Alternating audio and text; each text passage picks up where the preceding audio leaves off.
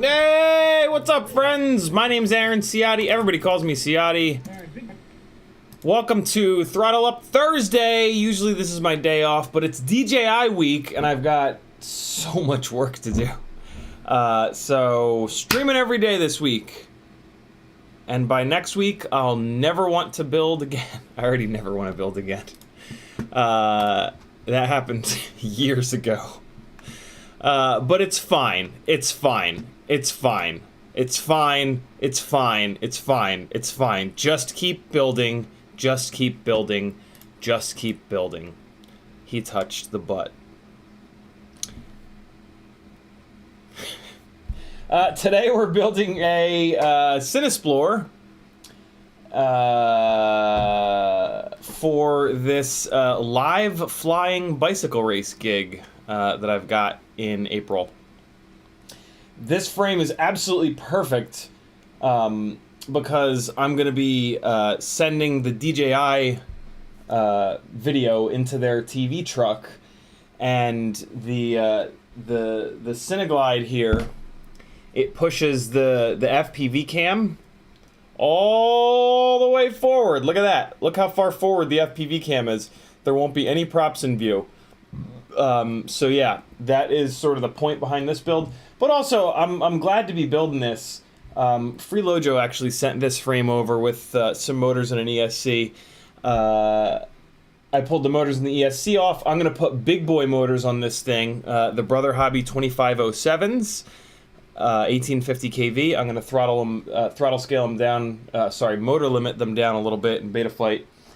And I'm really excited because these arms will clear 5.5-inch props, and GemFan just came out with these 5536 tri-blade 5.5-inch props, which are much lighter than all the other 5.5-inch props that are available. And I think they might match up pretty well with these motors. The happiest props that I've found for these motors are in terms of like I bought these motors for the Glide with the 40-degree up tilt rig to go really fast, to chase triple-digit race cars actually, and triple-digit as in 100+ miles an hour. And I tested a bunch of different props with them.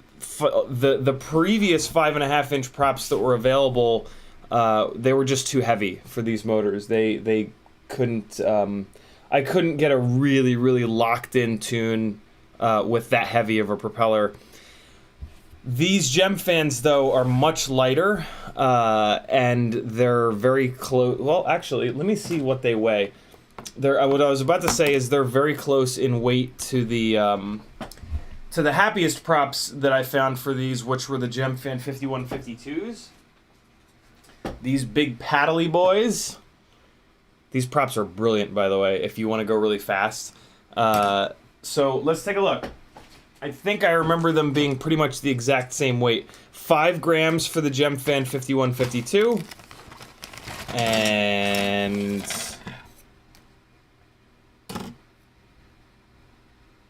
4.9, call it 5 grams. Yep, there it is. They're the exact same weight.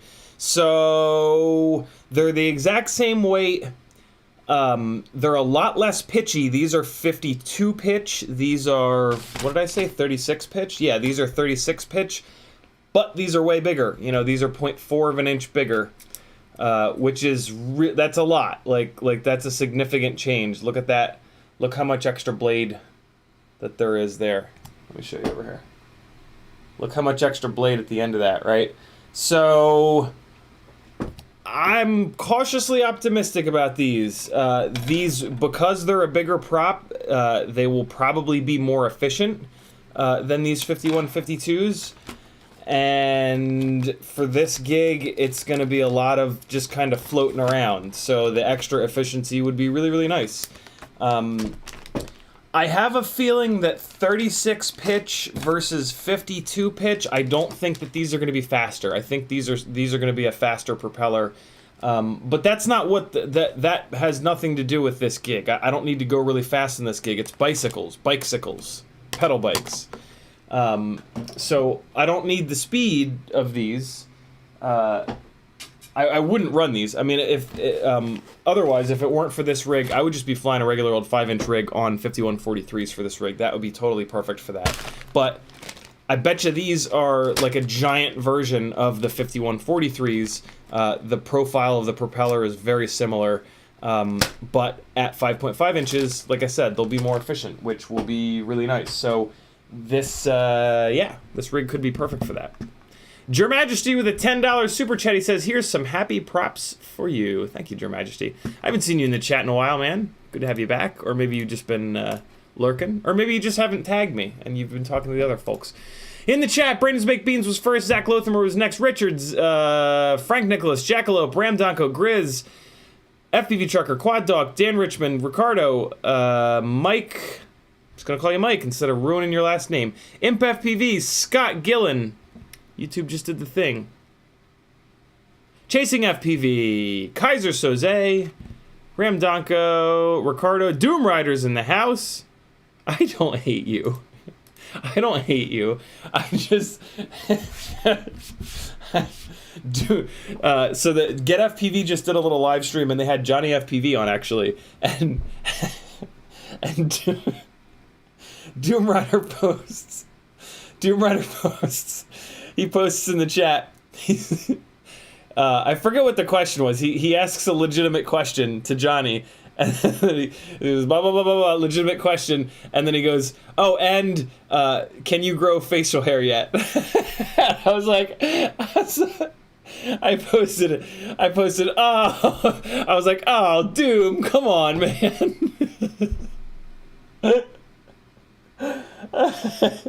As somebody who didn't grow facial hair until, like, you know, I don't know, later than I should have, I was like, oh man. I was laughing as I was typing it, but I was like, oh man, come on, leave him alone.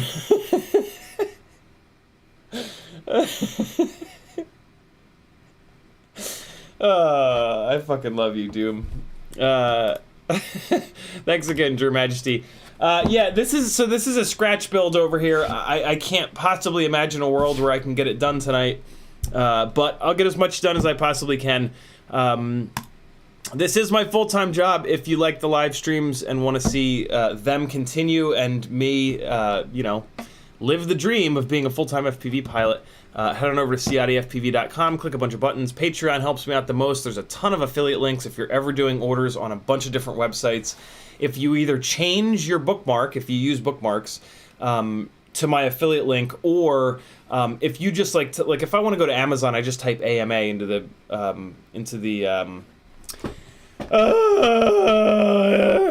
place.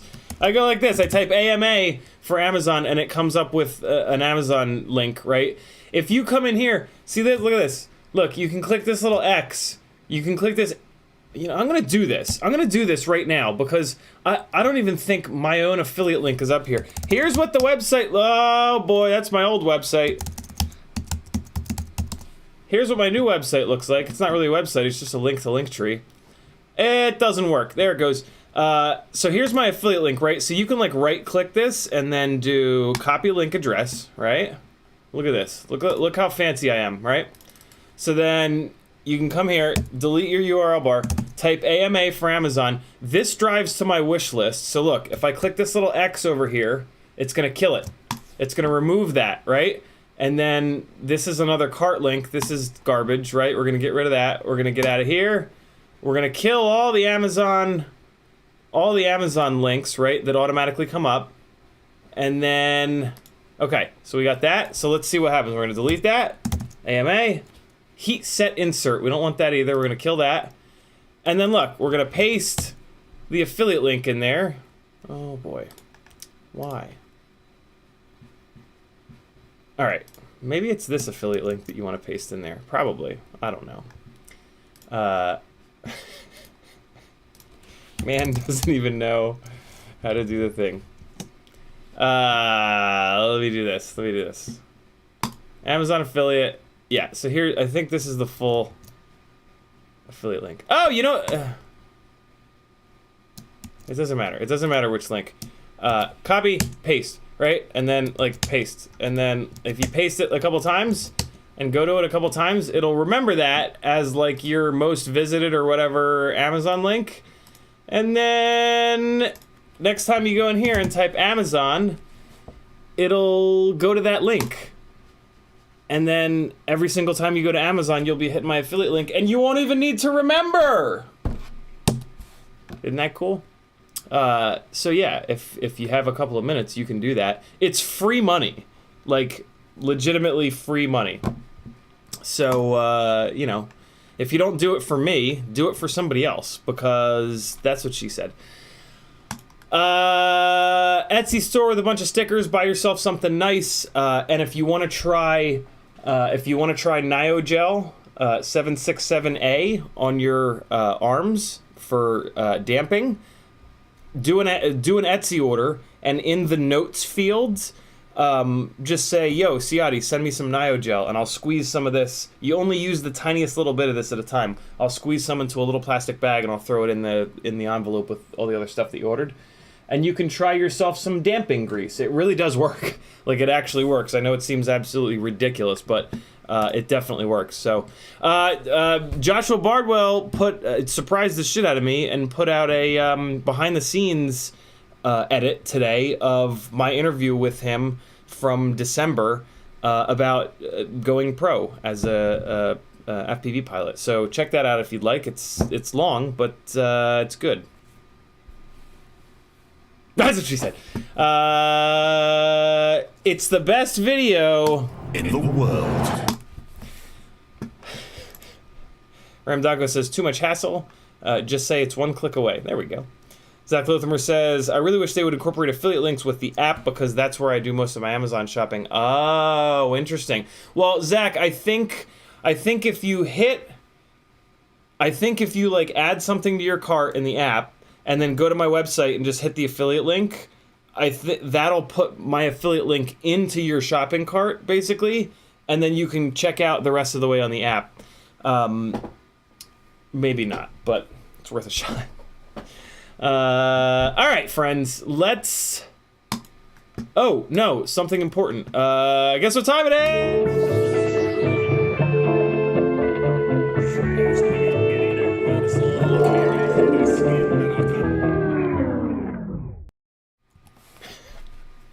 I stole that from Mighty Car Mods.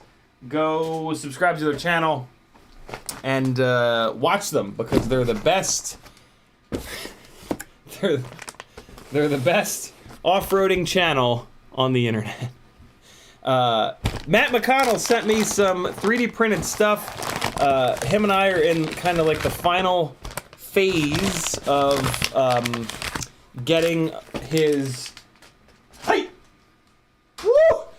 getting his Insta360 Go mounts perfected. And so he sent me the most recent version of them. These are for the Ripsqueak, but he's got this design also for a couple of different frames.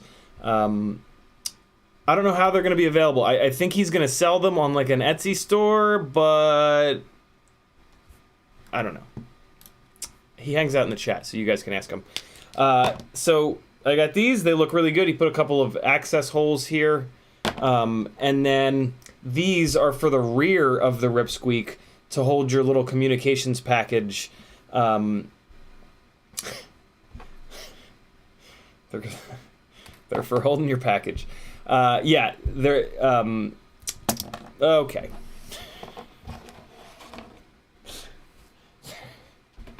They're for holding your package, guys. That's what they're for. Yeah, they're awesome. They're gonna be great. I can't speak today. I've live streamed every single day for like 5 or 6 days in a row. I'm losing my mind, but we're just gonna keep going. God damn it, because you know, it's my job. Zach Lothamer said, "Oh no, I got that." Grizz FPV says it was very inspirational. It was very inspirational. I'm glad JB released. Yeah, me too. Me too. That here's the behind the scenes of the behind the scenes. That day that he contacted me to do that interview was a complete technology disaster. This camera refused to work. My microphone refused to work. The GoPro refused to connect to the teleconferencing software that he was using. So I ended up having to take the bench mic, which you guys know how much I love. I had to take the bench mic down and I like balanced it on top of the DSLR. And I had to use this shitty mic in that. And I couldn't get the damn thing to point. It was just the most frustrating goddamn thing in the world. But, you know, Joshua's a really busy guy, so I couldn't be like, hey, can we reschedule? And it was just such a cool opportunity that we just muddled through. So hopefully the quality or the lack thereof doesn't bother you guys. Because in my opinion, there's a lot of really good info in there. So check it out.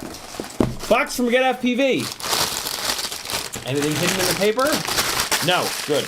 I'm saving this because I'm moving soon. Ramdonko says, Ammo Zone is a great link. Plug the poop out of it. Ammo zone. Alright, receipt. Nobody needs that. Yee! Okay.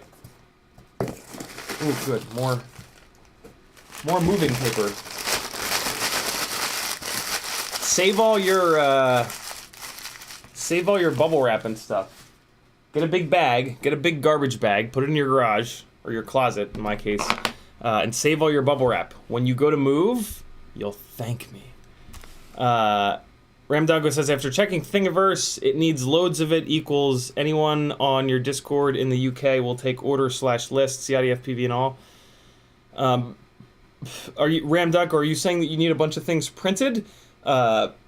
Chat, who's looking to help a brother out and print some stuff? This is one of the orders with a ton of stick ends. So we've got FR Sky, CNC Aluminum M4. So this here is a Patreon project that I'm doing. I am ordering one of every single stick end that I can find, and two of every single dick end that I can find. 0 dick ends, only stick ends, are what I'm ordering, and I'm putting together a big kit with all of them. I'm gonna figure out which one I like the most, and then I'm gonna send that kit first, initially, to like the top tier patrons, right? Because that's the only fair way to do it. But then it's gonna trickle down. I'm hoping that people can get this kit in, hurry up, get them all out, check them, see which ones they like the best, and then send the kit to the next person. I'm hoping that like each person can only have this kit for like 2 or 3 days or something like that, to keep it moving. And we're just gonna bounce that thing between patrons. I would love for all patrons to get a shot at having this stick and dick end kit. So yeah, here's an FR Sky, kind of phallic looking bronze gimbal. So there's one of those. Where's the bag? I have a bag that I'm putting them all in. Here it is. Here's the bag. It's gonna fill up. We're gonna fill the bag up. Fill up that ball back. Nope. These are Radio Master M4 alloy stick ends in black. Put those. We've got Radio Master M4 stick ends in red. Why did I do that? That's weird. I don't know why I got them in 2 different colors. These are STP 3mm stick ends in purple.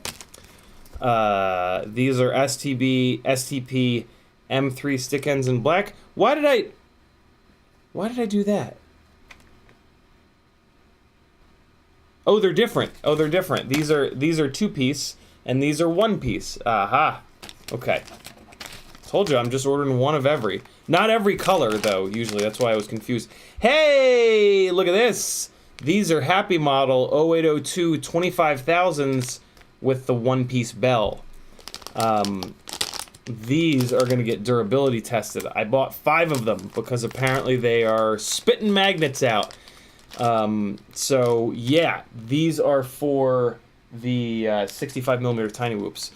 These are the lightest weight 0802s, and they're the most powerful. Well, the old school 2-piece bell design ones were the most powerful. I'm assuming that these are going to have the same amount of power, but we're going to find out. Stay tuned for that. That's going to be next week. This week is all DJI. I've completely put all the Tiny Whoop shit aside in favor of DJI stuff. As always, I got a whole bunch of ViFly stuff. I put these into the giveaways. XT30 discharger here, XT60 discharger here. Super, super, super nice to have these. I can't stress that enough. Get FPV sticker, that'll go in the giveaways as well. And then I got a bunch more of the GemFan Tri-Blade Tiny Whoop props because they're the best. And I had a funny little idea. Let me check out this funny little idea I have. Hold on, we're gonna do this. This is gonna be you're gonna love my nuts. So this Tiny Whoop is all clear stuff. It's all clear. And then these 2 little fellas are all not clear. So check it out, right? This one's all clear. So I got their clear props. Also, like, oh, this is the one with the 0803s. This one, that one goes back. It's this one. This is the Nebula 6. No, it's not. This is the newbie drone rig, but it has a Nebula 6 camera on it. So check this out. Wait. That all clear one is gonna get different motors. I put those 0803s on there just for funsies. Yeah, it's gonna get a different set of motors. So, and then I'm gonna make it all clear. I'm gonna put the clear props on it. So it's gonna be clear on clear on clear on clear on clear. What do you think of that? This guy, though, on the other hand, ooh, that duct is starting to crack. I gotta get on that. I want to be on you. This little guy right here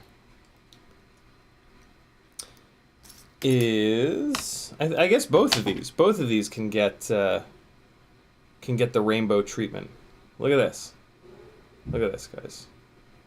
This is very serious business. We're gonna pause DJI week just for a minute because this is serious business here. Serious tiny whoop business.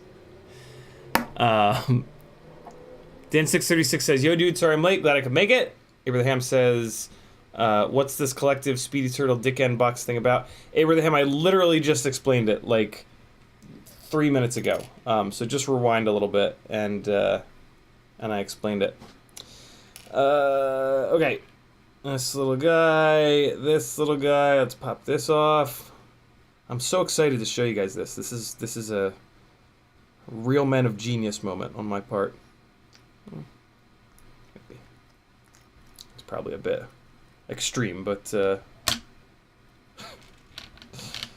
worth a shot. Worth a shot, right? All right, there's no hair in that one. We'll leave that one on there. This one is absolutely loaded with hair. Just like my ex-wife.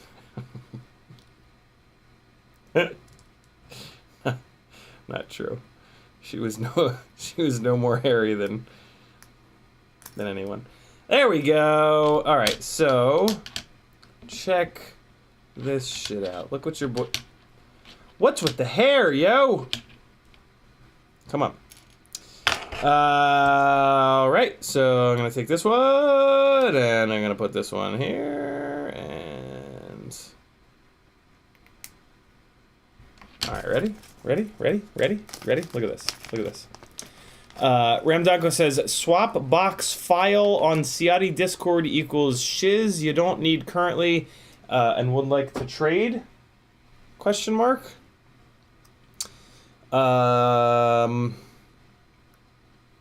Yes?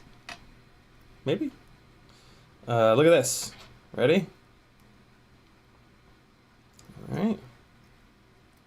Alright, come on. Come on, little oh, come on! Too good for your home? Answer me! Okay. Got that.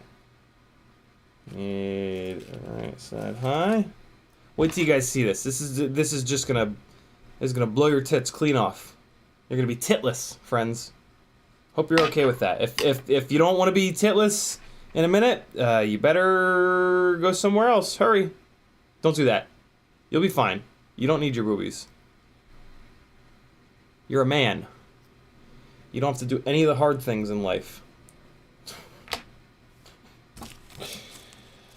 Oh, this is gonna be great. I'm so excited.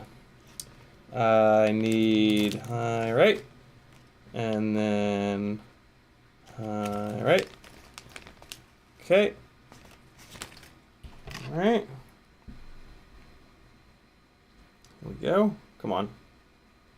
What's up, RC Ritter? All right, here we go. Almost there. We're almost there. Very excited about this. Gotta be honest. A lightning bolt hit my brain one night. Sitting on the couch, I was sitting there, I was like, ah, lightning! Lightning bolt, lightning bolt, lightning bolt. Okay. Yeah, yeah! Taste the rainbow, bitches! What you know about them Skittle quads? Look at these little skiddly bastards! Whee! Man, that is a lot less impressive than it was in my head. But, you know, it's done. That was it. That's all. That was it. You know.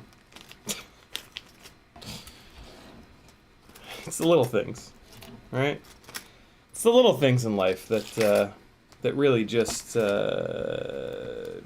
us crazy to the point of utter madness. But if we can share that with other people, then everybody will know about it. And they can call the mental hospital for you.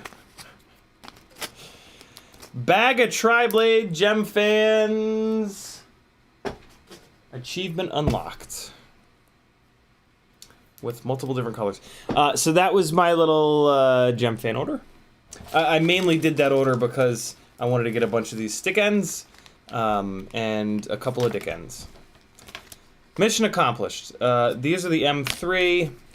These are the M3. These are the M4. Alright, so I'm going to try both of these because I might actually like them. And then when I don't like them, I'll put them in this bag, which has all the stick ends so far in it. Put that bag right down there. Another box! One more little box. This was a, I finally found the Nebula Pro Nano in stock. So I had to do a quick order before it sold out again. It was in stock at Pyrodrone for a minute. And, yeah. Now there's one less in stock. The Nebula Nano Pro is for this DJI toothpick. DJI Ghost toothpick. All the meanie things. FPV Trucker ordered a Crossfire module from Pyrodrone and it shipped overnight so I can fly this weekend to California. Nice. It arrives at my dad's house today. I love Pyrodrone. Yeah, they ship stuff quick, man. They are on top of it. Okay, so those two go there. There's no little O-rings on those. That's aggravating. What is this? What the hell? Oh, yeah. Look what Pyrodrone sells. They sell these handy-dandy straps for your bag. I did not know that. The bags, the FPV bags typically will only come with one of these, but then they'll have like 2 or 3 locations where you can put these. So yeah, this was like $3 too. This was really cheap from Pyrodrone, and it's got the really nice little the little ends. I don't know what else to call these. It's a little end. It's a little quick disconnect end, and then it's got the Fastex buckle in the middle. This is pretty cool. I might actually be able to put one more quad on my low pro bag with this. We'll see. The little mounting spots are kind of close together, but it's worth a shot. HQ has a new propeller that hopefully is well balanced. This is a 76mm by 3. Technically, they're calling it a Cinewoop prop. It's T-mount. They're calling it a Cinewoop prop, but the blade profile should work for, like, not... Oh, wow. Oh, yeah. Oh, that's a strong propeller right there. That's what that is. Ooh, that is good news. This is gonna be... This is the king. I can tell you right now. This is the king of durability for a 3-inch T-mount prop. The end. There is not a single other 3-inch T-mount prop that comes anywhere close to this in terms of durability. Like I said, technically they call it a CineGlide prop because it is pretty bull-nosed, but it does have a little bit going on. Like, I mean, HQ typically doesn't really pay much attention to making their propellers efficient. It doesn't seem like the shape of the blades on their propellers is kind of looks like a 3-year-old created them, but so and this is no exception. Like, there's not a whole lot going on with the blade profile here in order to make it efficient, but it's really durable, and that's super interesting. It looks to be they say it's a 30 pitch too, so it's not too pitchy. This is dope. This is actually really good news. Like I said a minute ago, hopefully these are well balanced. HQ has a pretty rough reputation of putting out propellers that are not well balanced. They have a set of T-mount 3-inch, I believe they're 25 pitch propellers that are crazy out of balance. Yeah, I'm kind of cautiously optimistic with these, but if these are well balanced, these are going to be the king of durability, and that's a really good thing because so many of the micro T-mount motors only have a 2mm motor shaft. If you manage to bang that, if you crash hard enough where the blades on the propellers fold out of the way, and then the base, the propeller base or the bell of the motor hit anything, it's gonna bend that motor bell and you're just the motor shaft rather, and you're just effed. So a strong propeller is gonna take that initial shock and hopefully not completely collapse and let the bell hit. And that will save the motors. So these props could potentially save your 2mm motor shaft motor. 1404, 1306, 1505. There's so many. They're like almost all of the micro motors have a motor shaft below the bell that's way too small. 2mm is way too small. We need 3mm down there. But yeah, it's a tough sell. I picked up a couple of extra 4-inch arms for the 250 because I crash constantly, and I have heard that the arms on that are not super strong. Makes sense. It was built to be lightweight, not to be a basher. There's the Nebula Pro Nano. Very excited about this. This is going to go right over here with the into the toothpick bag. That's going to be... I'm really looking forward actually to building that. That's going to be a really cool ripper for around Maggie's house. I got a couple of little silly TPU pieces in the Pyro blue, which is interesting. It's a little too light, but that's okay. Those are nice to have. Ooh, check these out. These are Squirt mounts. These are Squirt camera mounts. And these are interesting because rip squeak. So these little guys, you see how that's cut out there? See how that big area is cut out? What that's going to do for you, that's going to go on the outside of the front standoffs on your rip squeak, and that's going to allow you to run 3.5-inch props on it. Which is pretty rad.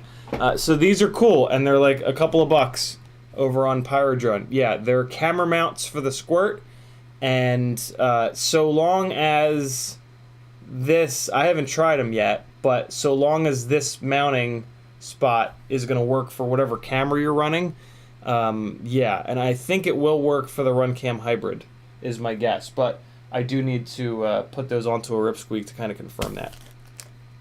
But my initial guess is that will work on the bottom of the RunCam Hybrid because it's a two mounting hole setup. They've also got these nice little M2 to M3 brass converter jib jabs. These are really nice to have, and it's like $1. So just snag you some. And I picked up an extra battery. my favorite Tattoo R-Line 6S 1050 because I'm really hard on batteries, and I had a bunch of batteries that were just kind of limping along, and I have since retired those because they would get like snuck into my bag, and then I would go on a shoot and I would put a battery up in the air, and like 60 seconds in it would be angry at me, and I'm like, nope, get out of here. And I to a bunch of batteries I put X's on and retired because of that. And then all of a sudden I didn't have many batteries left. So yeah, each order I do, I try to snag one extra battery so that like slowly my my freestyle battery supply will which, and I mean, they also get used for cinematic shit every once in a while. Not super often, but every once in a while. Does anybody do anything with these stupid little... Oh, for fuck's sake. Anybody do anything with these stupid little balance lead protectors? I have a whole big bag of them. If you use them and you would like a whole bunch, you let me know and I'll see if I can find the bag. There's a chance I actually threw that bag away, but... Tattoo puts this like rubbery white gunk all over under the little balance lead protector. It's very confusing. Don't know why they do this. I wish there was like an arts and crafts project that I could do with those. Freelojo says it's been a busier week than expected. I'll get the spare parts shipped Monday at the latest for the CineGlide. Take your time, Freelojo. It's all good, man. Yeah, got nothing but time. It is totally cool. Melted Erdskin says, what's up? Decided to stay and watch stream instead of test flying the Vista Pick, maybe tomorrow. Now I feel like a bad influence. Melted Erdskin also says, I kept a few of those balance protectors around for my 4S goggle batteries. Probably got all I'm going to need, though.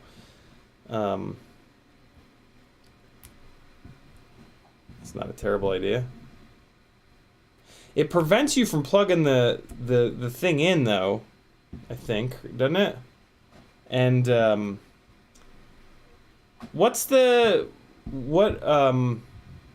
how come you use those on your 4S goggle batteries? For fear of like them shorting out? Is that the deal? I guess it doesn't prevent you from plugging them in. I guess you can still plug in like a battery checker because it's got those long prongs, but I don't think you can like plug it into your charger with the little protector on it, right? My biggest problem with the protector things is the latch to get the damn things off is like impossible. I've gotten good at ramming the chip lifter under there and prying it up, but it's still a bit of a nightmare to get those off sometimes. And I wonder if they loosen up, though. Ramdango says, use those clear balance clips to organize leads from the charger balance thing. Last night, OCD weirdness. Organize lead from charger balance thing. I never thought about putting them on the... Guess you could put them on like a... Yeah, metal, that's smart. I like that a lot. Yeah, you're putting that battery in your pocket. You got like keys in your pocket. That's legit. Maybe I'll hang on to one or two of them. Family Guyver says, what's up? Definitely watching Ciotti on Thursday instead of Ken's TNL. Who's that? Ken Heron? I didn't even realize that he live... No, I guess I did know that he live streams. So that's what you guys do on Thursday nights.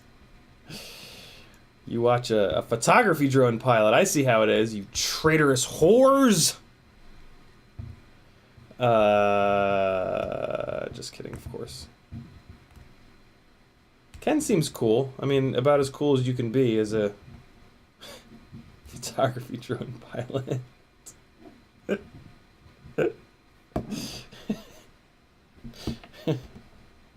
Which is not very cool, apparently. I don't know, he seems okay. I don't really have an opinion one way or the other, if I'm honest. Yo, usually this stuff comes off a lot easier than this, but Jesus hell balls. This is like super stubborn.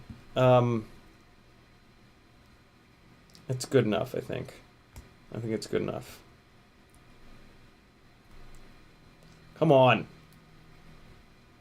There we go. All right. Now it's good enough, I swear. Put that over. Okay. I changed my mind and I did not order the FPV Cycle Darwin stack last night for the Tooth Fairy 2 because I realized that I have a bunch of small ESCs and flight controllers that I can use to get that rig up in the air and make sure I want to get it up in the air to make sure like there's no ducts in view or anything like that before I go all in and spend $120 on an electronics package for it. So I went into my little ESC box and grabbed a Mamba 35 amp that I'm going to be putting in there with a Talon F7 flight controller. I'm really excited about these props, by the way, guys. These could be a little bit of a game changer for T-mount micromotors.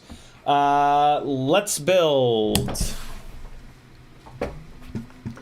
Denzel the Terrible's in the house. Move some stuff over here so I can see it better on the bench. All right. What the hell is this? Oh, right. Hold on. I had to restart the computer and all hell broke loose.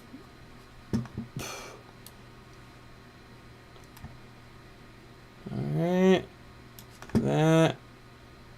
And there we go. Hey, Brain 3D is having a St. Patrick's Day sale. Go check it out if you want. My email's not working, so, you know, go to hell. There we go. Look at that. 15% off all products. Code is Patricks15. Patricks15. If you order from Brain 3D, do me a favor, throw in your notes CiottiFPV sent you. They are a new sponsor, and let's show them how much the collective cares about people that help us keep doing what we do. And they're gonna start printing some of License to Drive stuff, which is pretty cool. That's what we're looking at here. This, and this. These are all License to Drive designs, which is just super cool. I love the fact that came out of this sponsorship opportunity. That's pretty rad.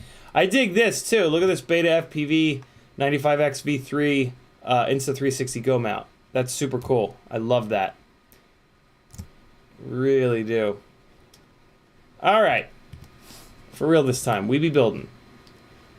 Time for suffering. Oh, hell. There we go. Nothing's wrong with photographers, Danzilla. I'm a photographer. I shot stills for about 15 years, which is kind of a part of the joke. FPV pilots have like this sort of, not all of them, of course, but a lot of FPV pilots have this kind of like, I'm a skateboarder attitude of like, fuck everyone else, like I'm the coolest and everybody else is horrible. I ran into this a lot with longboarding, downhill longboarding. Get like real skateboarders look down on downhill longboarding in this like really funny kind of way, and I've seen the same thing with FPV pilots in the way that they act towards photography drone pilots, and it's just funny. It just makes me laugh. It's yeah, it's completely unwarranted, but it's just, you know, just one of those things. Okay, so this rig needs a color scheme. I think this rig is gonna live with this red 30 degree Hero 8 mount on it. So I'm tempted to kind of do this rig in all red, but I might actually not have the standoffs to do it with. So let me take a quick look. I think I'm going to be able to build this with 20 mil standoffs. And yeah, I do not have... I've only got one red 20 millimeter standoff. So we ain't doing red. Maybe we'll do purple? I don't want to do blue and red because America is kind of embarrassing lately. But, I mean, I could do pink. There's a bunch of pink in here. I think I'm going to do purple, though. Because purple will match the rear standoffs. And I have enough of the purple standoffs to do this with. Cinesplores are using the 10 degree and 20 degree mount, so then there's the 30 degree mount. Yeah, let's do purple. You know, this is going to be a problem, though, because... Oh, well, I don't even have enough. Man, I'm running low on standoffs. What is the deal here? Oh, wait, I only need 6 standoffs for this, though. 4... 5... Oh, perfect. I have 6 purple standoffs. Look at me go. Look at me. Oh. Oh, no. No. I have 5 purple hex. Oh, you gotta be kidding me. Come on now. Don't do me like that. Okay, so we'll do... Oh, man. You know, we'll do 2 black standoffs in the middle, and then we'll do 4 purples on either end. And I don't like it, but we're gonna be okay. It'll be fine. It'll be fine. Don't freak out. Don't freak out that all the standoffs aren't gonna match. Don't freak out. I'm talking to myself, guys, if you didn't get the joke.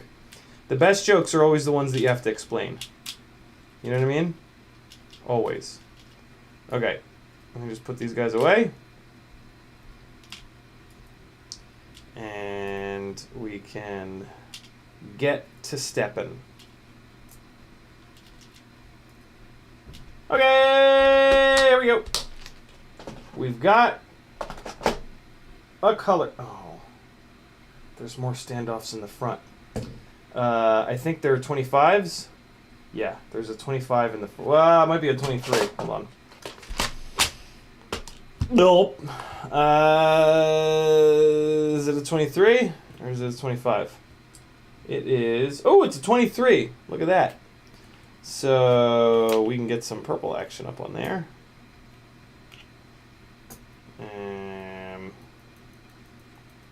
Or I can just stick with blue. So this is the CineGlide. What's the if you guys know the CineGlide, right? 5.5 inch propellers, dead cat, no props in view. It's kind of a cinematic rig, right? What's like it's almost kind of like a long range rig too, right? What's the use? What's the CineGlide do well? What's it gonna do well? Long range stuff? Is it a long range rig? What's the best use, do you guys think? Ricardo says, I recently crashed upside up. That's a double positive? And it slightly damaged the LiPo. Could I put around LiPo's thick heat shrink so that it increases durability?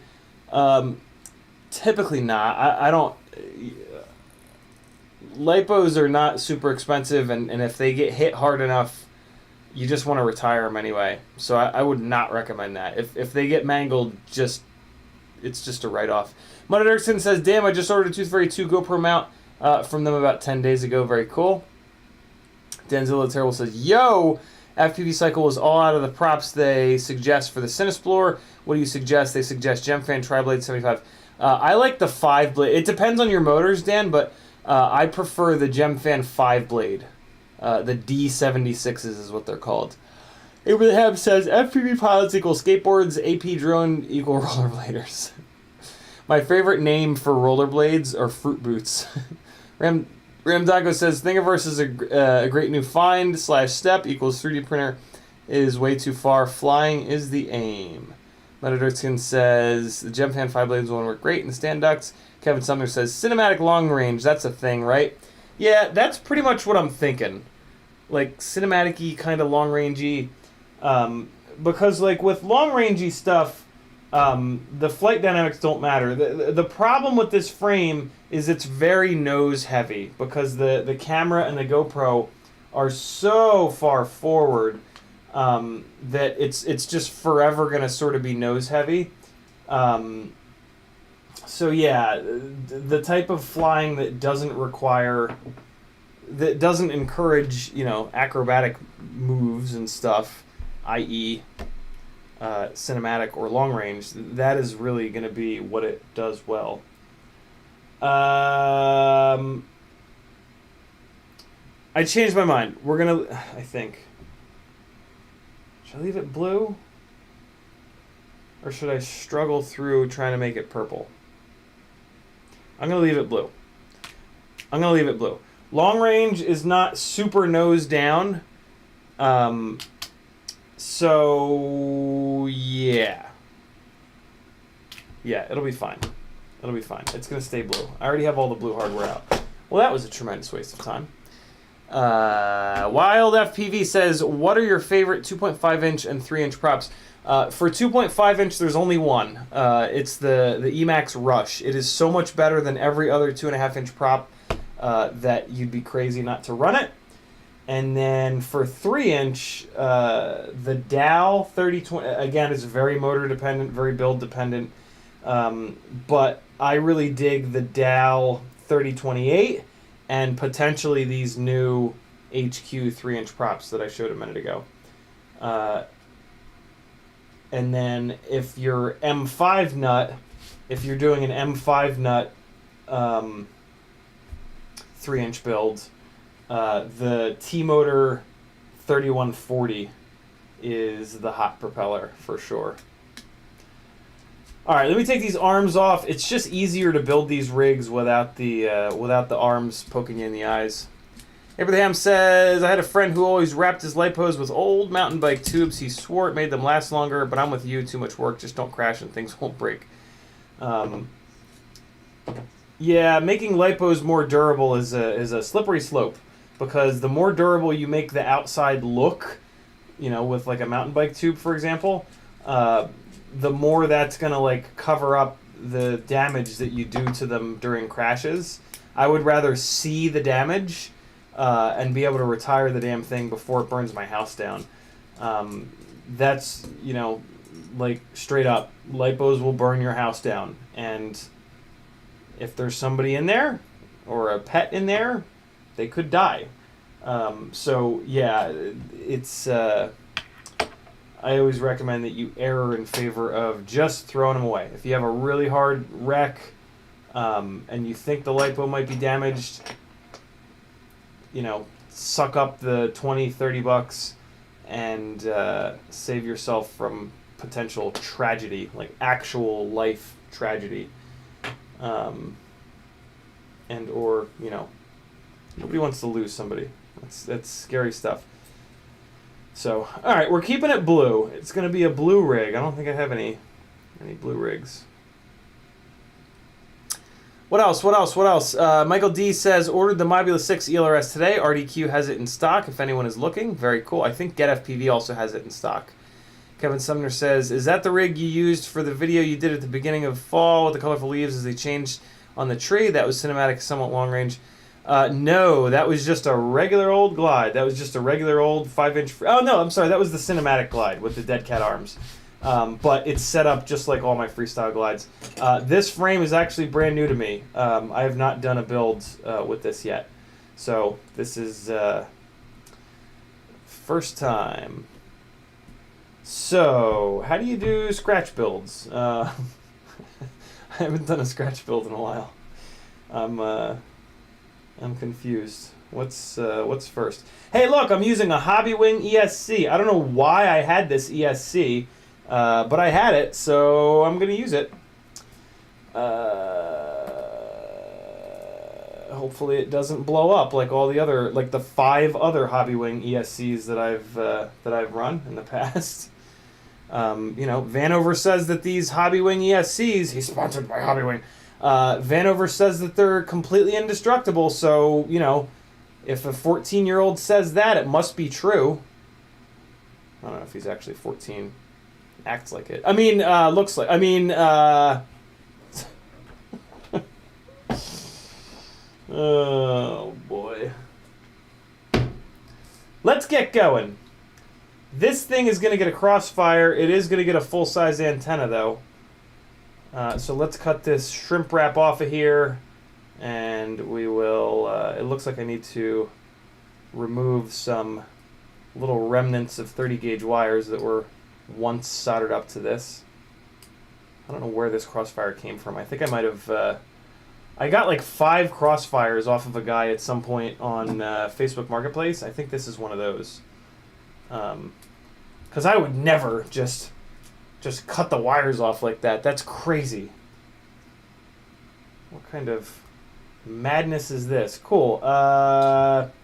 Only problem with this is I don't know if this is a V1 or a V2.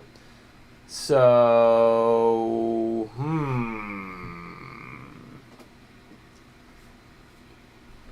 yeah, so true, Jackalope. The kid's parents own an airfield. Like, how much money do you have to own an airfield? Like, what the hell? What is that about? Is it just me? It's probably just me. These are going to be a pain in the ass to get out of here. Let's kick the soldering iron on and we'll just start jacking on these guys. Jacking on them. That's disgusting. Hey, where'd the, what? What's happening here? Where the hell did the ESC go? What? What did I do with the other Mamba ESC? What the shit? What is happening here? What? Where? What's... What? Where did it go? Where did I put it? Why?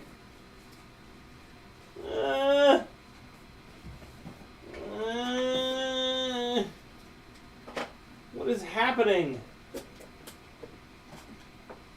I'm so organized. How did this happen? Receiver box. I need a fresh Immortal T. Gimme, gimme, gimme. There we go. There's one. Okay. Fresh Immortal T. I'm going to put this Ghost in here. I'm going to put this extra Nano in here. What the hell? For real, what happened to this, this ESC? Man, I'm never going to be able to find it now. I'm just going to leave this out, I think.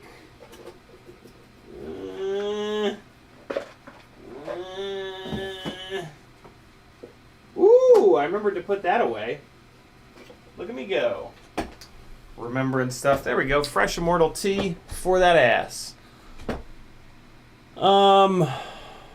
Michael D says, I was hoping to use an affiliate link for race day quads, but I don't see one on your website. Yeah, RDQ are kind of dicks about affiliate links, to be honest with you.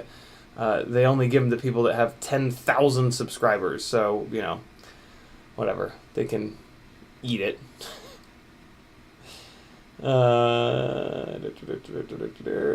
Ramdago says, paint booth might be nice for WoW appeal on set.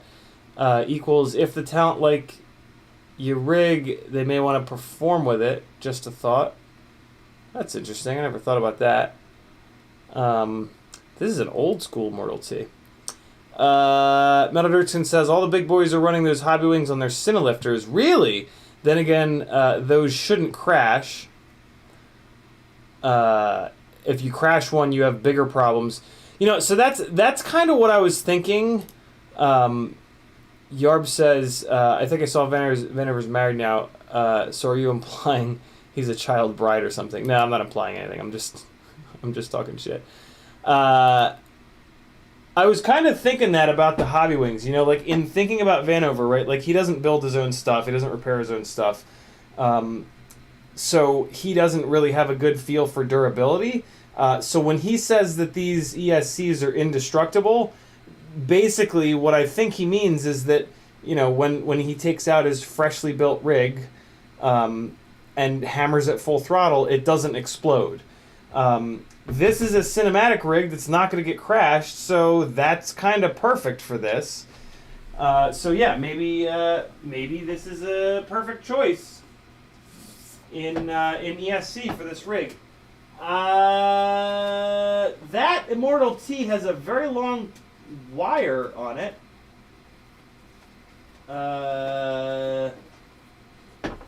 Yeah, I don't need such a long... That's interesting. If I ever put an Immortal T up front, I'll need this guy. Oh, maybe this rig... Oh, no, it won't mount. Will it? It won't. There's nowhere to mount it up front. Wait, that sits like that. Through those... Yeah, I would be able to mount it up front. Or would I? Could put those little army jib jabs out the side, right? Like, in theory, I could mount them there and then have them come out. They're at a hell of an angle, though. What about the other side? Hold on. Let's see. If it's there, sticking out like that. Nope. It puts it right on top of that carbon. That ain't gonna work. Well, wait, no, I wasn't holding it right. Hold on. It's hard to do this. There we go. Okay. So if that sits there, comes out like that, yeah, no, it's gonna put too much of an angle on it. We're not doing that. I'm putting it in the rear like I always do. That's not what she said. She would never say that. Okay. Found my Immortal T. It's the last one. And okay. Metaldirkskin says, if the wire is the same thickness as the full-size Immortal T, it's a V1. If it's thinner, it's a V2. That's interesting. It did seem like it was thinner. I'm assuming I bought it because it had the longer wire. I think I remember someone selling Immortal T's with longer wires. It might have been Pyrodrone.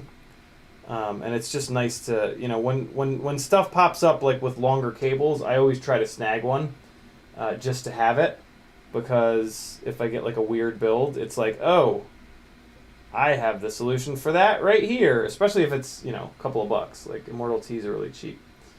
So yeah, but on this build, the crossfire is going to be in the rear, on top of the Vista, and that's going to make my life easier. And this short wire will be absolutely fine. At some point, I'll build a rig and put the crossfire Immortal T up front, but not today. The theory behind doing that is that if you put the Immortal T in the front, you get slightly worse signal on your way out, and then better signal when you turn around to come home, which is, you know, always a better bet. You don't want to push out so far that when you turn around to come home, you fucking fail safe, because anything more than a half a mile out and you're kind of doomed at that point. So trying to get this horrible liquid electric tape that TBS just absolutely covers their stuff in off of here. Very, very, very, very annoying. Like, as if you're not going to remove the... Like, the first thing that we do is remove the effing antenna from the receiver. It's so annoying that they connect the antenna to the Crossfire Nano and then just bury it in this shit that's so hard to get off. They could at least use something that peels off properly and doesn't like do what it's doing right now, which is like every little piece it just separates, and then you have to sit here for 20 effing minutes to try to get it all off. Alright. Hopefully I have enough of it off where... No, see, it's all up in there. Like, it's all up in the hole, guys. Yo, it's all up in the hole. What the hell, TBS?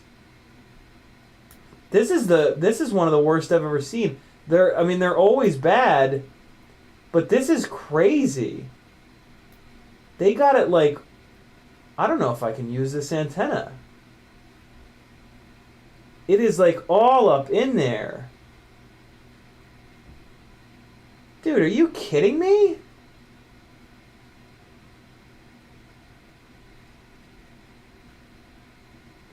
Wow, this is awful. Are you for fucking real right now? It is all over the inside of this. The center pin is the most important, but the outer part is the ground, and you do need good contact on the ground with the ground.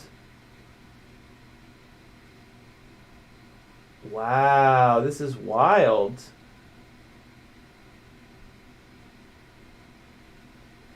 I mean, I can't get any more of it out. It's just like, it's really all up in it.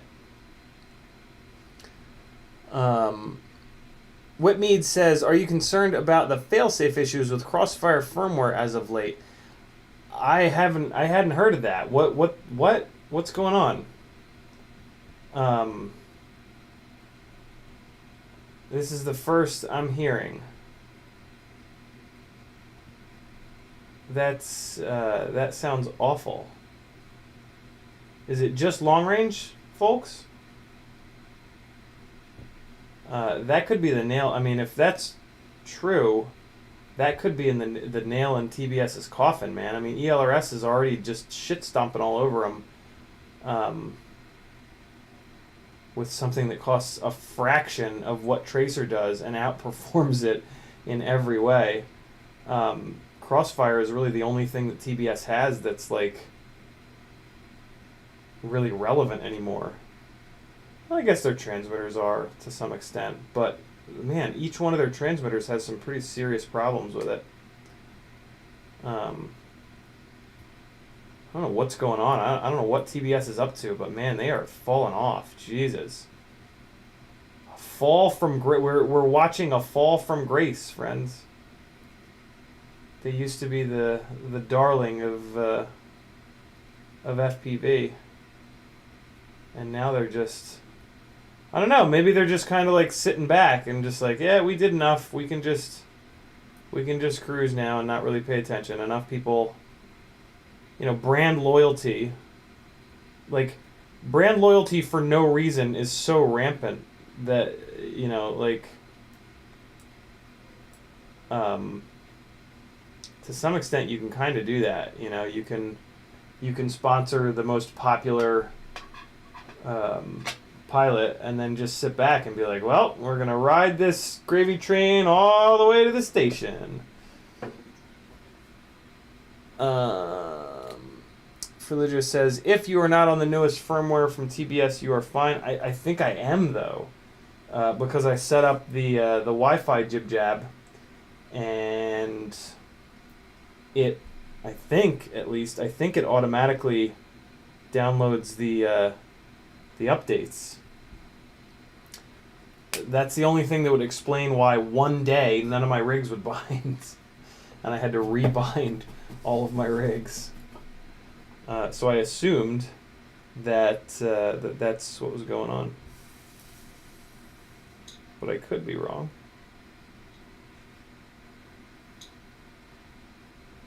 Alright, this isn't as much of a nightmare as I thought it could be.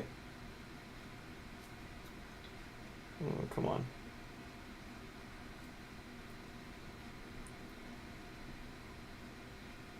personally, I never forgave TBS for the way that they treated Joshua back in the analog VTX days. I just think that we really got to see Trappy's true colors in that whole situation. And, yeah. I don't think there was ever, like, any kind of an apology or anything like that. And it was just, the whole situation was just super shitty. And I was just kind of like, well, you know, get to see somebody's true colors. It's hard to, like, forget that, you know? Like it's hard to see who somebody really is. And then, like, just, for me at least, it's hard to then put that aside and be like, well, I'm still going to give them all my money. You know, we don't play that. Abraham says, watch the PSAs from this week's news. There was an issue with baud rate negotiations between the second most recent Crossfire firmware and 4.3. Whitmead says their Facebook group is littered with guys having failsafe issues running Betaflight 4.3 RC3 and firmware 6.16. They had to release another firmware. God damn it. Melodirskin says, I had the worst problems upgrading with my transmitter module to the newest firmware. Got it stuck in bootloader and ended up downgrading to 6.10, threatening to switch everything to ELRS. Jesus. Abraham says they've pushed a patch to address the issue already. Whitmead says binding was also an issue. What the hell? Ramdanko says, before my time? Maybe. Maybe. Okay, so this is going to go out in that direction. Let me get some... well, this is going to be a pretty short... There's going to be a pretty short run of wire on this rig. The Crossfire is going to be sitting up here, and then the flight controller is going to be sitting here. So we don't really need very long wires on this fella. I think I have some wires floating around on the desk here. I do. Here's a green. Here's a red and an orange. I think these will be long enough. Yeah, these are going to be long enough. Cool! Look at me go! Sometimes I'll just like if I have extra wires, I'll just put them next to my little soldering iron here and just be like, well, maybe I'll use them. And then I never use them, and then I just throw them away eventually. But look at me go. For once, it came in totally handy. Handy. Is that a blue? No. I don't love the idea of having red and orange, but I wish I had like a yellow, but it's whatever, it's fine. Yeah, it's fine. All right, let's throw some wires in this mother. So we got ground and then 5 volt and then just whatever. I'm just gonna put anything in here. Hey, we can use the special blue tack. What's up, Chomper? How are you? We can use the super secret good blue tack as introduced to me by Nick Burns. Get some flux going here, and let's solder some wires. We're going to put the tip of the soldering iron flat. I'm going to hold it like this, nice and flat on the bottom here. I'm going to touch it to the bottom of the pad, and I'm just going to ram the wire in there. Wait for a second. You'll see the solder go molten. And then you just ram it home. I love doing that because you can really butt the silicone up against the joint. I've had the best luck with that in terms of durability. That is not NASA spec, though, as my dad let me know. NASA spec is to leave a little bit of exposed. It's to expose yourself. It's to leave a wire's length of exposed wire above the through hole. But the way that the NASA spec for tinning the wires is very different. They tin the wire, then they remove all the solder, and then they retin the wire. And when they retin the wire, they use a minimal amount of solder. we tend to use like a lot of solder. Because it seems like more solder is better, but in actuality, the correct amount of solder is just enough to completely cover the the individual strands of wire.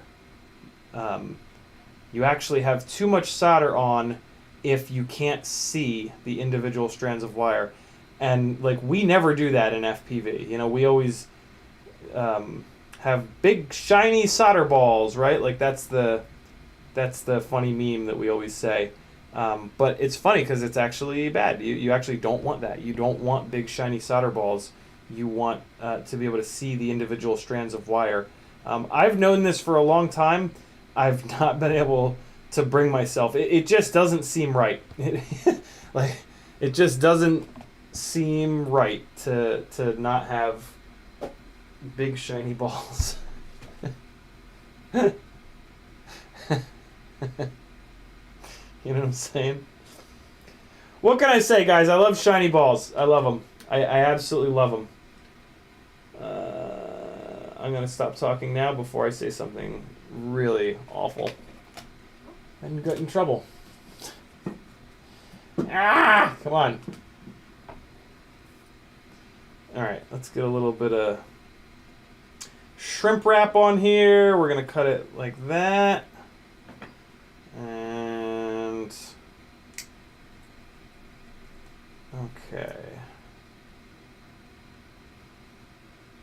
I like for my Crossfire Nano shrimp wrap to be long enough to kind of strengthen up this little UFL joint here, but also hang off this side a little bit so that you can pinch it. It makes it a little bit waterproof. It makes it like waterproof from one side, basically. Whitmead says you solder the receiver from the bottom. That's awesome. I've thought about it but never done it yet. I'm going to though.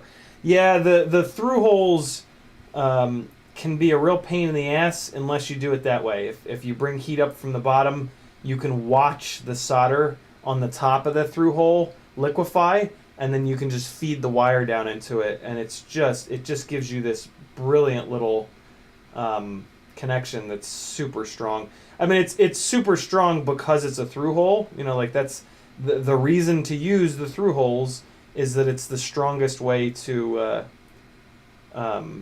Yeah, it's very, very strong. It's the strongest way to have the wire going into a PCB. So I always try to do it. I know the through holes can kind of be a pain in the ass sometimes, and a lot of people don't use them because of that, but it's not actually that much extra work. And the payoff of extra strength, in my opinion, is worth it. So I'm going to heat this end up a little bit extra here, and then take our tweezers and pinch it. And by pinching it like that, it's going to close the shrink wrap up, and then it's going to be kind of waterproof on this side, you know, because you've pinched it closed. It's not actually waterproof because water can get in on this other side, but it's better than nothing. I'm not a conformal coder, so yeah, I'm willing to do a little something to help with it. And there we go. Nice little Crossfire, all prepped and ready to go. Shrimp wrapped up. And I do it, I send the antenna this way so that we have access to the bind button. Since, you know, TBS keeps fucking up with their Crossfire firmware and making us have to rebind. Yeah, man, what a shit show. What I wonder what's going on with TBS, man. It's wild. Like it would be bad if they were doing if they didn't have all these problems, it would be bad enough because ELRS is just kicking so much ass. But like then they're having all these problems. It's like, yo, what are you doing? Like everybody is already bailing on you. Like you gotta at least give the people that are diehards something. Like come on, yo, what you doing? Everybody's gonna leave you if you don't get your shit together. My God. The second that there's a dual band ELRS receiver, I am out. It is bye-bye Crossfire. And I have a feeling that a lot of people will follow suit because, yeah, I mean, a dual band ELRS receiver is just kind of like the dream. You know, you've got 900 megahertz for all your big, long-rangey kind of stuff. You've got 2.4 for latency and short range, which can also push out long range a hell of a lot farther than Tracer. And yeah, it's kind of like, well, there it is, the end. I'm trying to get these wires spun up here, but I like to do it so that they're completely even because I'm an actual crazy person, guys. Like through and through. Diagnosed crazy person.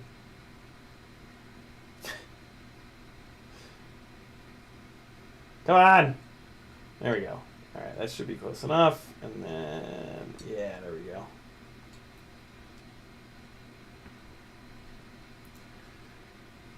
Okay. That's good enough. No such thing. If you twist it a little bit extra, it really like gives the wires a little bit of memory, and it kind of like locks them in. Man, this is, I can usually get these twisted up really neat and tidy, but this one is just absolutely not cooperating. So let's do this. I'm gonna not twist it up for once. I'm just gonna run the wires straight. I know that's heresy, but we're gonna do it. We're gonna do it anyway.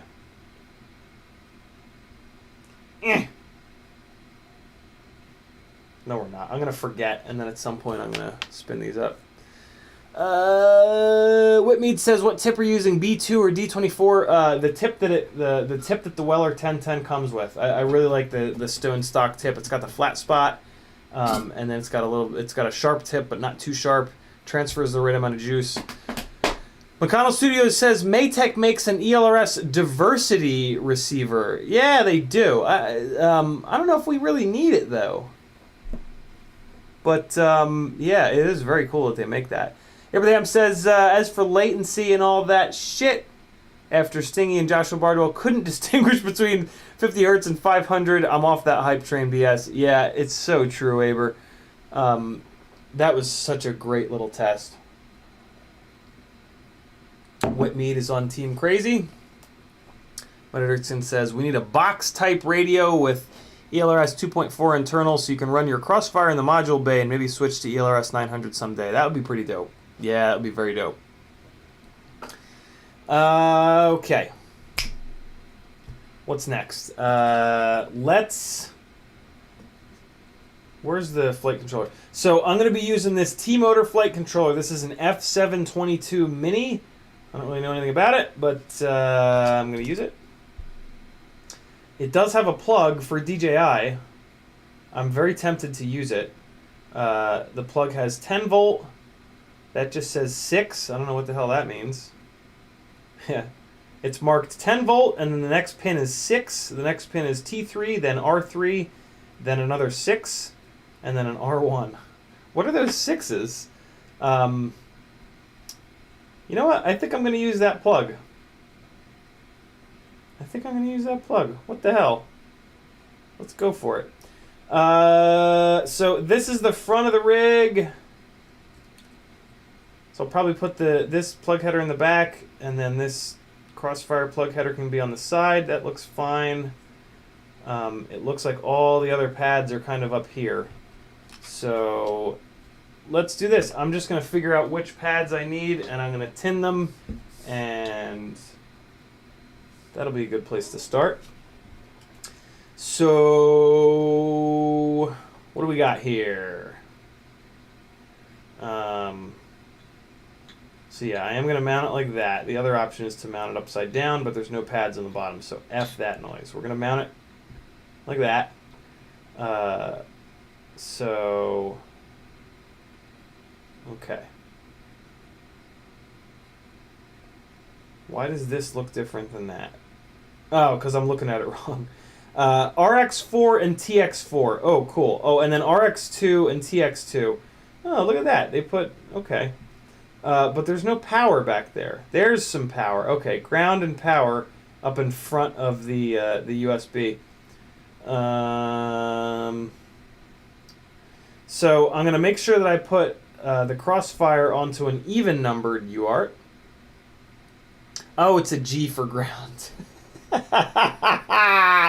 Good call, FPV trucker. Fozzie Bear too. What the hell would I do without you guys? Why don't they have any power on the back of the board? That's kind of stupid. Okay. So up on the front of the board, we've got buzzer minus buzzer plus, LED, 5 volt ground, video out, TX3, 10 volt, ground, video in, cam control, 10 volt, 5 volt. Okay. Well, and then on the side here, we've got ground, power, RX1, TX1. That's a shame. So all of the even-numbered pads are in the rear here. So I guess what I'll do is pull power from over here next to the USB port, ground and power from there, loop those over, and then I'll link it up with these guys here. So the crossfire will be on this side of the board, and then the DJI will use the plug on the other side of the board. This way it just kind of keeps separation. It just I try to do that to just keep the build as clean as possible. There's no great reason to do that, but yeah, keeping your builds clean does make a difference. New edit with your boy behind the scenes of the How to Be a Pro FPV Pilot over on Joshua Bardwell's channel. I'm actually gonna I have GoPro footage from that interview that I'm gonna chop up and I'm gonna put up on Patreon. So yeah, look out for that at some point here. Power and ground are those two. Okay. Alright, so that's power. And that's ground. And then we're going to come over here. RX2. TX2. Okay. Oh, wow, that's it. Wow! That's it. Those are the only pads. Wow, how times have changed. Those are the only pads that I'm going to use. I'll be damned. Yo, that's crazy. Okay, I am gonna get this thing like prepped for GPS though, since we're talking about kind of like maybe long ranging it. All right, so we got buzzer minus buzzer plus, LED, 5 volt ground. So we're gonna skip 3, and then 5 volt and ground are here. Yeah, I haven't done. I don't know how to do the setup on GPS yet. I keep hoping that Patrick will show me, but typically when he comes over, we just scream and laugh and do fun things rather than quad things. Quad things are fun things, but if we do quad things, we usually go out and fly. But yeah, if I don't wire it up, if I don't prep it for GPS, I'll never do it. So let me at least put a plug header on here for GPS, and I'll tuck it away somewhere.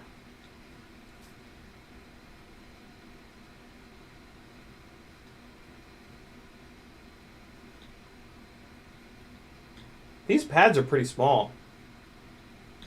I gotta be honest. I don't love how small these pads are. Okay, so GPS modules. Man, it's funny. I'm so uncomfortable with how few pads on this flight controller I had to solder to, I literally made more work for myself by thinking, oh,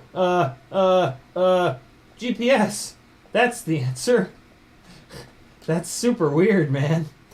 This is wild. Jesus. 4 pads I could have gotten away with. And I mean, if I didn't use Crossfire, if I'll put it this way, if the DJI transmitter wasn't so uncomfortable to hold, I would forgo. I would not have to solder at all. That's a crazy situation. Okay, so this is the TBS M8-2. I gotta look up which one is RX and which one is TX. TBS, what did I say? M8-2. Okay. Images, and give me that juicy wiring diagram, you dirty rats. There we go. Ground RX TX VCC. That's interesting. They put the ground all the way off on one side. That's super wild. Okay, so ground. All right, so RX is green. RX is green. RX is green.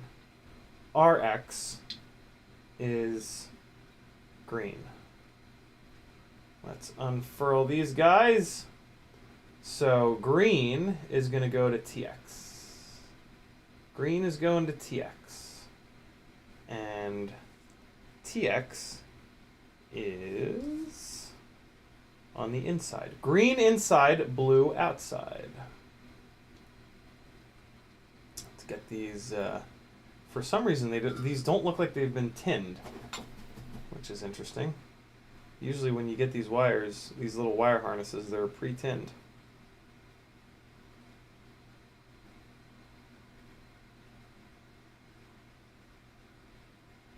Okay.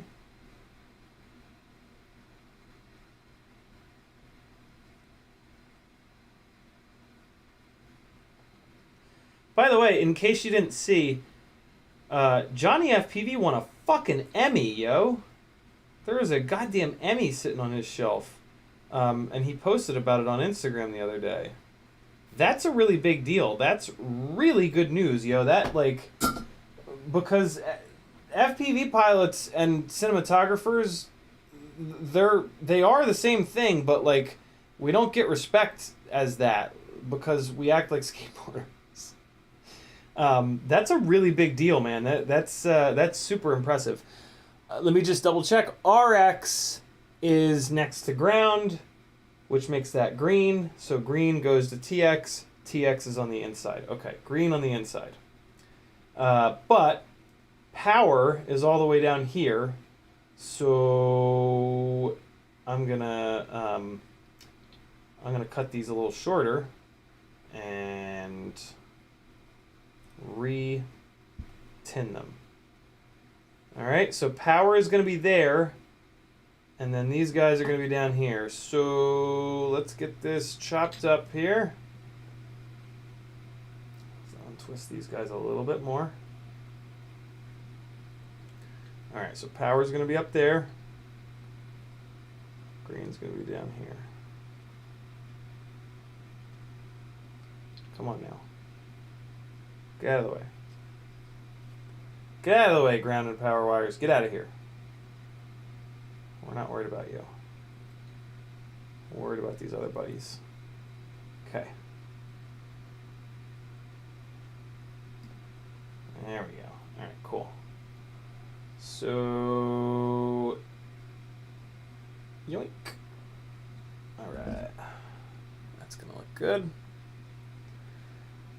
Chomper says, I wish you would have asked Johnny your question about the Porsche shoot. I was curious too. Yeah, I asked what I thought were a couple good questions in there. Yeah, I don't know. That's Andy from Get FPV. I thought Andy and I were on good terms. I don't know. Maybe you just didn't see him. Or maybe he's mad at me. I don't know, he took a lot of shit, so sometimes people get mad at me. It's okay. Just being me. I am not driving my fingernails into this silicone enough, but now I am. I'm trying to strip these really short because these pads are so damn small. I don't want to have any overlap and have any issues. Alright, so let's re-tin these now that they're chopped shorter. I agree 100%, Terminal. I really, really, really do. I didn't even think of that. That's such a good point. Yeah. Terminal Insanity says he hopes that FPV stays out of mainstream forever. Yeah, I am totally on board with that. But here's the thing. They're so fucking hard to fly and repair and all the things that, like, even if FPV gets on every news station as the coolest new hobby, that's just going to lead the same thing as the big boom in FPV like 3 years ago. A shitload of people are going to get into it. They're going to spend a ton of money. They're going to crash them, blow them up, and that's going to be that. So, you know, unfortunately, in that period of time, some asshole will ruin it for all of us. But, yeah, that is, I can all but guarantee you that is what would happen if it ever really did go full-blown mainstream. But I digress. Is that still the right length? Yeah, it is. Yeah, it is. Ooh, look at that. What did I say? Green on the inside, right? TX4. Yeah, I know I said green on the inside. RX, yeah. Okay. So, oh man, that is cool. Can I get that soldered up like this? I wonder. Let's see. Let's see. See if I can pull this off. This will be the ultimate in cleanliness. Ultra clean. We are achieving new levels of stupidity. Ooh, there it is. Ooh, there it is. Yeah. Oh, yeah. Oh, boy. That is going to be the cleanest thing in the world. Pull this guy away. Okay. Oh, yeah. Oh, that's the stuff. Let's get you in the tweezers here. We will zap you up. Zap you out. All right, now I actually need to trim these guys a little bit shorter. My God, I know I keep saying it, but fucking A, these pads are so little. If I have any extra wire on these pads, they're going to go into the little area for the rubber grommet. And that's just stupid.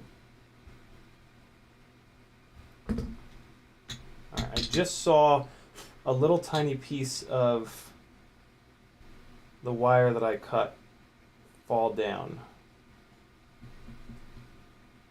I think I was able to just blow it away, but now I'm like freaking out. It'll be okay. Sure, it's fine. Sure, it's fine. I'm sure of it.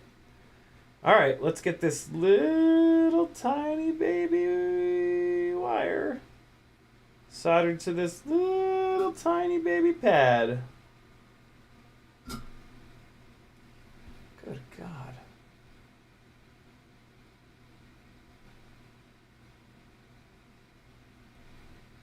I don't think this is the standard T-motor board. I hope it's not, because this is a little too small for most. See if I can get it on the first shot.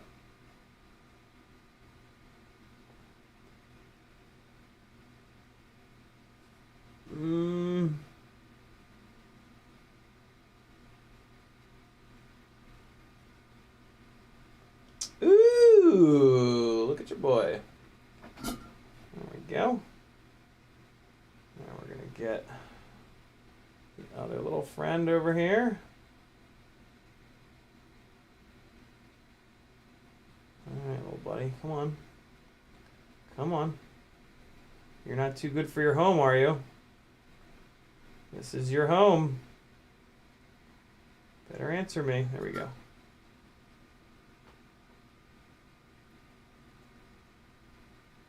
Man, it's so small that I can't focus on it. I need to oh yeah, we're good. Yep, we're good. Alright, cool. So we got those, and then we got this big old satisfying bastard here. It's gonna go up and over, and so what do we got? 5 volt and then ground. Ground on the inside, 5 volt on the outside. All right, oops. Wait, no, yeah, okay, that's good. Ground on the inside, 5 volt on the outside. Separate these little friends. Come on. There we go. Okay.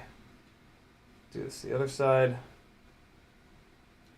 We're going to do 5 volt first. I do need to chop these down a little bit though.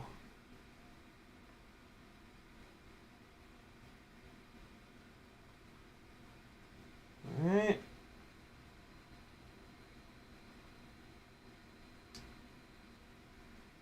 Good. Let's see if we can make the magic happen twice in a row. Push that ground wire down a little bit. I'm going to come in straight from the side, so it doesn't matter the order that I do these in, actually. Ground. And, whoopsie. 5 volt.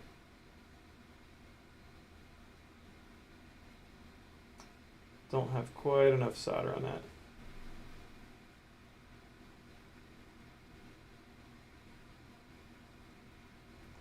That should be good. Let's take a look.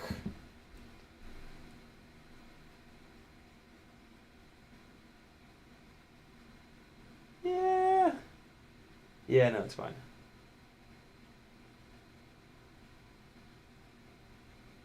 Okay. Ramdonko, this is a scratch build. What's it called?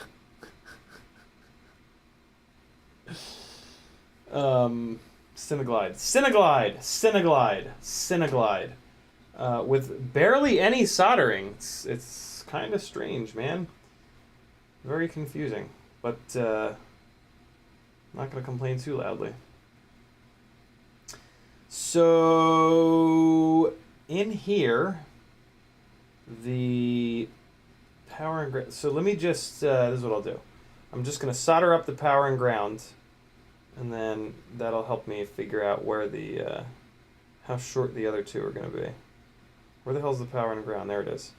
Ground is on the inside, power is on the outside. Okay, so that's these two little guys right here. Ground is on the inside, power is on the outside. So let's pull these guys away. And get this knocked out here.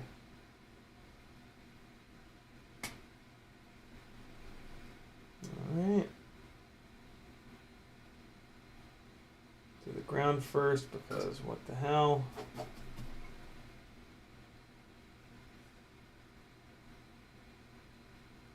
All right. Oops.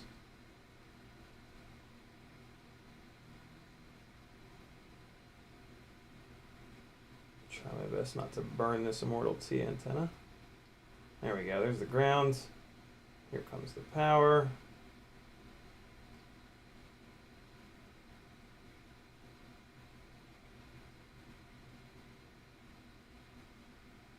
Here comes the bing bong. Okay, that looks pretty good. Take a quick look, a little closer. Hey, Crossfire Nanos, what's TX and what's RX, inside versus outside? First person to answer gets nothing. No, that power did not, that power wire kind of shifted a little bit. Let me make sure it's centered on the pad.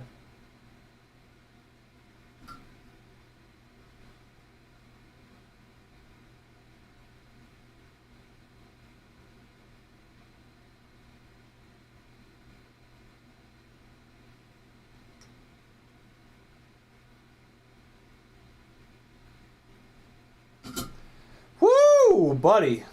My vision has taken a steep decline in the time that I've been into FPV. Not a steep decline, but a noticeable, there's a noticeable difference. Which, man, does that make me feel old as dirt. I'm gonna go back on what I said before and spin these wires up a little bit. Told you I would. Told you I was gonna change my mind.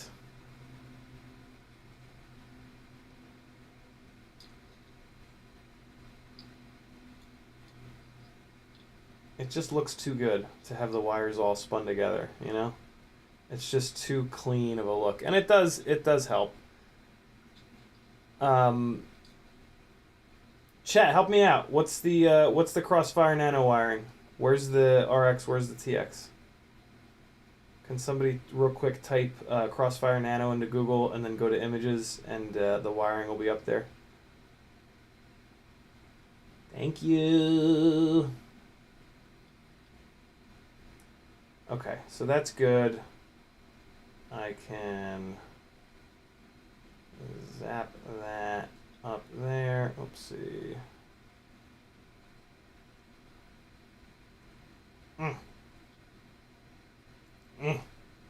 Okay, so that can turn that little corner there and then link up with these orange and greens.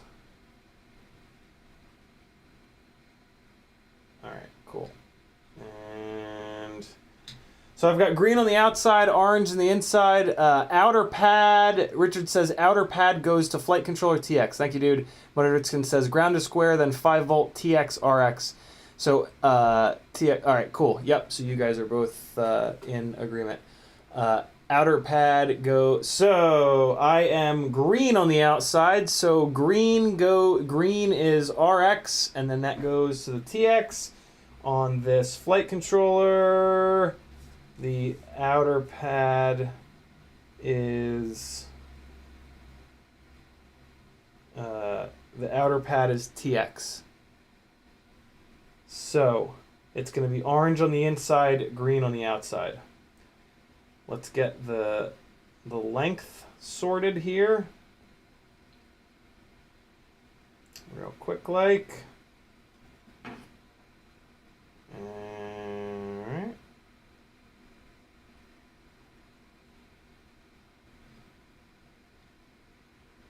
Who has not started watching The Expanse yet?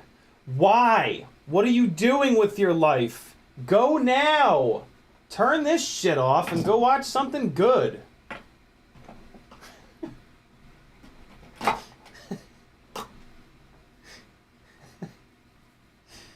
What'd I say?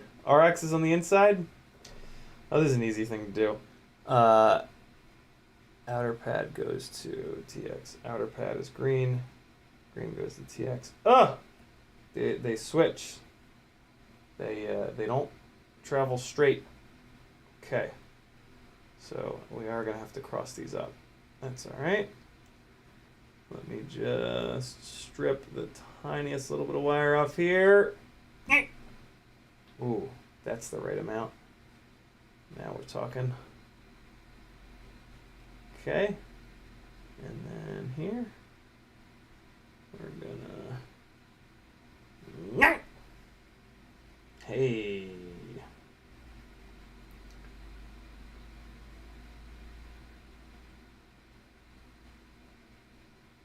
All right. Tin those up and zap them on, and then that'll be the end of the soldering portion, other than the motors. I mean, I do have to, at some point, solder up the motors. But usually I solder the motors, like, off stream because it's, you know, I mean, it's just fucking soldering motors up. Like, there's nothing really. Plus, I do it last, and I'm usually like burned out by that point. A lot of times I'll like wait till the next day, which is good anyway. A lot of times, like, I think that's actually maybe one of my top tips is never knock an entire build out all at once. Get a whole bunch done, and then sleep on it. Because a lot of times when you're laying down, you'll think like, oh shit, I forgot to do this, or I could have done that, or like, yeah, it weirdly kind of helps to sleep on a build, and you might realize something that you forgot, and then you can fix it the next day. Versus like you put it all the way together, and then it's like, I'll be goddamned if I rip this thing apart. Like that's just not happening. So yeah, do half your build, or more than half. You know, do a bunch, and then go to sleepies, and then wake up and finish it. And you can do all the things that you forgot when you wake up. Okay, so just one more time to confirm. RX is on the inside of the board. RX is on the inside of the board, and that's going to be orange. Good. Okay.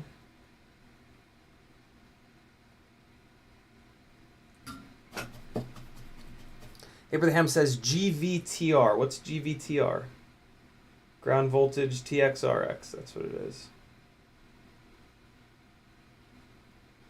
Do you have that acronym memorized? That would be a good thing to memorize.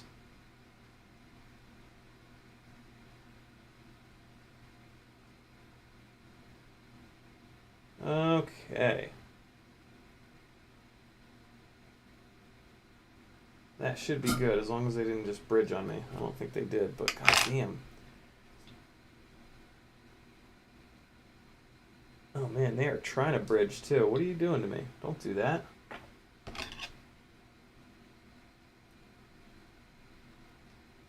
T-Motor, what the hell were you thinking with this pad spacing? Jesus. You bastard.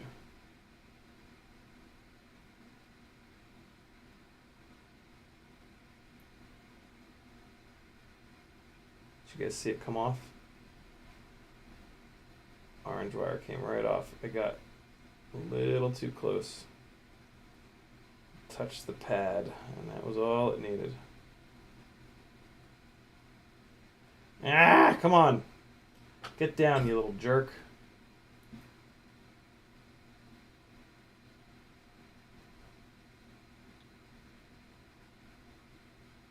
Yo, come on, man. What you doing? Cooperate, homie. There we go.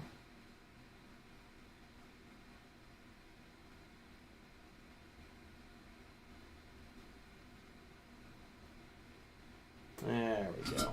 That should be good.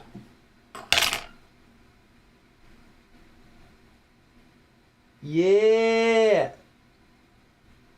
Okay.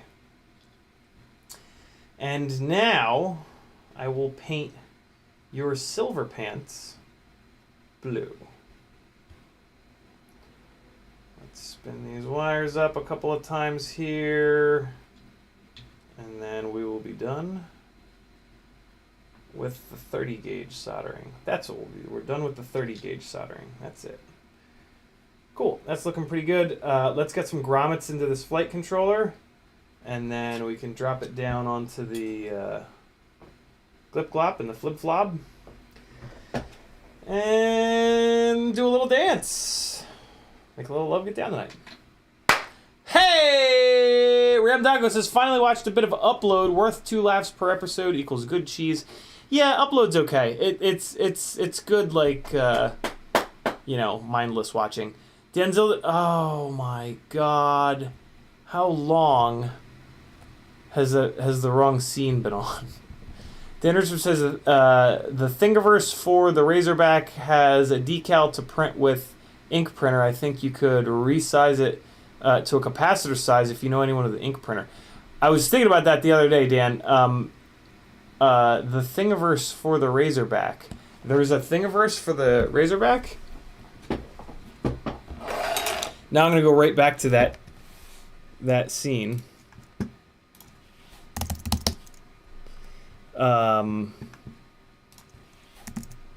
Razorback. Oh damn! Look at all this. Oh, it's just that one. The thing. Oh no, there's another one. Oh, there's a board game. Of course, there's a board game. Expanse board game. Look at that. Razorback from the Expanse. Look at them printing it upside down. Oh, fucking weird looking ship. Looks dope in the show though. The red and white scheme looks super cool.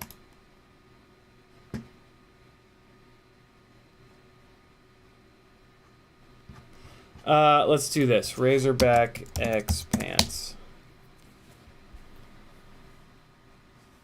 Dead636 says, it was on that scene so long, your viewer count didn't drop, however.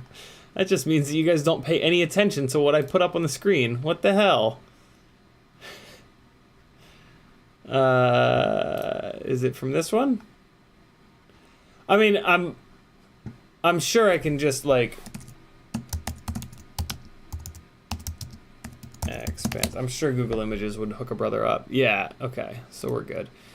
Oh, that I didn't even realize it, that I was looking right at it.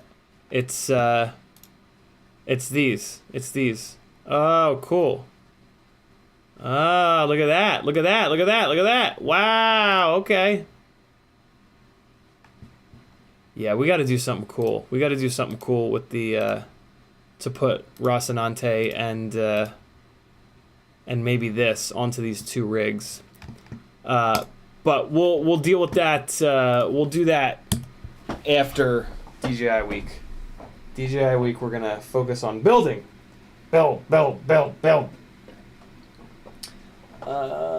But yeah, capacitor covers would be kind of perfect. Perfect little homes for putting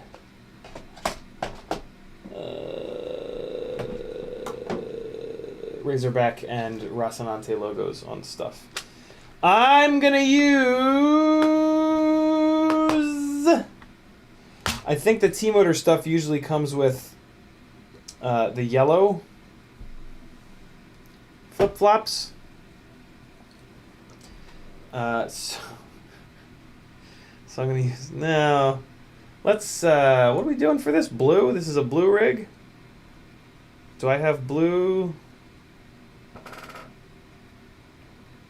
Heebie Heebs? Yeah, let's use these guys. 1, 2. Tell me I'd only have 2. 3. Tell me I'd only have 3. Hey! We'll use these little fellas.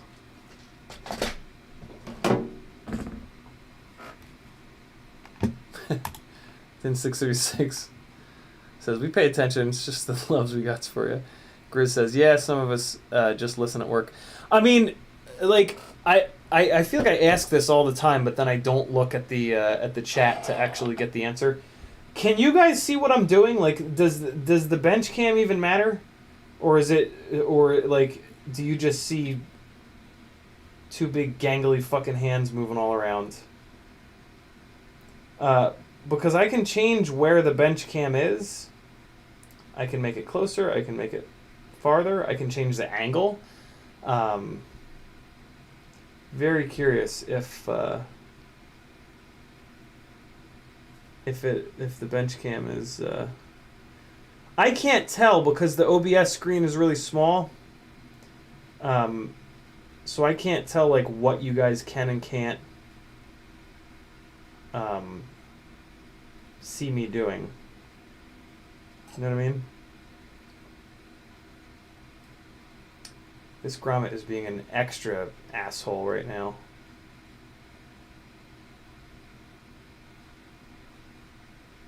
What the hell? Get in there.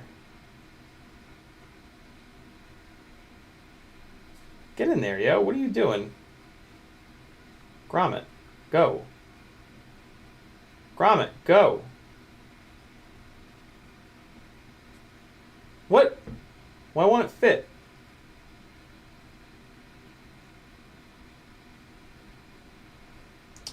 Bueller? What's happening?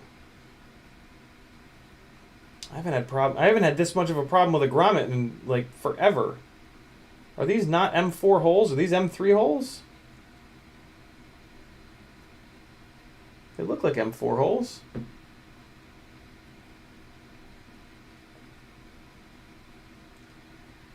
Get in there, you little jerk.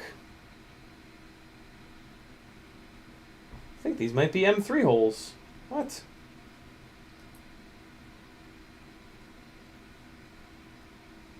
What world is this? I mean, it's fine if they are. We just use tiny whoop grommets. We're good to go. Okay, hold on. Hold on.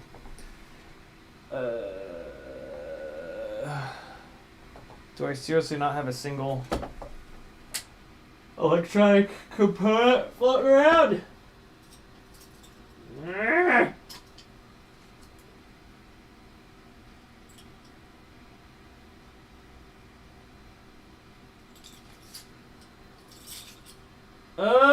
What's happening? Why is it happening? To me, here we go.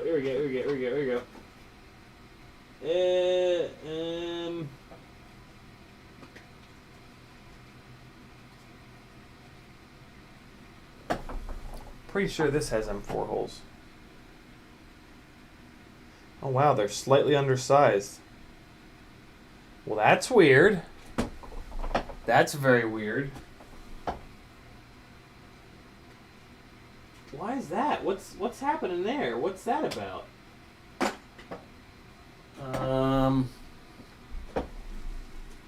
Yes, Benchcam matters. Move to the M1 so we can get resolutions to make it more better. Yeah, soon. I swear. Usually you can see what you're doing. Yeah. Okay, good. Brian Jarvis loves the bench. Oh. Except when you forget to go to the bench cam. That says adds more flux. Chris says, yeah, they are a pain in the ass. Why don't you just get a head cam? Because then I would have to have a cable hooked up to my head, and that would just be insane. I'm gonna give this another couple of seconds of trying. There is a trick where you can run like dental floss around these and pull them in. But I've just never had to do that because like there is a little bit of a technique to doing this, and once you learn that technique, like you're fine. There we go. Okay, so I got enough of it through. Once you get a bunch of the grommet through, you can just use your fingernail and that'll pull the rest of it through. Unless the grommet is too big, which I think that might be the case here. That it's all like squished in there. Well, no, that looks a little bit better. Oh, this is super weird.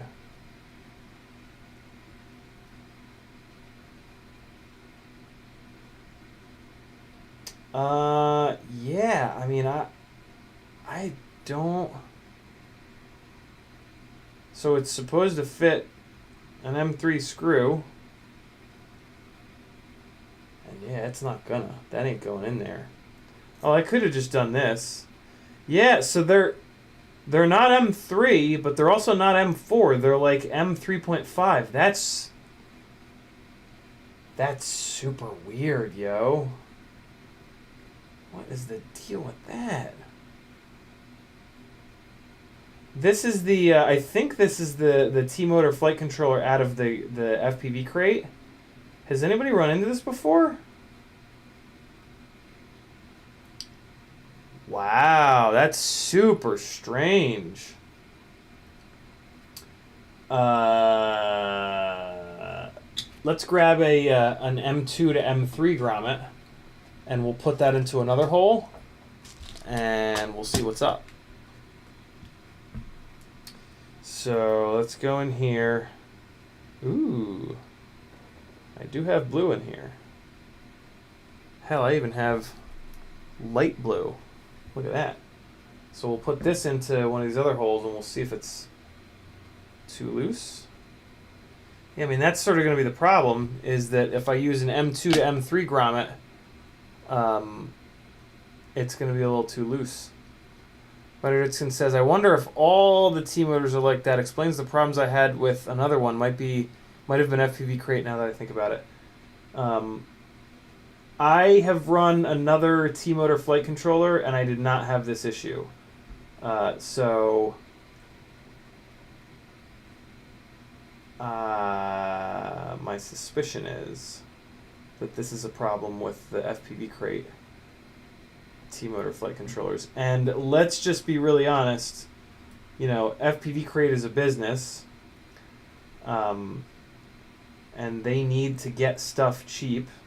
So if T-motor did a whole big run of these flight controllers where they drilled these holes a little bit too small, you know what I'm saying?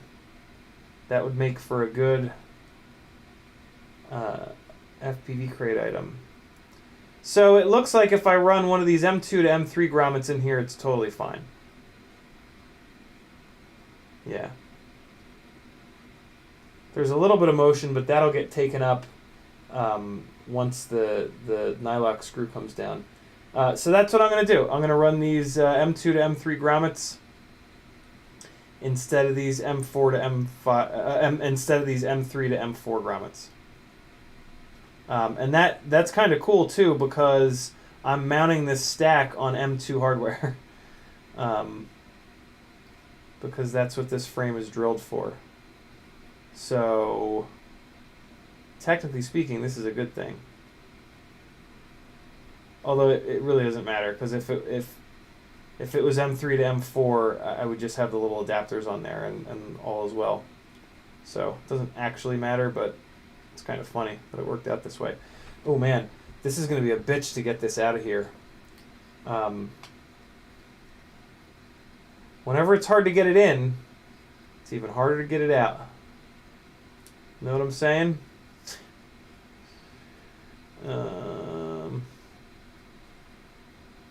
But if I just mash it, it's not going to be a big deal. Ah! There we go. All right. Good. These guys, I'm just going to put them aside. And then I'm going to find 3 more of these pretty light blue M2 to M3 grommets. Is this roughly the thickness of the PCB? A little bit thinner? That's okay. Actually, you know what? I might not have enough. Let's see though. Hey, there's another one. Cool, we good. We good. What about these other blue ones though? What's the deal with these guys? I always try to, so I have a lot of these extra grommets, and I always try to match up the gap in the grommet with the thickness of the PDB. The PDB. And these little blue guys are actually a better match. So I think I'm going to run them instead. These are from Beta FPV. They have a little kit of tiny whoop grommets with clear, blue, and black, and each one has a slightly different thickness groove in it, so that you can really match them up perfectly with the thickness of the PCB. No idea if that makes any actual difference, but in my head it does. And I live in here, so. Grizz FPV says, I hated building that stack, but holds up good so far. The one from FPV Crate, I'm assuming? Grizz says, yep. So you had the same problem, Grizz? Did you have the same solution? Technically speaking, you could probably file or drill these out a little bit, but the problem is if there's a trace that runs really close to them, it's gonna be bad, and you're gonna blow up the flight controller. So I don't usually recommend that people do that, but I have personally done it before, and it's gone completely fine for me. I've ruined one ESC doing it. I drilled I filed an M2 out to M3. In this case, though, this is like M3.5, so you would need to like file it out from M3.5 to M4, and that's such a small amount of material that it would probably be okay. Oh wow, this grommet just ripped right in half. Good old Beta FPV quality grommet right there. Rips right in half the first time I try to install it. Jesus. Really? Come on now.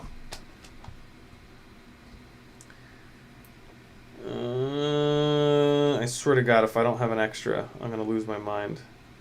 Hey, there we go. Cool. Hey, you guys! A, B, C! Oh. That's if the Count was born in Philly. The Count from Sesame Street, you know? One. How many slaps will it take for you to act right? 1, 2, 3. Oh wait, no, that's the. I went from the Count to the fucking Tootsie Roll owl.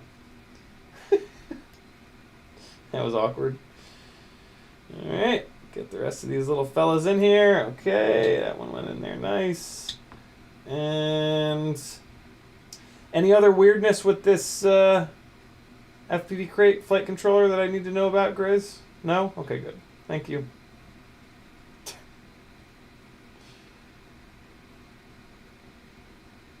Ah, get in there.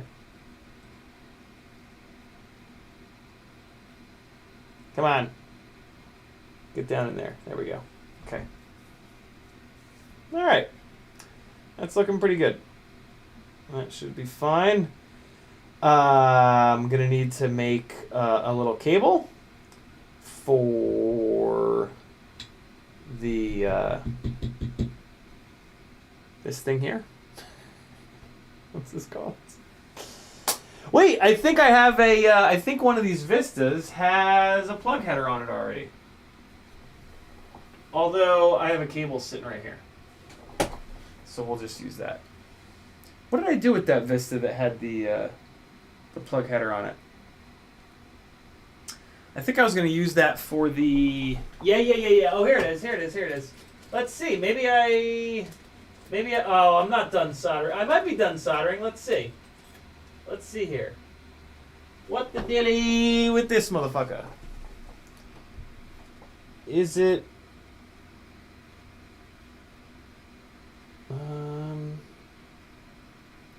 Why are there two grounds?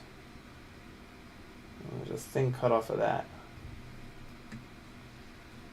Alright, so the first question is it the right plug? It is the right plug. Next question is, are things in the right places? Nope. Just immediately, everything is wrong. It is the right plug, though. That's exciting. Okay. So, what am I going to do on this build? Am I going to do camera up front or camera in the back? I know I measured this out, but now I need to measure it out again. So with that lined up, I think this big long cable should reach to the rear. Yeah, it does reach to the rear. Okay. So we can keep our cable runs ultra fucking short. What about this? Is this the right plug? Let's see. This is an ESC plug. This is nowhere near the right plug. Let me put this up here.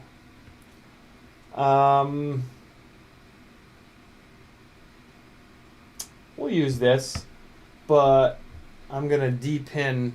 Oh, wait, no, here it is. Here's the plug. Here's the plug. This is the right plug, isn't it? We've got... Nope. Will it plug in, though? It will plug in. It's the right number of ports, but just the grommets. All right, cool, Grizz. Thanks. McConnell Studios says, look up the count censored. Grizz FPV says, I just used it. I just used it. That weight, it came working fine.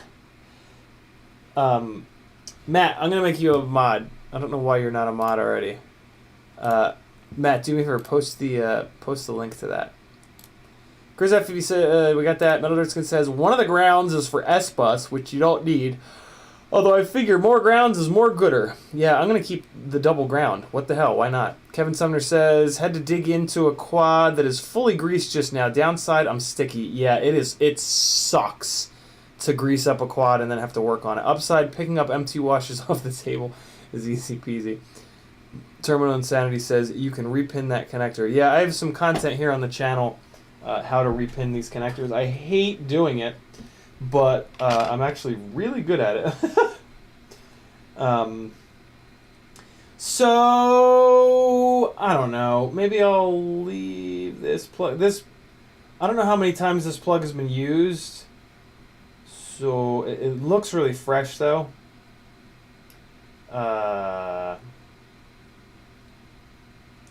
gonna have to cut this shorter no matter what. So let's figure that out. Let me figure out the wire length, and then okay, there is no wire length. The wire length is basically nothing. Jesus, this is gonna be a tight little build, yo. Okay, so we're gonna have that there. Crossfire is just the right length. And then this GPS wire is just going to get tucked away. So this guy's going to be hanging out here. I'm going to solder these all facing downwards using the castellations. So we're just going to imitate that like that. Oh, wait, no. So let's do this. I'm going to plug it in. This is silly. I'm just going to use this fresh plug. So let's plug it in. And then I'm going to want to run these downwards and then back. And I do have enough room to run them in between the boards. Yeah, let's do that. Let's run them in between the flight controller and the ESC. Just to keep things ultra tidy. So to do that, what I like to do is push them down like that, and then we're going to pull them over like that. Okay, so it sits like that. All right. And cool. Then they're going to come out the back here, and then they're going to go up to that part of the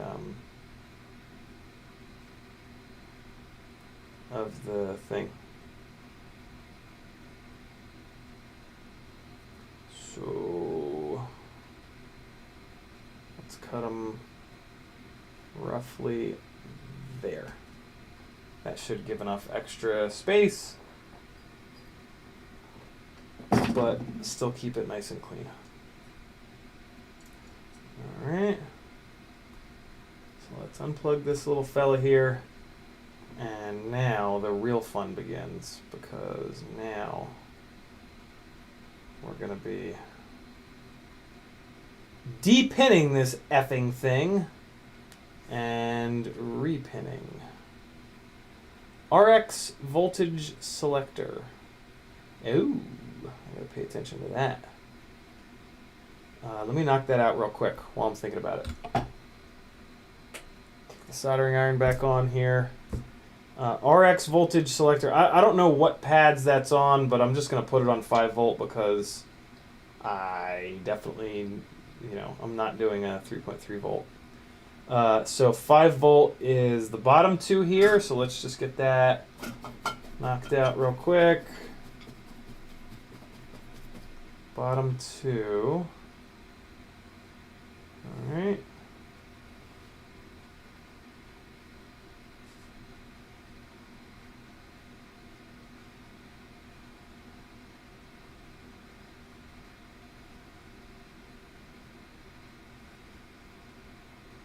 Perfect. All right, so it is set up for 5 volt now. And then VTX switch jumper, VTX pit mode, solder joint after short circuit. What? VTX pit mode, solder joint after short circuit, and turning this mode on, you can control VTX on, off versus remote. What does that mean? Does that mean I need to jump it to turn that on? Or what? What are these words? Joint after short circuit and turning this mode on. Okay, so it sounds like jump it to turn that on, which I don't want to do. So we just needed to do that one. And I might not even have needed to do that one. But it's done, and that's fine. So let's desolder these little friends. And because these are using the pads, but I really prefer the castellations.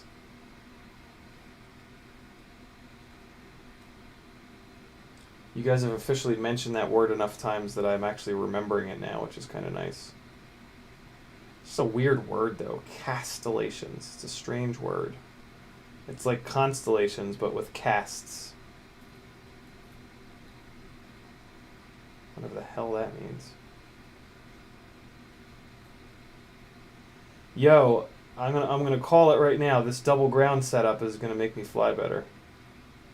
Confirmed.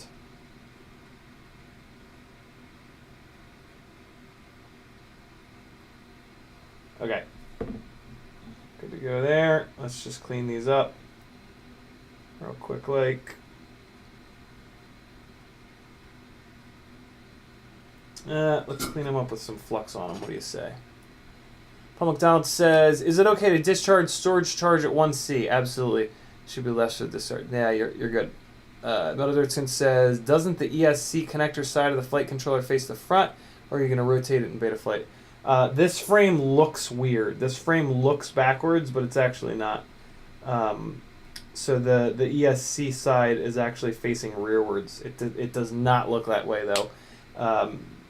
Yeah, it's just a wacky frame. I keep making that mistake in my head. I'm like, shit, I built it backwards. And I'm like, wait, no. So I've actually got the power leads facing out the front of this frame. You'll see why. It's kind of interesting the way that it's set up.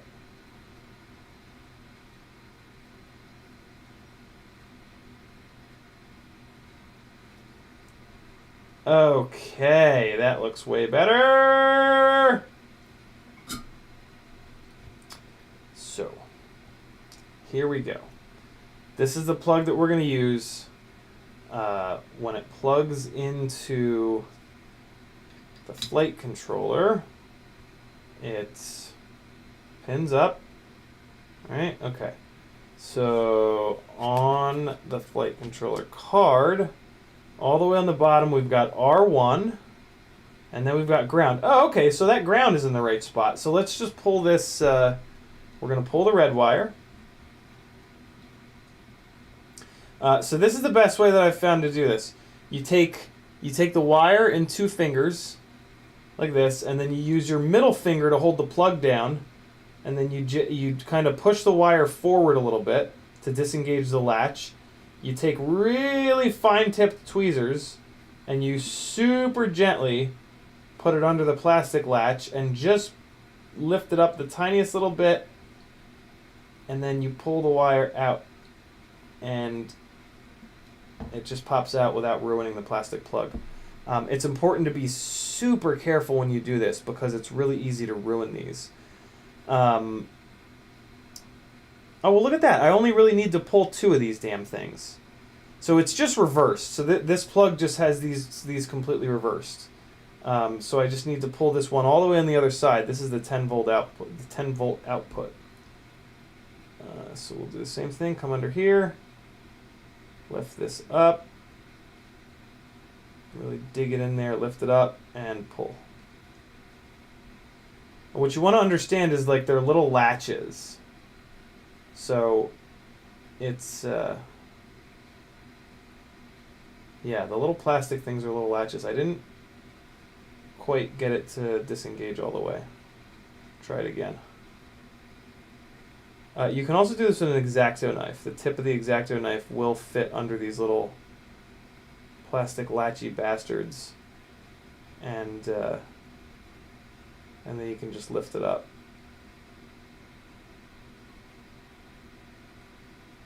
Come on.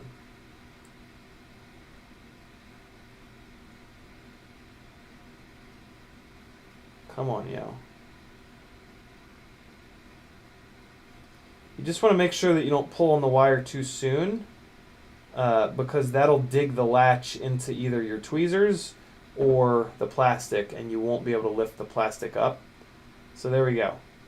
So we'll take it out of that one. We're going to put it into this. Wait, no, I don't need this RX1, so this one stays out completely.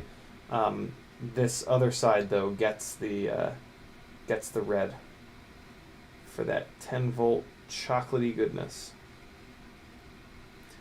Alright, so there we go. And then when you put it back in there, just make sure it seats and clicks. You want to feel it click. I like to come in here with the skinny tweezers and just mash it on in there. And then give it a little tug. Make sure it doesn't come out like that one just did. Sometimes it's hard to get these guys back in here. There we go. This little pull, it's not popping out. Might as well try it. Pull on the other ones while we're at it. Okay, we're good. The RX1 has been removed.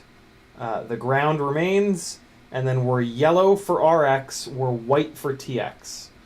And then we've got another ground for funsies. And then we've got the power. So these are now all slightly the wrong length. That's okay. This power lead just needs to get shortened up a little bit. And then I'm going to strip and tin these guys. And we'll get them zapped onto the Vista. And life will be good. So let's strip just a little bit of the silicone because the castellations are very narrow on the Vista, so you don't need to strip much of the wire here. Just a little bit. Denzel the Terrible says, crenellations are the square notch at the top of a castle wall. They're a type of castellation, i.e. something that makes a building castellated. You know what's funny is I've mistakenly called the grooves in PCBs crenellations before.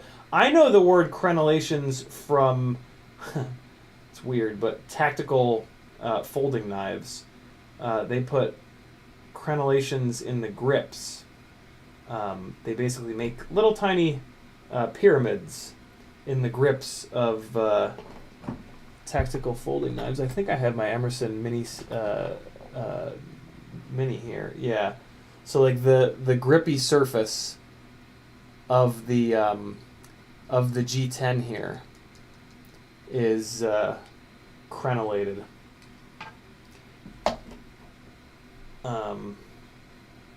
Yeah. I have a weird past, friends. I have a weird checkered past. Not checkered at all. It's a very boring past. But I've hung out with some weird folks from time to time. I used to be kind of sort of friends with Mick and Dwayne from Strider Knives Company. Who actually doesn't exist anymore, but they made some of the best tactical folding knives on earth, arguably the best, back in like the early 2000s. Mick Strider and Dwayne Dwyer. Amazing guys. Alright, this was after Airsoft. This weird, awkward tactical knife obsession came after I kind of got out of Airsoft. Knurled is another word. Yeah. Well, shit, now I forget.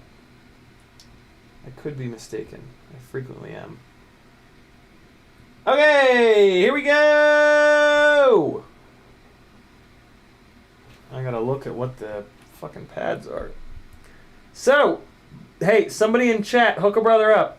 Type outside to inside V G RX TX G.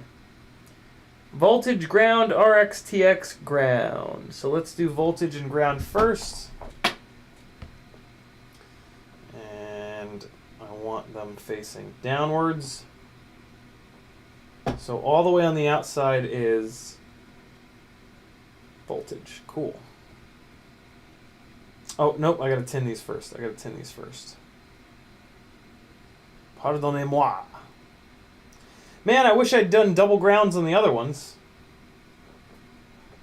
I love the idea of having more grounds than needed. Thank you, guys. Here we go.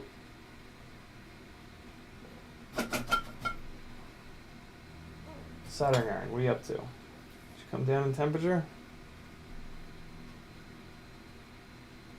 Nah, we good.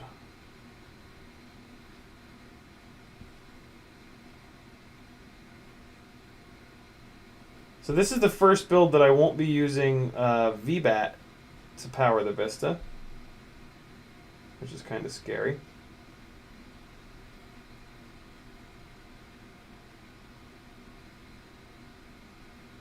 But what's nice is this is a dedicated 10 volt BEC. So in theory it'll be fine.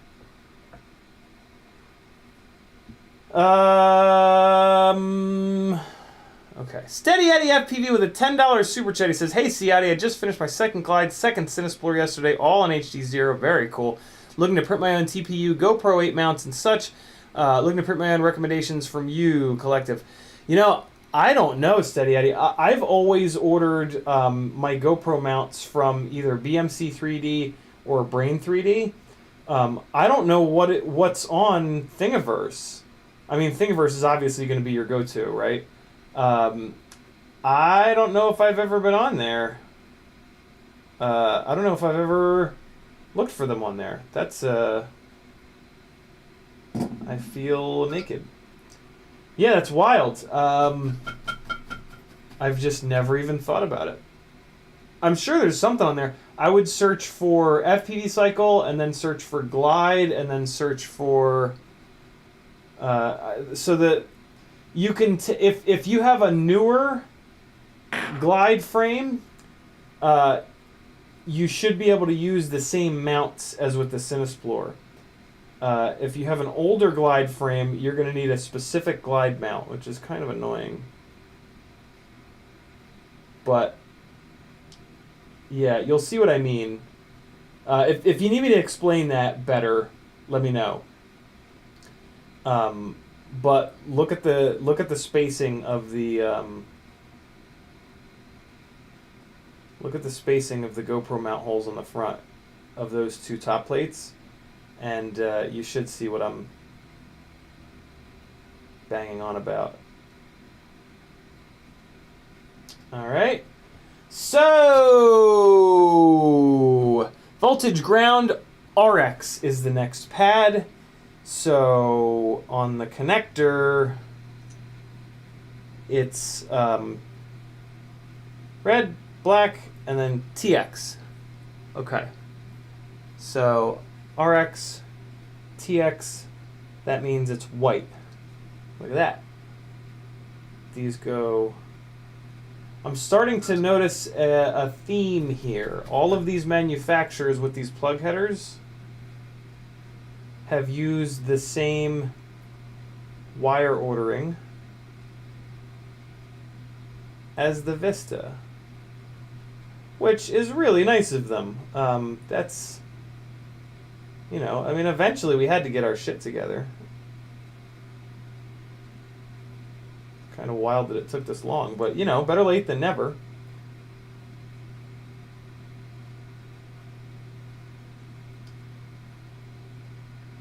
If I'm honest, I can't believe the Vista doesn't have a plug header on it.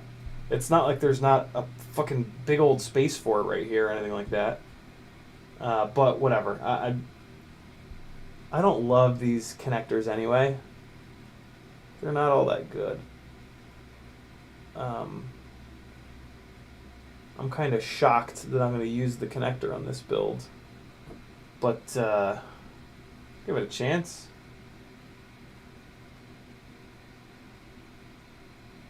I'm very pro solder when it comes to stuff.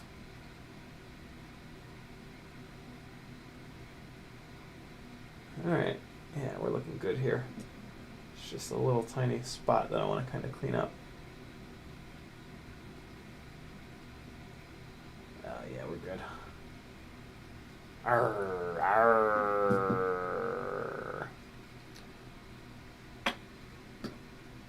Fozzie Bear says, what other channel are you on? Because YouTube is a little behind. What other channel? What do you mean, Fozzie? Dan636 says, did you flux that? I did, sorta. Kevin Sumner says, can ESC and flight controllers manufacturers decide on a fucking standard for the flux, please? Never gonna happen, my friend. Never gonna happen. I think they do it on purpose. I think they're like, well, if we get them used to our standardization, then they'll be less likely to go to somebody else. That better not be the reasoning. That better not be the situation. Look at how clean that is. Ooh, wee! Okay, so now I need to search for this Hobby Wing ESC and see what the hell their pinout is, unless it says it on the bottom. Ooh, it does say it on the bottom. Here we go.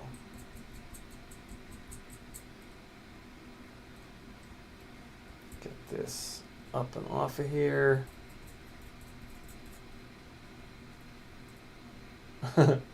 Fuzzy Bear's on 1.5 speed. I can't imagine. I will never do that because I just don't want to hear what I sound like on double speed or 1.5 speed. It must be ridiculous. Okay. A lot of people that watch the replays of these streams do that, though, which is kind of brilliant. I never thought about that. Oh, that was bugging the shit out of me. Oh, that looks so good now. All right. Oh, they fucked me. They didn't print it on the gut. Really? Really, Hobby Wing? What fucking year is this? Oh. They printed it on top. Voltage, current... No. Voltage, ground, current, telemetry, 1, 2, 3, 4. Hey.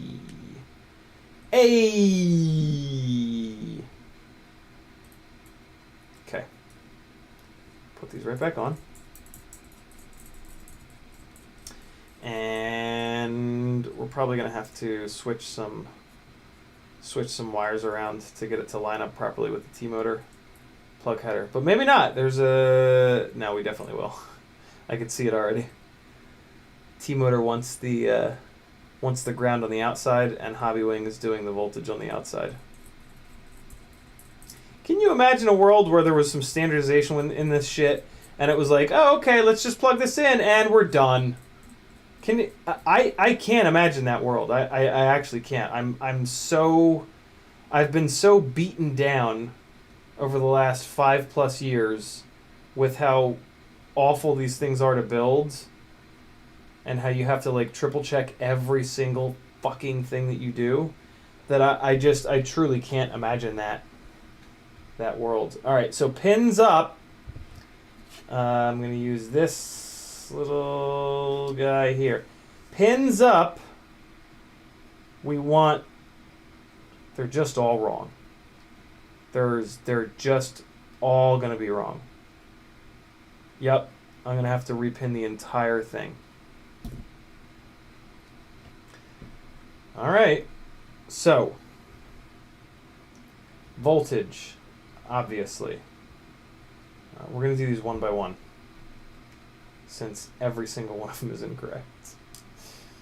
Wait, no, I'm not going to be able to do them one by one because I can't plug one in, but I'll do this first one and then I'll switch, and then the second one will be wherever this first one is supposed to go. All right, so we've got voltage out of there. Where does the voltage go on here? It goes second to last. So we're going to take second to last here. No, I'm not going to do that. I'm going to take them all out and then fix it because they're all wrong anyway. So what's the difference? Okay. I cannot stress enough how gentle you need to be when you're doing this. It's really, really, really important. The only way to keep any amount of reliability in these stupid-ass connectors is to be really gentle when you're doing this. Also keep in mind that these connectors have a service life of like 10 plugins and unplugs. It's ridiculous. It's really like shameful. But they're lightweight and they're small. So we have to deal with them. ESC 1, 2, 3, 4. And on this plug, yeah, there's not a single one. Usually there's one that's correct, but there's not a single one that's correct on this. I'm not even mad. It's kind of impressive. It's not impressive. It's shameful. It's fucking shameful. Fucking shameful.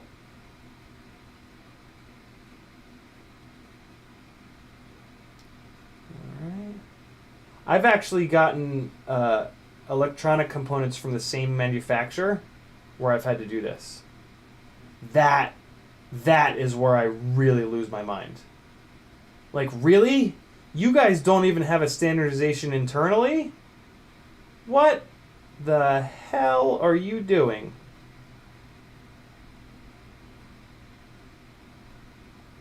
The easy button is Race Day Quads and Pyrodrone have a big old kit with a whole bunch of connectors and a whole bunch of these wires that are pre-crimped. And you just make your own plug, and then you don't have to do this. But the problem is, not problem, but the reason why I'm not doing that right now, because I have a bunch of those kits. Here's what they look like. They come in a big old bag, and they have all the connectors. And they have short, medium, and long. But these short ones are not as short. These hobby wing, sometimes the ESCs will come with plugs that have really short little wires on them, and I really like that. There's no reason to have big, long, goofy wires, especially when you're doing the plug headers on the same side rather. Okay, so we've got voltage first, and it is plugs up. So voltage goes into plug is up. Voltage goes into the second to last. All right. Wait a second. Okay. Wait. Let me just double check. Plugs up. Okay, let me do it this way. Nope, not gonna do it. Yeah, it's fine.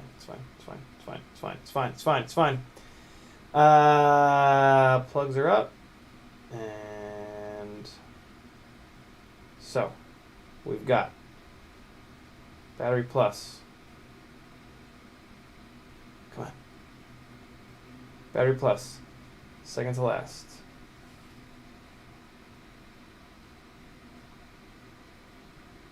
Get in there.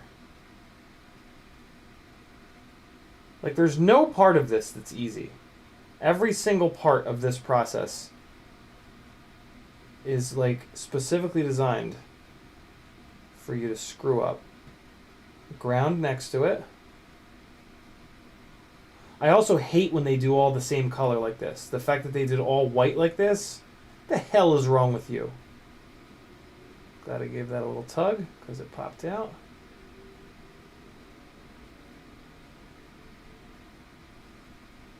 Let's make sure these latches are pushed down.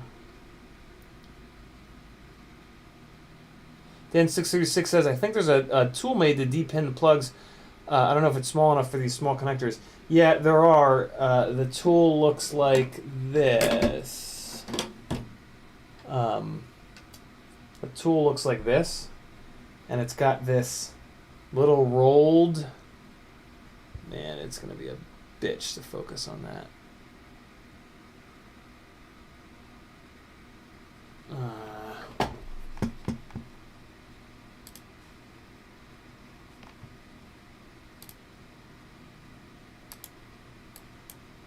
This one's kind of banged up, but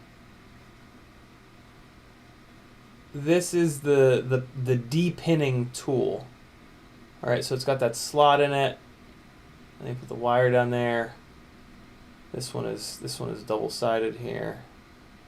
Yeah, so this is what it looks like. See, that's all wallowed out. Like I've been rough on this one. Yet another tool that I stole from my father. Sorry, Dad. I'm the worst.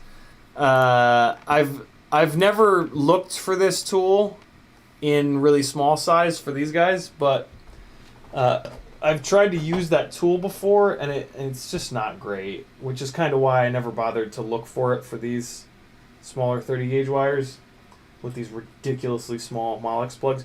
You might be right. It might not even exist. It might just not even be a thing for sizes this small. Okay, next up is current. We've got a current, and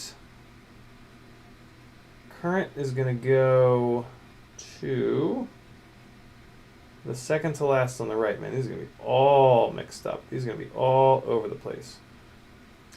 So let's go try to keep some element of neatness when I'm doing this. But it is kind of pointless. Okay, so current, plugs are up, latch is down, current is second to last. There we go. All right, I heard the click. And next up is telemetry.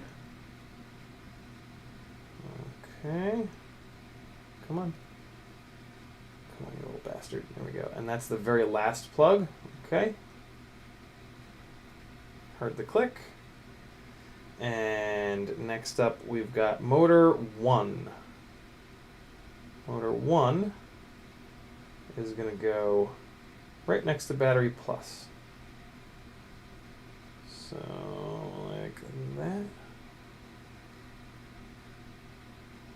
Didn't hear the click, but I can feel it's in there. And good. They put motor 2 next to motor 1. Thanks for that. I've seen ESCs where they don't do that. They'll have like motor 1, motor 3, motor 2, motor 4. What? Why? What are you doing? I did this wrong. I did this wrong. Nope, nope, nope, no I didn't, no I didn't, no I didn't, no I didn't. Okay. So I'm looking at this plug. Voltage ground. Okay, yeah, because this plug goes under. Okay, yeah. So this is motor 2. So motor 2 is 1, 2, 3, 4 in. 1, 2, 3. Okay, good. When you get this, when you make the first time you make one of these and you get it wrong, you forever second guess yourself, because a lot of times you blow up the flight controller when you make this plug wrong.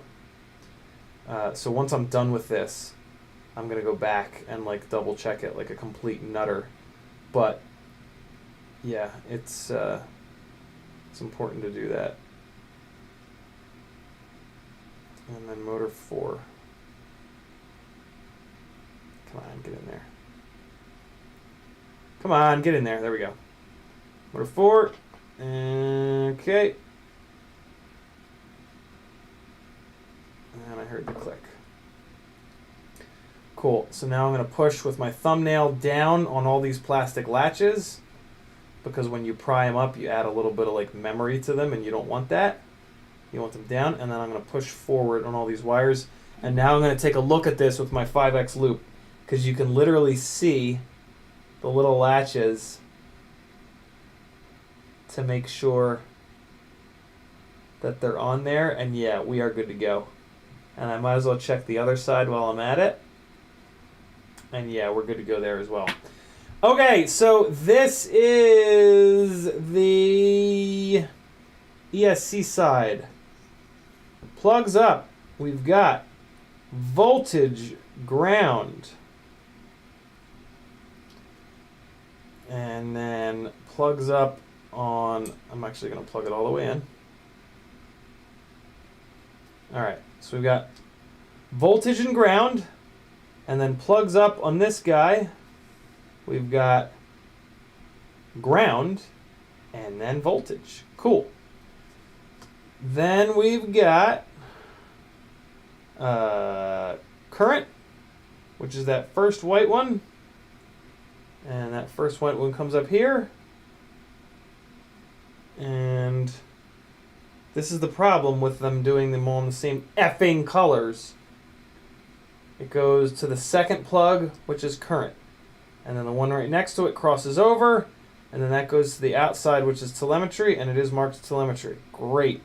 And at this point, that kind of doesn't matter. The rest of this doesn't matter. If the motors are to the wrong pads, it's fine. You can just reorder them.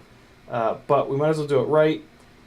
This motor comes up, and it crosses over. And it goes there, which is ESC1, ESC2, ESC3, ESC4. So we're good.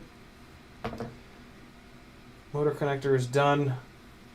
Let's mount the Vista. We'll plug everything in. Throw some screws in it, and we'll be good to go. Other than the motors not being soldered, let me tin up the motor pads. But like I said, I'm going to solder the actual motors up off stream. It's just silly to do it on the stream.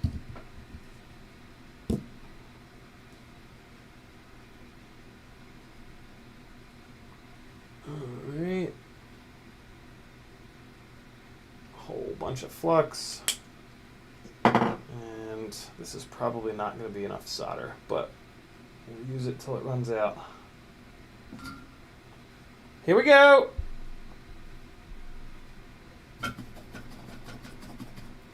Let me kick the little Frank Nicholas fan on, since there's going to be a shitload of flux burning off right now.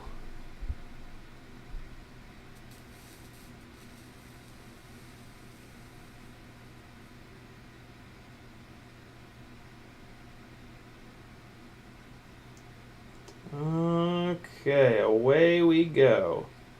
Dumping heat into the ESC is in progress.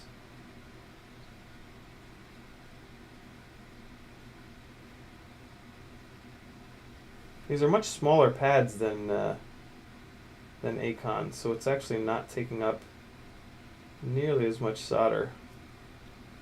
Kind of okay. I gotta decide if I want to use the castellations. I'm probably not gonna on this build. This cinematic build doesn't need to be like all hopped up for crashing.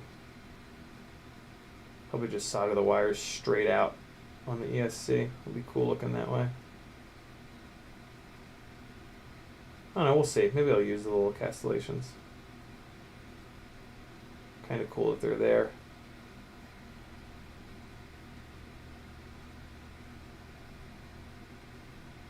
Last little bit of solder. I love when you use the little last bit of solder and you can just let go of it and the heat pulls it in. That's the most satisfying thing ever. I want to just make sure I pull some solder down onto the castellations. There we go. I wasn't thinking about that a minute ago.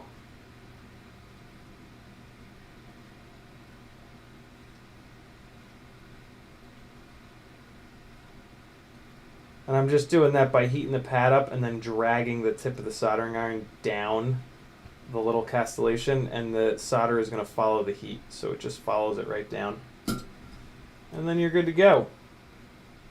Yeah, that's looking good on that side. Looking good on this side as well. Let me just touch a couple of these real quick like.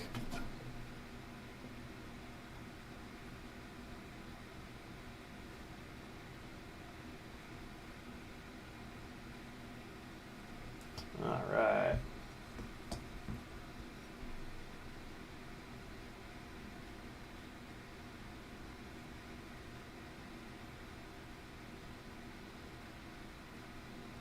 Perfect.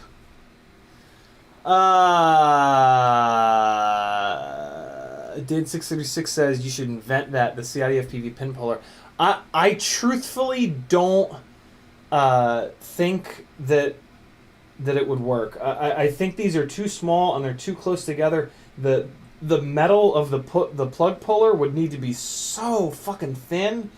I don't I don't think that it could be a thing, to be really honest. Not to mention that you would need it to like trip the little latch, and like it's I don't know. Might be a good YouTube search. Like if you YouTube search like depinning Molex connector, or I think these are called Molex connectors. I don't know. I don't know what the hell the names of these are. But that would be a cool YouTube search, because I'm sure there's somebody that's even better at it than I am, that like does it for a living or something, you know. My God, this would be the worst job ever, dealing with these plug headers. Oof. You could not pay me enough to do that. Okay.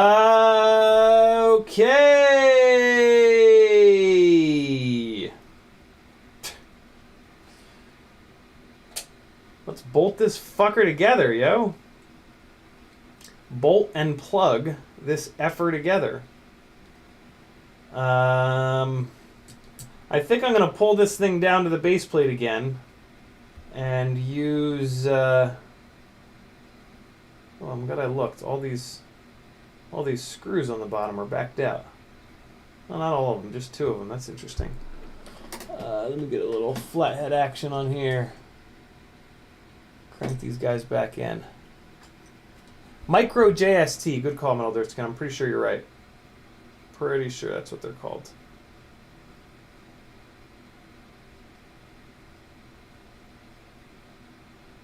Wait, what? Why when I tighten that one does it loosen the screw up on top? Are these guys hitting each other?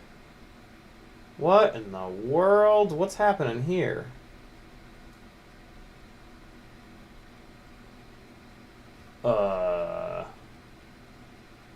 What's going on here, Bueller?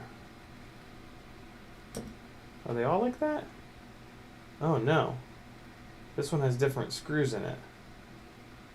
Oh. What's happening here? Well, I'm just gonna I think I'm just gonna rob the screws out of this one. Huh. This one has all flatheads on the bottom. I mean, I guess it doesn't matter. I guess these outer screws don't really matter as much, or maybe even at all, because the inner ones are going to pull it all together. But I don't know. It still kind of weirds me out. So I'm gonna gank some of these. Flatheads are not the originals. Metal Dirtskin says, yeah, interesting. We'll just leave this guy up here. We'll deal with that later. Let's pull these flatheads out.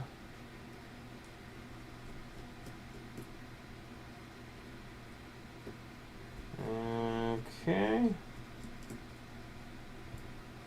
Oh yeah, they're very long, these flatheads. Interesting. I wonder if this is a Vista that came from T-Bird or if it's one that came from Matt. Oh, sorry guys, it's 100% hand. Yeah, I mean, once the 20 by 20 screws are in there, these outers really don't matter at all, right? There's kind of no reason for these.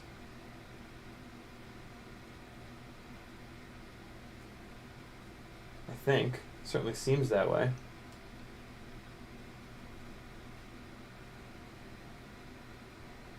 Oh, are these? Not these are they aluminum? They don't seem to be magnetic. That's weird.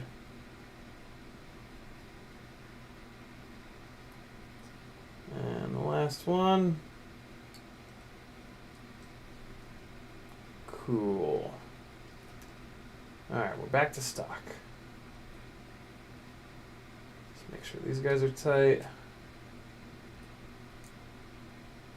Perfect. Alright, I am going to pull this sticker off this time so that the VHB on the Crossfire doesn't rip it off for me.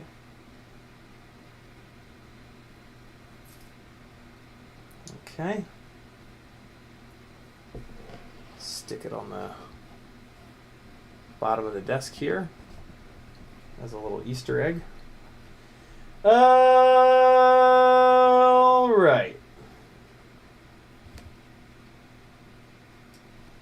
So, what do I want to do? Do I want to do the heat tape thing again?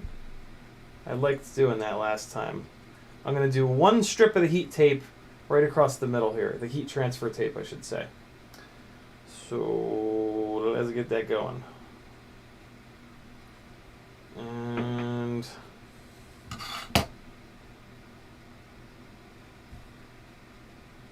okay.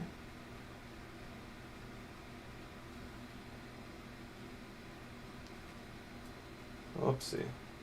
Gotta remember that I can't just pull and rip this stuff in the same way that I do with VHB.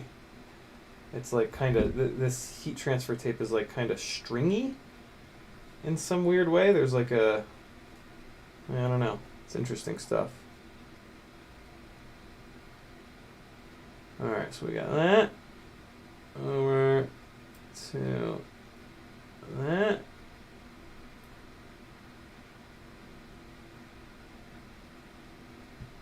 Good. Ugh.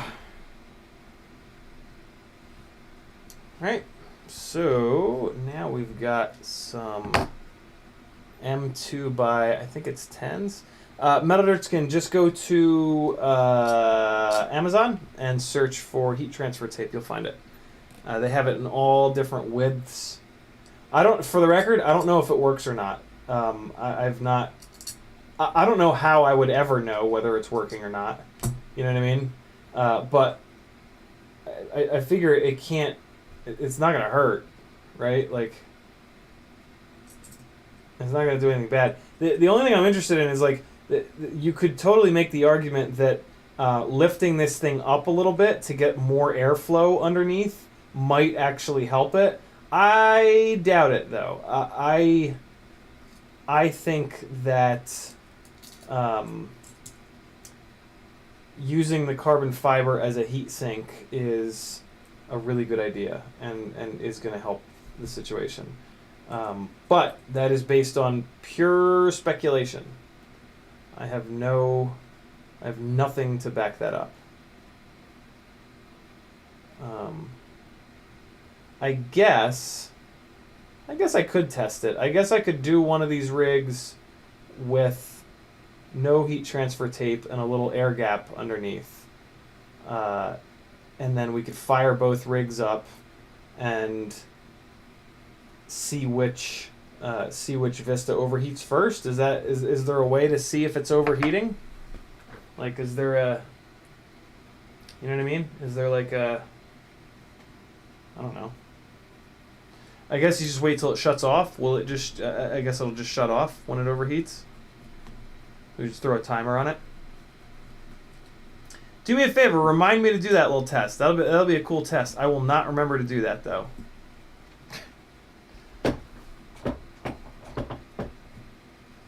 Super Deluxe says, loving DJI goggles yet. I still haven't actually used them. I'm gonna be at Maggie's on Saturday for day 7 of DJI week. So that's when I'm actually going to turn the goggles on. I literally have not turned the goggles on yet. When I'm at Maggie's, I won't have access to like my full toolbox and all my shit Saturday. So, but it's, you know, at that point I'm going to be doing all like updating and just button pushing and putting stuff on SD cards and whatnot. So it'll be kind of perfect. I kind of front-loaded all of the building here this week so that I can get as many rigs transferred over onto DJI as possible, and then on Saturday that way I can update a whole bunch of them and maybe put them up in the air.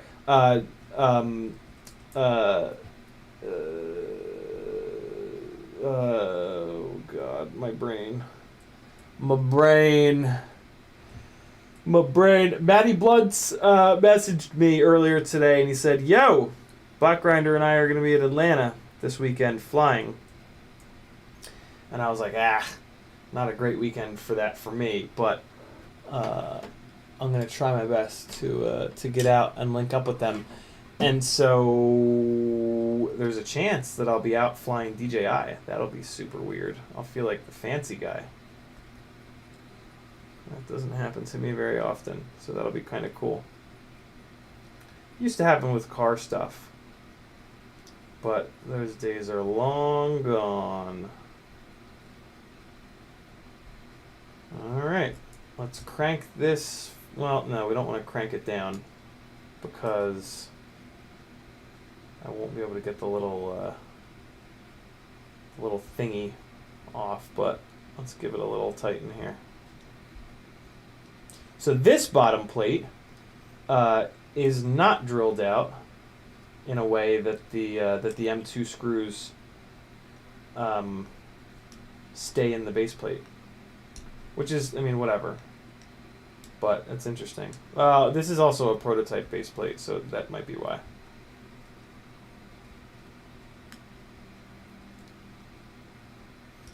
Come on. Why is this so difficult? There we go. Just not holding it right. And as we all know, you got to know when to hold them.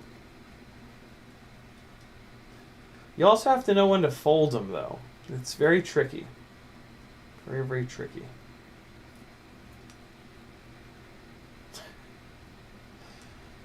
Okay.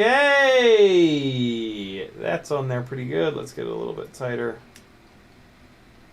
What Ertson says, it drops down the power when it gets hot. I don't think the goggle DVR writes the power value, though. Yeah, god damn it. McConnell Studios says, my 3-inch rigs use naked vistas, no heat sinks at all. Haven't had any issues with close flying. There's a thermal shutoff. Yeah, so I guess I would need to just wait for that thermal shutoff to happen, which is kind of creepy, because that, you know, it feels like by the time it's thermally shutting off, it's certainly not going to make the damn thing work better, letting it get hot enough to the point where it shuts itself off. You know what I mean? Like but I don't know, maybe that thermal shutoff number is at a safe enough value where it doesn't matter if you trigger it a bunch. And I guess I wouldn't really need to trigger it a bunch, just like once or twice to get a little bit of data. Yeah, we should do that. We should do that at one point. A little DJI myth busting. Does heat transfer tape help? So there it is. So we got a nice little contact patch with that heat transfer tape. Look at the little veins on there. The little veins on the... it looks like the way Bob cut this base plate was specifically for those little cooling veins. That's pretty cool. I like that. I like that a lot. That's very like... That's like a very polished kind of thing to do. You know what I mean? Polished in the sense of like finished, not shiny. Not shiny polished. Okay, pins are going to be up on this guy. So I'm going to leave it like that and just put a little angle on these fellas.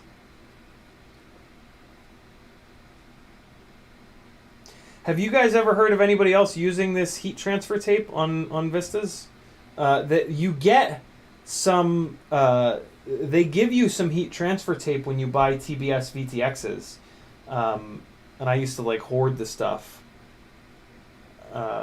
for use on proper tramp VTXs. But yeah, that's the only experience I have with it,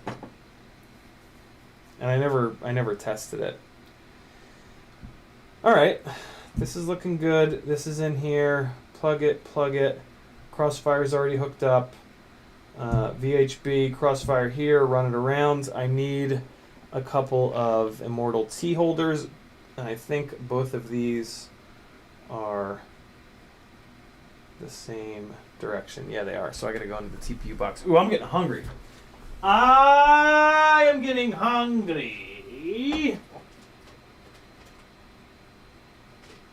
This build is pretty much done, though. I mean, it just needs to be screwed together, which is amazing. I love it. I fucking love it. Oh, wait. I just got a couple of little blue boys. I just got a couple of blue balls. What's up, Avix? Freeloader says that frame was on analog when it was sent to me. Ooh. Terminal Insanity says shawarma. Oh, man, I would love... What time is it? 11:23. Yeah, nothing's opened. I would love some shawarma in my mouth right now. I can't resist saying shit like that.